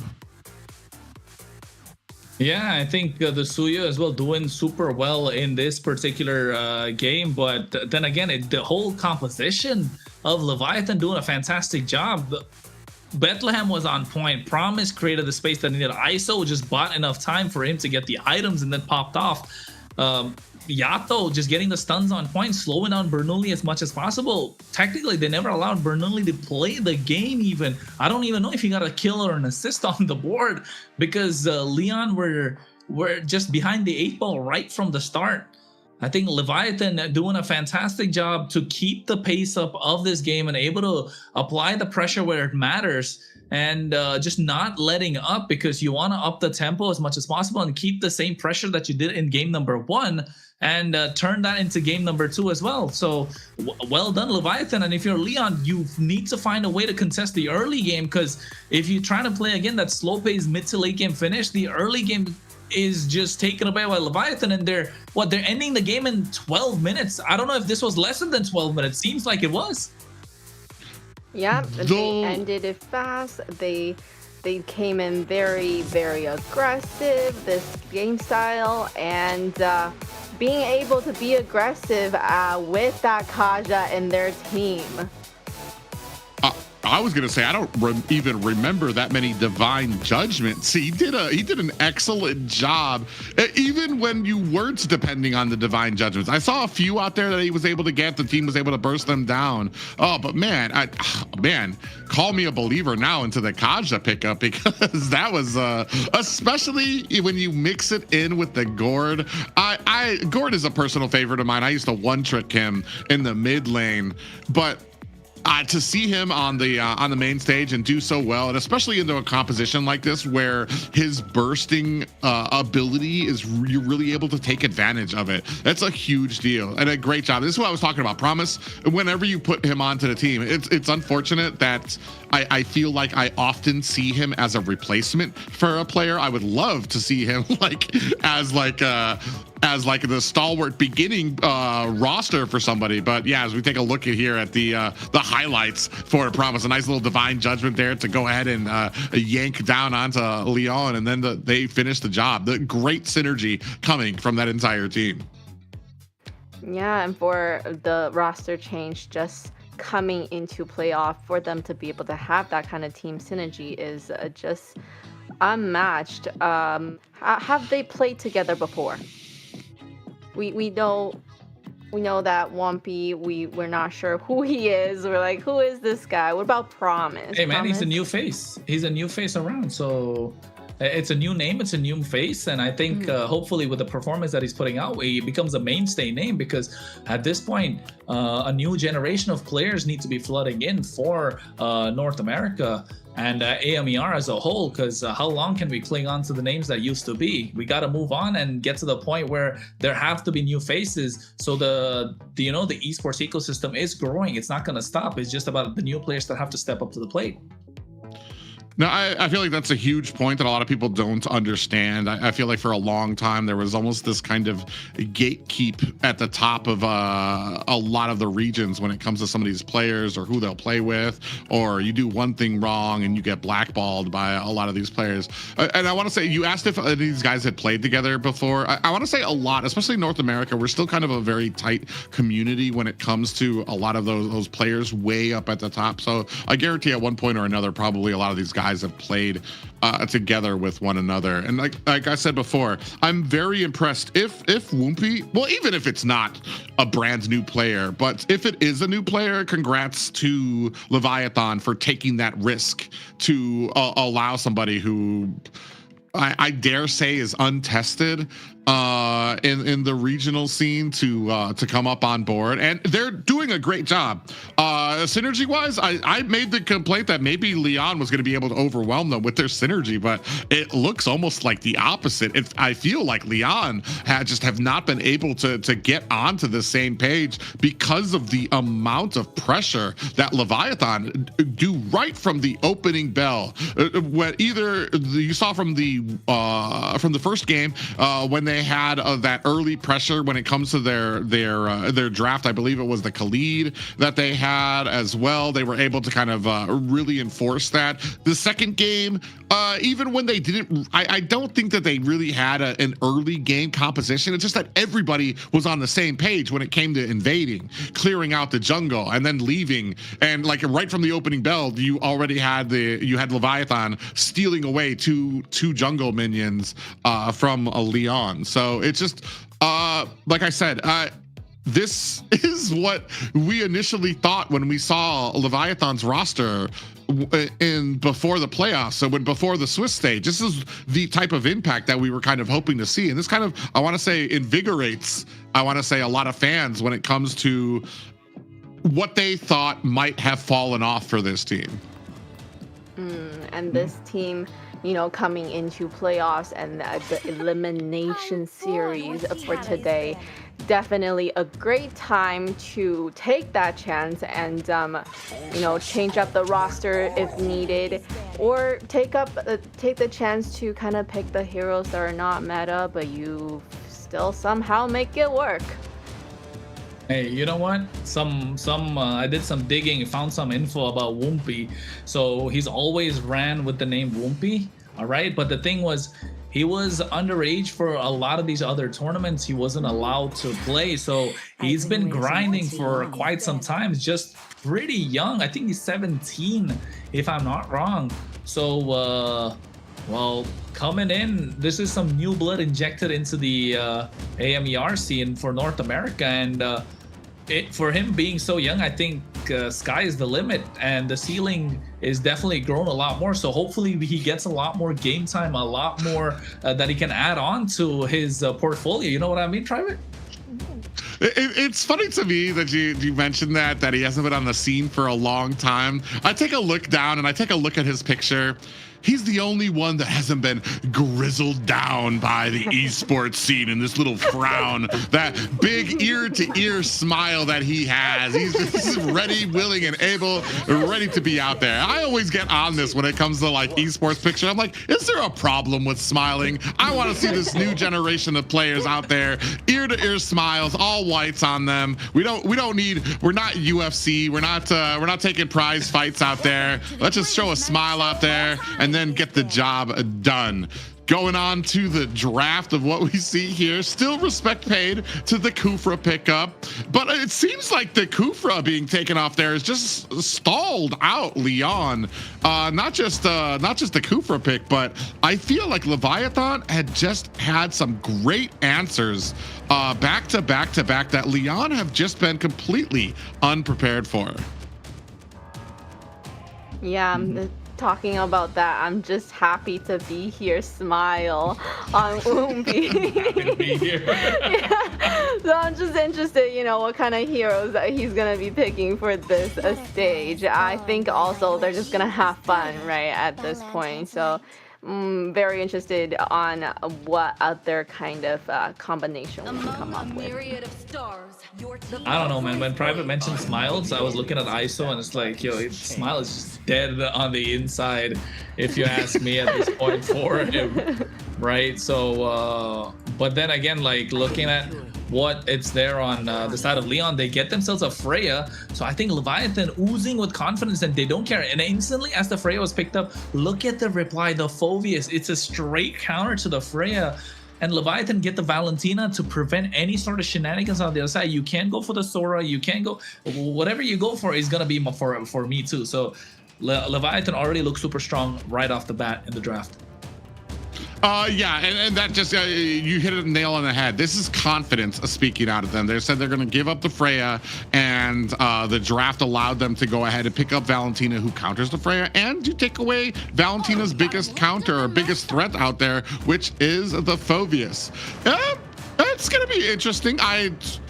I've been saying before, I want to see how Lyon does with a good draft, and I feel like this is not a bad draft for them. The problem is their confidence kind of shot to the moment to where Leviathan have just been such a well-oiled machine from beginning to end. I don't think I remember too many opportunities in the last two games where I felt like Lyon had a leg up, or it's like, oh, they're actually turning this around. I feel like the pressure that has mounted from Leviathan, they haven't made a lot of mistakes. They have become very fast, very furious with a lot of the damage and the invades that they do.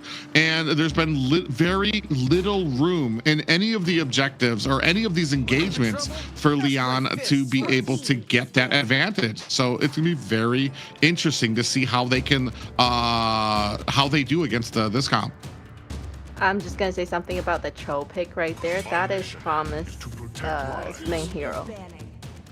So right now they're all. I am gonna show you my debut hero right now.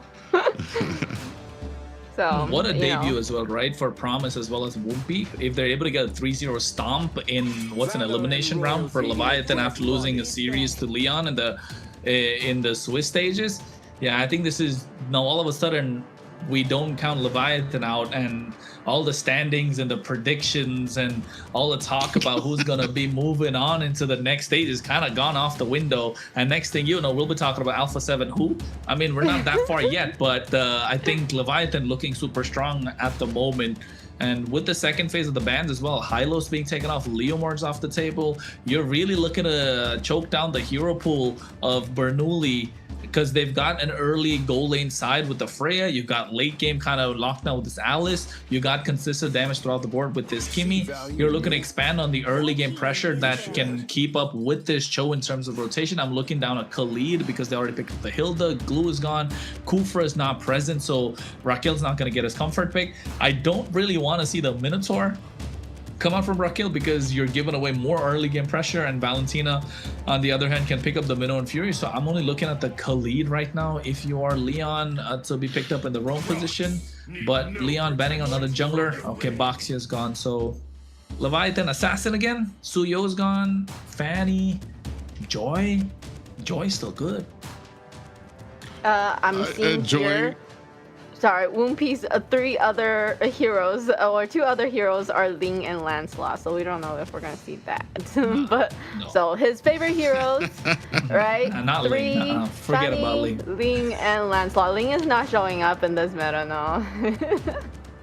A Ling, I feel like, what is it? Broken Walls pretty much killed Ling standing. Yeah. There's like. Got nowhere to stand. So here we've got Expanding River. Beatrix going to be making showing out here for Leviathan. It's going to be very interesting. I don't know where you go if you're going to go for a jungle on the side of Lyon here. You've got a pretty tanky front line in the name of the Freya. You got Alice who can come in from the back line or even try to get into your back line as well. The only problem is Kimmy and Freya are going to both have problems when it comes to Phoveus in the early bit of this game as well.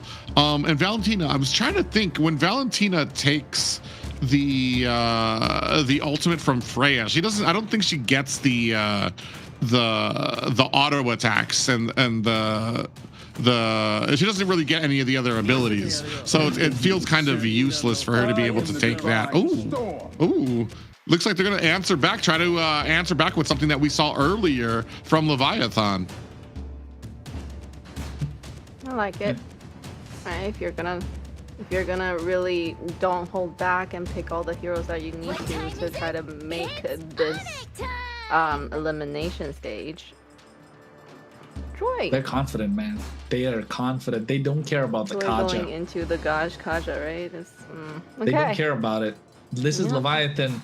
If the Leviathan get this game, like, we can talk about, you know, a little better seeding for Leviathan in this playoffs. Last words, Layla? Great. We're gonna locked in. We have, Leon really trying with this game to make it so that they have a chance to continue for the playoffs. A lot of the heroes that we do think are very meta in the moment are out, so we'll see what they can do with this lineup.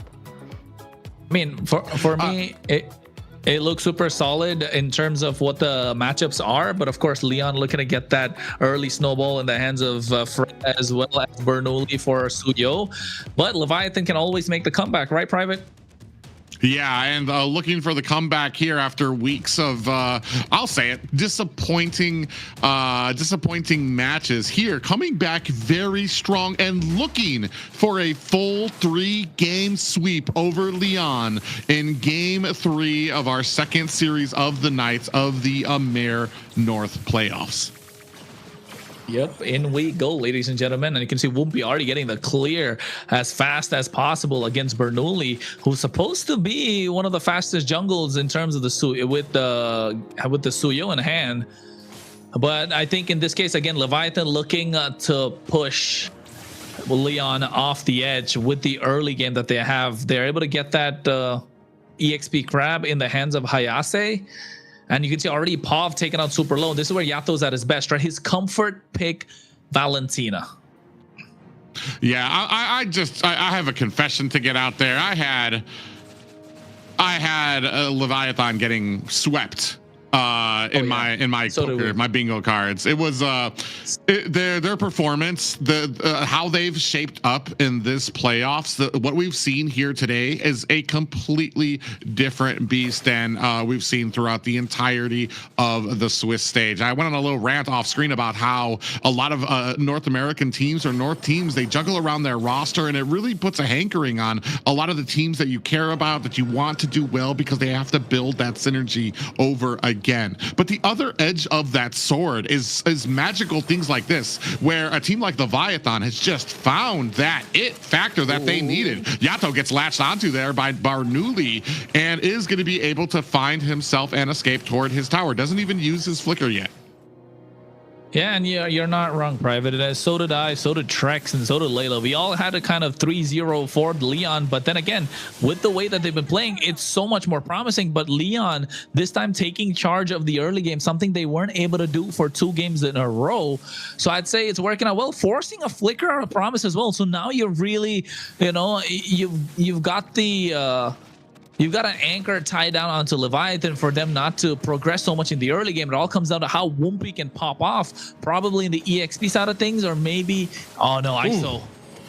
Yeah, I saw the flicker with the Divine Judgment. ISO in a trouble as Leonhardt finds and picks up the first kill of the game. And maybe Leviathan a little confident in that draft, allowing some of these picks out there. But I do know that they understand where these power spikes are. You can already see there from the Leviathan side. They're able to clear out a lot of the jungle coming up from Lyon. Promise finds a little bit of a pop-up there, takes some damage from Bernoulli. Wumpy dashes in, does not quite find the damage he wanted onto the back line as you see the electrifying beats come out to try to clear out that mid lane. Actually, Wumpy, Evil Queller lands onto Promise as the rest of Lyon. It doesn't look like they really want this a fight just yet. Yato over there going ahead providing that protection for his team. Yeah, I think at this point, Yato has to find the find the opening for Leviathan on this Valentina. Probably take the Divine Judgment. He does have the flicker, so they have 2 possible engage tools, but they need to play it around ISO or Wumpy because the damage is not going to be present otherwise. They've been able to get fast clears. River control right now in the hands of Leon. They've got about 500, 600 goal lead. That doesn't really matter at this point, and expanding rivers should allow Bethlehem to make it back into these fights, into these neutral objective fights, just equally as fast as Hayase on this Alice. So you can see already the IMU taking away the Divine Judgment. The item power spikes are almost there. I think ISO is looking to go for a BOD early first item. Was planning to go on the Malefic Gun, but changing the route and getting that longsword. So at this point, Leviathan looking for a play. Yeah, they immediately latch onto Raquel there as well. Going to shake him down very quickly, but now have to deal with Hayase on the back end. A big flicker comes out there as Leonhardt able to find a kill onto Bethlehem. On the backside, Wumpy able to find a kill onto POV. Bernoulli picks up the turtle, but on the back end, Promise might be in trouble against Leonhardt, who cannot close the distance.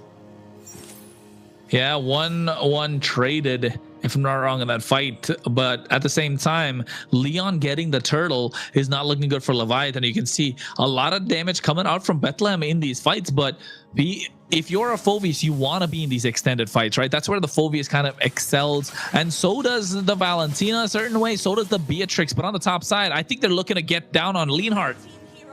Yeah, they're going to be able to find that kill very quickly. And I kind of had the same thing in mind too. Bethlehem hasn't been a huge factor in a lot of these fights, and I feel like he was going to fall off when you start getting to that mid game. And we want to find a point where he's going to be useful. Ooh, Demonic Force does slam down, but Raquel able to create some distance between him and Leviathan. 2-3 right now, a small lead in favor of Leviathan.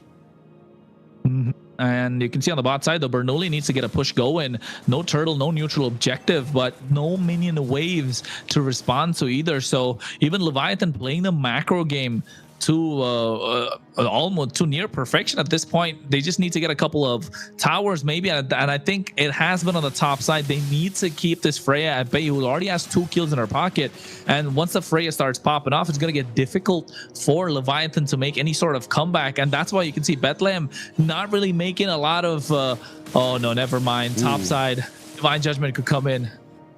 Yeah, they were looking for it. 4 players actually go up there and they just don't find the target. I feel like Leviathan did such a great job reading the map, understanding what they see and what they don't see, and responding correctly. They didn't see the rest of Lyon. They're like, okay, let's just assume they're going to start coming for us. So they immediately backed up there. Oh, Promise dipping in and out, really dancing around. Divine Judgment, IMU coming out from Leviathan. Won't be able to find a kill onto Raquel as well. Leonhardt's going to have to use that flicker to get out of harm's way. Gets bounced back by Bethlehem. Is that going to be enough as Wolfie finds a kill onto Leonhardt? 2 down for the side of Lyon. Won't, won't, won't. That's what it was this time for Lyon. Won't be able to pick up a double, and they get 1 more in the hands of ISO as well. So that's 3 kills if I'm not wrong. And Leviathan doing a fantastic job, able to get the 3rd turtle of the game just when they needed to up the tempo. And now all of a sudden, whatever Lyon has done in the early few minutes, the first 6 minutes has kind of been rendered useless because Leviathan were able to maintain that goal lead. And now look at the way of the dragon. Oh, another ultimate comes out there. Raquel's gonna have to try to find himself the safety of the tower. Promise comes out with a flicker of his own. Might be a little bit too much for him as he finds himself an escape with that Jeet Kundo and that Cho. What a great engagement there from Leviathan, even when you thought Lyon had the catch. Yeah, I think Lyon kind of could have got that kill, right? Promise kind of lucky to get away with it. They get the tier 1 on the top side. They respond with another tier 1 on the bot side. So towers in the favor of Lyon, 1 gone on their side, 2 for the side of Leviathan. Bethlehem able to get that War Axe right now, so you know he's going to start hitting harder in these team fights. He's going to sustain a little bit longer. Promise, another way of the dragon. Yeah, Raquel taking a heap of damage. Gonna have to use that flicker, but still not enough as Bethlehem comes in from the backside. Ooh, POV in trouble. Electrifying beats coming out from Wolfie. Might not be able to make an escape. Evil Queller with some damage from Bernoulli, able to finish the job in reply as well. You can see the big pressure mounting at the mid lane, but Lyon able to clear out the minions. Whoopi is fantastic on these assassins, bring a little bit of flavor to MCT North, if you ask me. And Leviathan just doing a fantastic job so far. Lyon able to get that shutdown onto Whoopi in the hands of Bernoulli. Now they need to find a way to scale, and Bernoulli needs to get more kills on the board. Otherwise, it's looking dire because Leviathan have nice late game power spike with that Beatrix, a marksman in the late game. Pav, on the other hand, hasn't had the best game so far. 0-2-3, and ISO just getting that malefic gun. Well, it's looking dicey. Pav gets the blood wing, so I'd say 50-50, but still, in terms of damage, Leviathan have a lot more to offer than Lyon. Bernoulli needs to find a way to pop off, otherwise it's going to get difficult for Lyon to do anything. And you can see they're already blitzing away this Lord, able to get this one in their hands, so buying some more time for themselves as Leviathan look to get a pick-off after pick-off.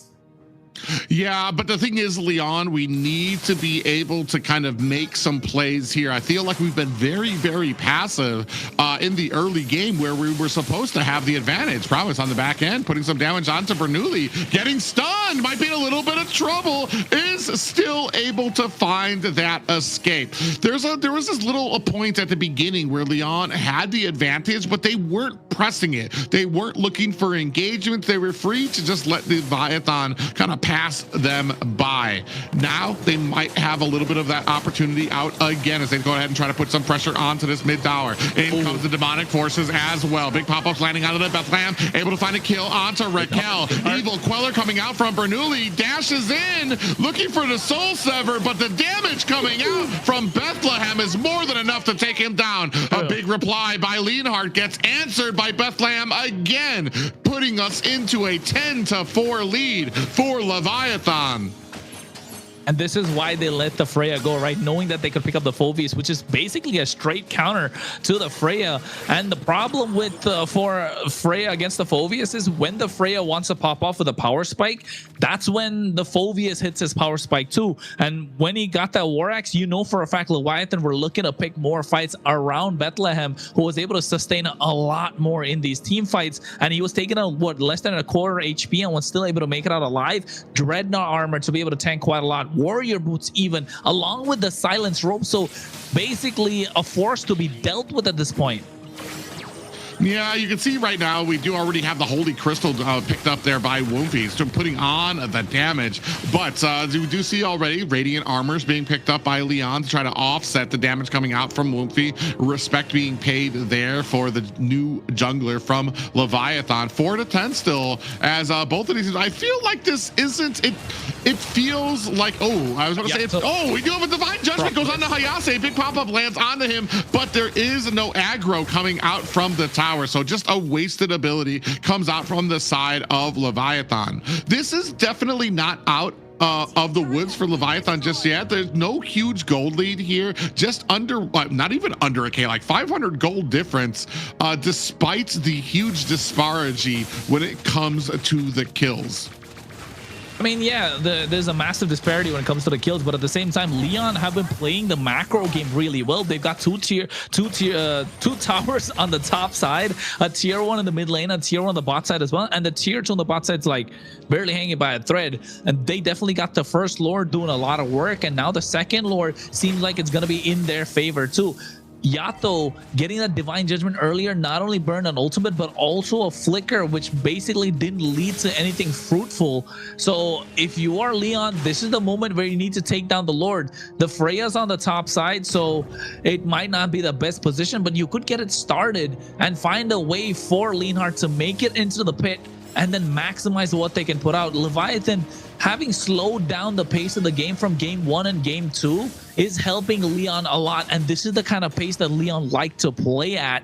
And you can see it's already gone past 12 minutes 45 seconds, 13 minutes, even longer than both the first and the second game went about, right? So I think getting the clear on top as well as bot side now from Leonhardt, and then they're going to convert this into a Lord after adding that lane pressure. Raquel scouting out these bushes, looking for the right pull, and getting them poked down is going to be crucial for Bernoulli to find that finish.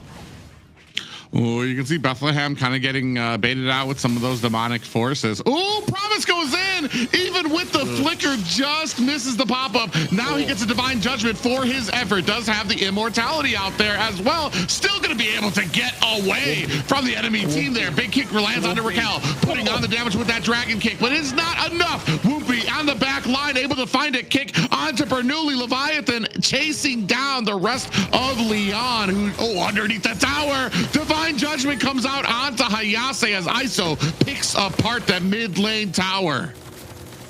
Oh, he had Renner on his hands. If it was Nibiru, that could have been a kill with the help of the Divine Judgment as well. He tried to get the Renner snipe on him, just not able to find it. They get the Lord for the side of Lyon. They're trying to blitz it as fast as possible, but Lyon making sure they're able to escort this Lord and maximize the macro ability on the map. They get the tier 2 on the bot side. I don't think it's going to be good for this Freya. Has to use the Valkyrie Descent to get out of harm's way as well. Tier 2 in the mid lane is going to be the next target for Lyon, while the Lord is still going to be marching down the top side slowly. So waiting for another set of minion waves that's going to come out in the next 10 seconds.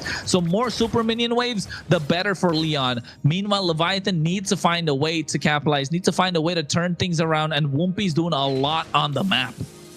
Yeah, this is just a classic game of why kills are not as important as a macro. Lyon doing a great job of kind of making sure even when they're losing fights on one side of the map, they're winning towers on the opposite side of the map, all the way down to almost the high ground towers at the mid lane as well. Leviathan kind of scrambling a little bit, starting to lose a little momentum as we're moving into the 15-minute mark already, the longest game of this series for Leviathan, but they're on the back foot, and I feel like this is a pretty firm advantage on the side of Lyon because there's not really too many entry points for the side of Leviathan to try to get in there, and they've just got I want to say an uncanny ability right now when it comes to really kind of syncing up these lanes, making sure that they're pushed before a lot of these objectives go out. And you would think that Lyon have the advantage, right? But look at the goal lead. It's 50-50. And that's one good thing for Leviathan, just because of the fact that they have a Beatrix, a Marskin that can pop up.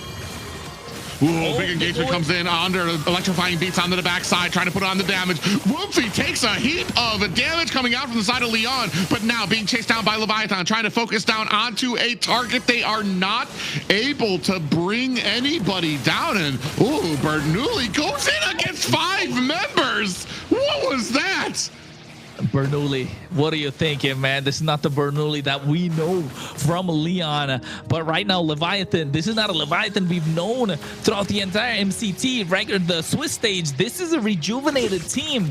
Again, this is like the 3rd time I've said it. Call me a broken record, but they've been so fantastic so far in the entire series. And if this is going to be a 3-0, it's a massive statement coming in from Leviathan. And you know that this is a team that can take it all. This is a team that can get the big wins. And with this newly added jungler breathing in life to this lineup, allowing the rest of the team to play like they'd want to. Yato looks like a different player right now. ISO is allowed to play the game he wants. Promise coming to the roam position. We're looking at a Cho 1-0 and 10. And how many times did he get pulled by the Divine Judgment? It's something we've not seen. The immortalities are keeping him alive. Right now, he doesn't even have it. He's able to find the right pickoff. The communication is on point for Leviathan. Meanwhile, Lyon are looking like a shadow of their former selves, where Bernoulli's not able to get the victories, not able to get the kills that he wants to, and Raquel, without having the Kufra, is not able to find the right pace for the rest of the team. The shot calls have not been on point. They have had this Freya that could do a lot of work in the game. It's just not worked out, and I think Leviathan at this point, with the help of this Lord, will be looking to push this game to a possible end like they have done for game 1 and game 2. We're 17 minutes 45 seconds in, and they want to pull the trigger, and all flickers are available. Yeah, right now, my draw was just stuck to the ground there, trying to figure out what Bernoulli was trying to do there. That enabled, they knew they had a retribution down. Leviathan immediately turned to go ahead and pick up the Lord. Now they've already matched up all of the towers out here as well. They do have to answer back, as the Leonhard is doing a great job of creating that pressure up at the top. But when you talk about, I mean, Leviathan was on the back foot too. They were disengaging from the team because they didn't want that fight. And Bernoulli went in.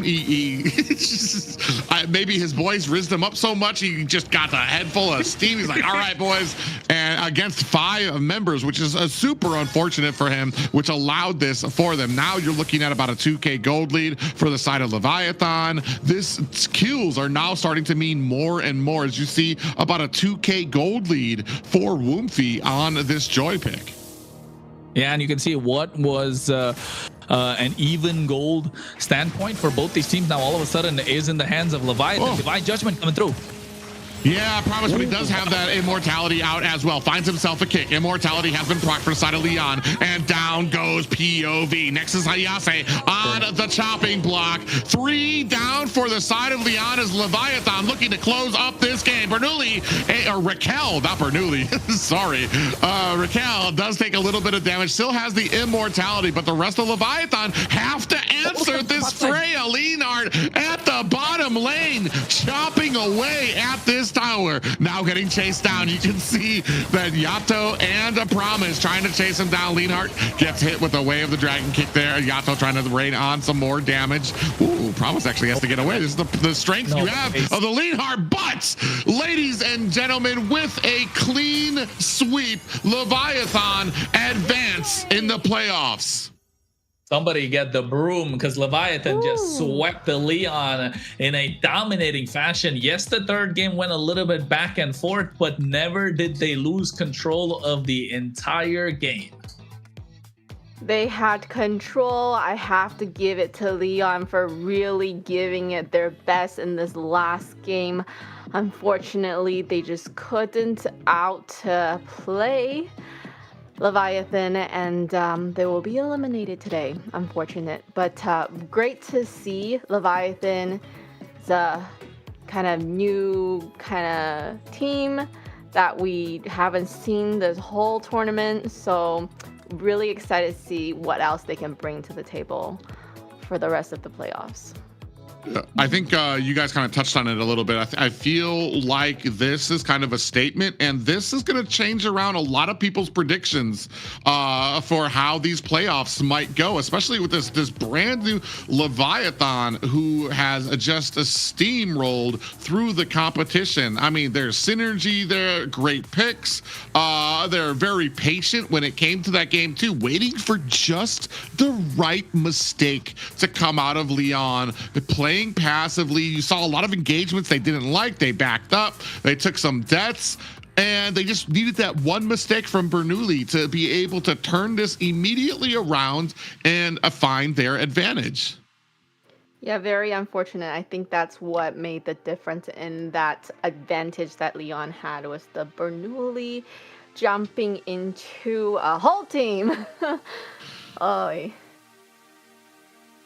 Well, I mean, they tried, right? It wasn't the best performance from Lyon, but then again, they didn't really have a lot of opportunities because Leviathan just controlling the chaos in this game number 3, and also looking at game number 2's replay, they played really well, where Yato was the one that kind of really popped off on this gourd, and Woompy, a new name in North America right now, impressing on debut. Promise, yes, he debuted, but we've seen him play at the highest stages and he's played super well. But Woompy here, not just in game number 2, not just in game number 1, in game number 3 as well, on this Joy, able to lock down the right target and making sure he gets them a lot of pressure right from the early game. And you could see making his entry at the right time, finding the right target, just doing everything right. This was the only time you gave a kill onto Bernoulli, but after that, they just weren't able to capitalize. Bernoulli went down 4 times after that fight, and picking a 1v5 in that purple buff area, I mean, we're not really sure what he was thinking. Like Private said, probably got, you know, got a lot of, what do you call it, adrenaline going in his favor, hyped up by his teammates, and all of a sudden he just sees the gray screen, which was never the right idea for Lyon. But Leviathan just able, even though they lost a lot of towers in the early game, not giving away a lot of gold. That's the moment, right? That's the moment. They didn't give away a lot of the they didn't give away a lot of kills. They didn't give away a lot of gold, and were able to hold their own. And once the opportunity presented itself, hey, they never let it go. And after that, it was just a one-way push down the mid lane, even though Leonhardt tried to get the split in the end. Yes. Yeah, I mean, an amazing game there. Promise, man, where has he been on these rosters? Because I want to say today he has played his heart out for the side of Leviathan. All 3 of these games, he's just been absolutely exceptional. I'm not sure if he will be getting the MVP, but I think we're about to find out. Let's have a look. MVP goes to Promise. All right, he did a lot for the team there. Break it down for us, Chrono. Yeah, I mean, he did a lot for the team, and not just that, right? On a Cho against the Kaja, didn't get picked off a single time when he ate about 4 to 5 divine judgments. Yeah, and even the itemization, I love the itemization about how he went for the Chastis Pauldron in the early game, because you're kind of negating what the Freya can do with the attack speed, and then getting yourself that anti-cuirass, the immortality, just getting the right knockups of the Jeet Kundo and latching onto the right targets with the Way of the Dragon, the Flicker Way of the Dragon, into the Bennett's Rage, into a Divine Judgment pull from Yato, just making sure everything is clean and being the initiator for every single fight. Promise, showing a lot of promise for Leviathan in this playoffs run. Yeah, and he's one of those players I've talked about before. He's always been one of those that you could depend on in some of your most important matches. Even I think he's even been on BTK for some of the final matches as well. He's just one of those just great players that I wonder. I stutter to wonder why he just has not been like on like the starting rosters for many teams. Maybe it's schedule or something like that. But when he does come, he shows out, and just a pillar for one of the pillars, the many pillars for Leviathan's success here tonight. Yes, amazing gameplay. I wonder where were they earlier, right? If Leviathan could have just started out with this roster, hey, you know, that's a question. That's a question we gotta ask in an interview. Two, you know, we wanna know where they could have possibly ended. All right, so with all those questions that we have, let's welcome Whoopi to the interview.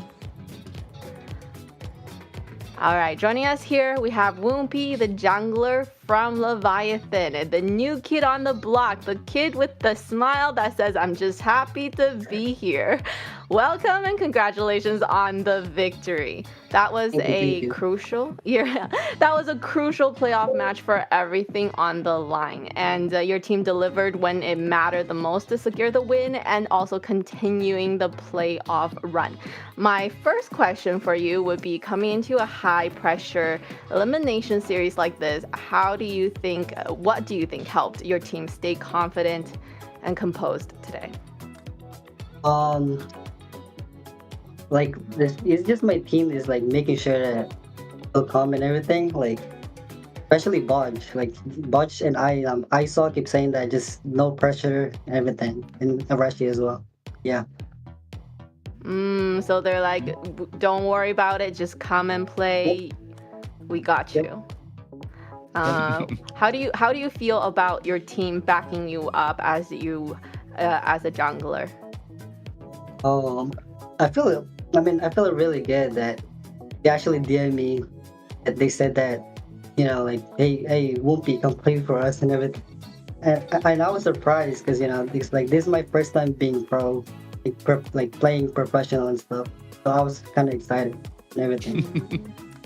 I was actually kind of curious about that because I want to say you're relatively unknown. I've been casting since like 22 in North America, and I don't remember you at all. And I was very curious, like, what was it that they sent up the Whoopi sign, the Whoopi signal up into the sky to be able to call you down for that? And what was that like? Can you tell us a little bit about yourself? You're brand new to the North America, to the pro scene. So tell the viewers, everybody who's going to remember the name Whoopi, tell them a little bit about yourself and how long you've been playing this game and how you know a lot of these guys. Okay, so like, the first time I played this game, it was actually like season 1 when I used to watch my brother plays, but I couldn't play because I was, you know, little kids. And then I met my team Leviathan like just a year ago, like just, you know, like 2025, and they just saw me how I play good, and they just DM me to play a lot. Yeah. Well, Whoopi, you made your debut in MCT AMER. How are you feeling, first up? Are you feeling good? Feeling happy?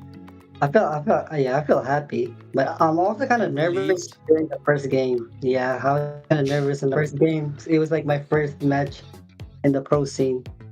But yeah, trust me, we didn't see the nervousness at all. We saw the fanny pop off. It was fantastic, and hopefully this experience channels into a lot more for us to see you in the many more years to come for MLBB in North America. But where were you, bro? Where were you during the Swiss stage? Why didn't you get the call up earlier? I heard you were in another lineup in the qualifiers. What happened there?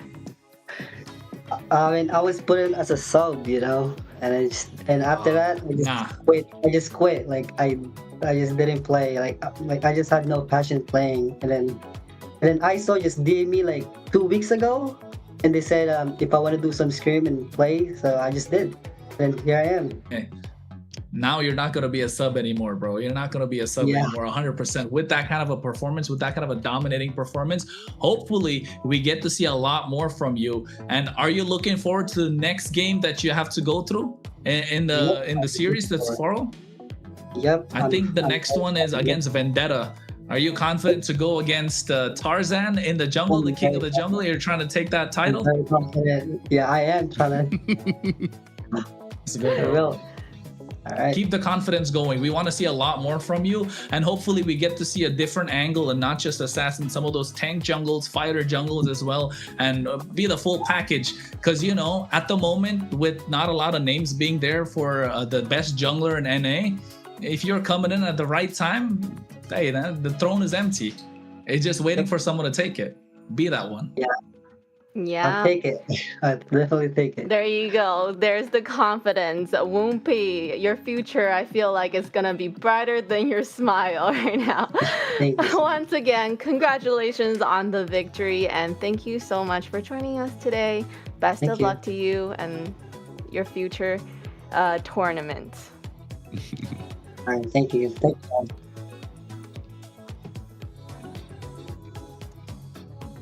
Well, that was it. That was You know yes, what? Kronos, what do you want?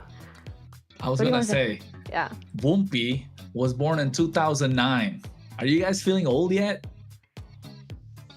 2009. You didn't have to throw that in our faces. Thank 2009. you. I feel, hey, it's a fact that popped up, and I'm about to say a lot of people in the chat definitely might be impressed with Woompy. I definitely am, and hopefully Woompy can perform at the highest level, because if we need a name to get behind in the jungle for North America, Woompy could be one of those mainstay names. Hopefully he doesn't burn out too early and quit like he said he did, and he's got to continue to play and doesn't get into like bad company and stuff, like, you know, Private, you know what I'm talking about?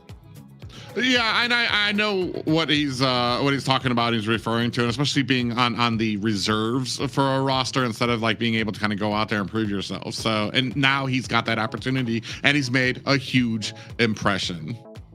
Yes, a huge impression on all of us, and we're definitely looking forward to what is to come from him. But first, we have a word for our sponsors. So today's broadcast is proudly supported by Runestone.gg, esports infrastructure built for the people, shaping the future for competitive gaming. From real-time data to live fan tools, Runestone works to make esports more interactive and more insightful and more rewarding for everybody involved. So make sure you go check out Runestone.gg and see how they're helping to power the next generation of esports experience. So talking about next generation, right? Woompy is definitely gonna be, you know, one of the names that to be mentioned in this next generation of jungles. And you know what? I think we're gonna find out how good Woompy really is tomorrow. I think that tomorrow is gonna be when he goes up against Vendetta. Right? Lyon's a different story. Lyon have their own pace in which they were playing, right? They like to go for a slow pace and extend the game as much as possible. But against Vendetta, which is a team that plays their own tempo regardless of how fast the opposition has, how much momentum the opposition has, that will be a good test to see how Woompy plays in the jungle, and so does Promise in the roam position, right? So with the true test is tomorrow, although there will be no eliminations tomorrow and they'll go down to the lower bracket. Vendetta against Leviatan looks like a matchup that could, you know, that could steal the show. Yeah, and it's definitely going to be one for the books, especially like I said, this completely turned around a lot of people's faces and how they thought that Leviathan was going to be performing, from something that could be etched as maybe a disappointing performance in the Swiss stage, that now that they, with just the change of 2 members, and I've been kind of going on this broadcast and even before the broadcast when I was talking with you guys, that sometimes the roster changes can be a bit frustrating to look look at, especially as a fan of North America and a lot of the teams, and what a lot of these people are capable of. That synergy always being shaken up because you have to get into new roster. But there are some of those diamonds in the rough that when you find that perfect team, that it just takes off. And I think that's what we saw here tonight when it comes to the inclusion of Promise, who I've already known, and I knew he was going to do a stellar job, but Woomfy was that wild card for me. But I already knew from the first draft to see him pull out a Fanny, I was just like, oh, let's go. Let's go. Like I've been one of the big things. If you're going to be like a Fanny's got to be to pull out a Fanny, even especially in the current meta, you just have to be so confident with your ability out there. And you could see a little bit of those nerves maybe in the first game. He wasn't great. Like it wasn't like jaw dropping on the Fanny, but he still did very, very well. And that coupled by the rest of his team, which has been a common denominator that we've been discussing here with a lot of these teams here, especially at the bottom four right now, where synergy, team cohesion has been a huge topic. Leviathan, I feel like we don't have to talk about that. What synergy, team cohesion for these guys, they've got that in the bag. So, I mean, a great game. Great games all around here today. I am so excited for tomorrow as well. Yeah, so let's look at tomorrow's schedule, what we have coming up. All right, so tomorrow in best of 5, first match, we have Influence Rage versus Stamina, and then for the second match, we have Vendetta versus Leviathan, and that's a match that we are definitely really looking forward to now that we see what Leviathan can bring to the table, and really these two teams that we also think are really, really great North American team to battle it out.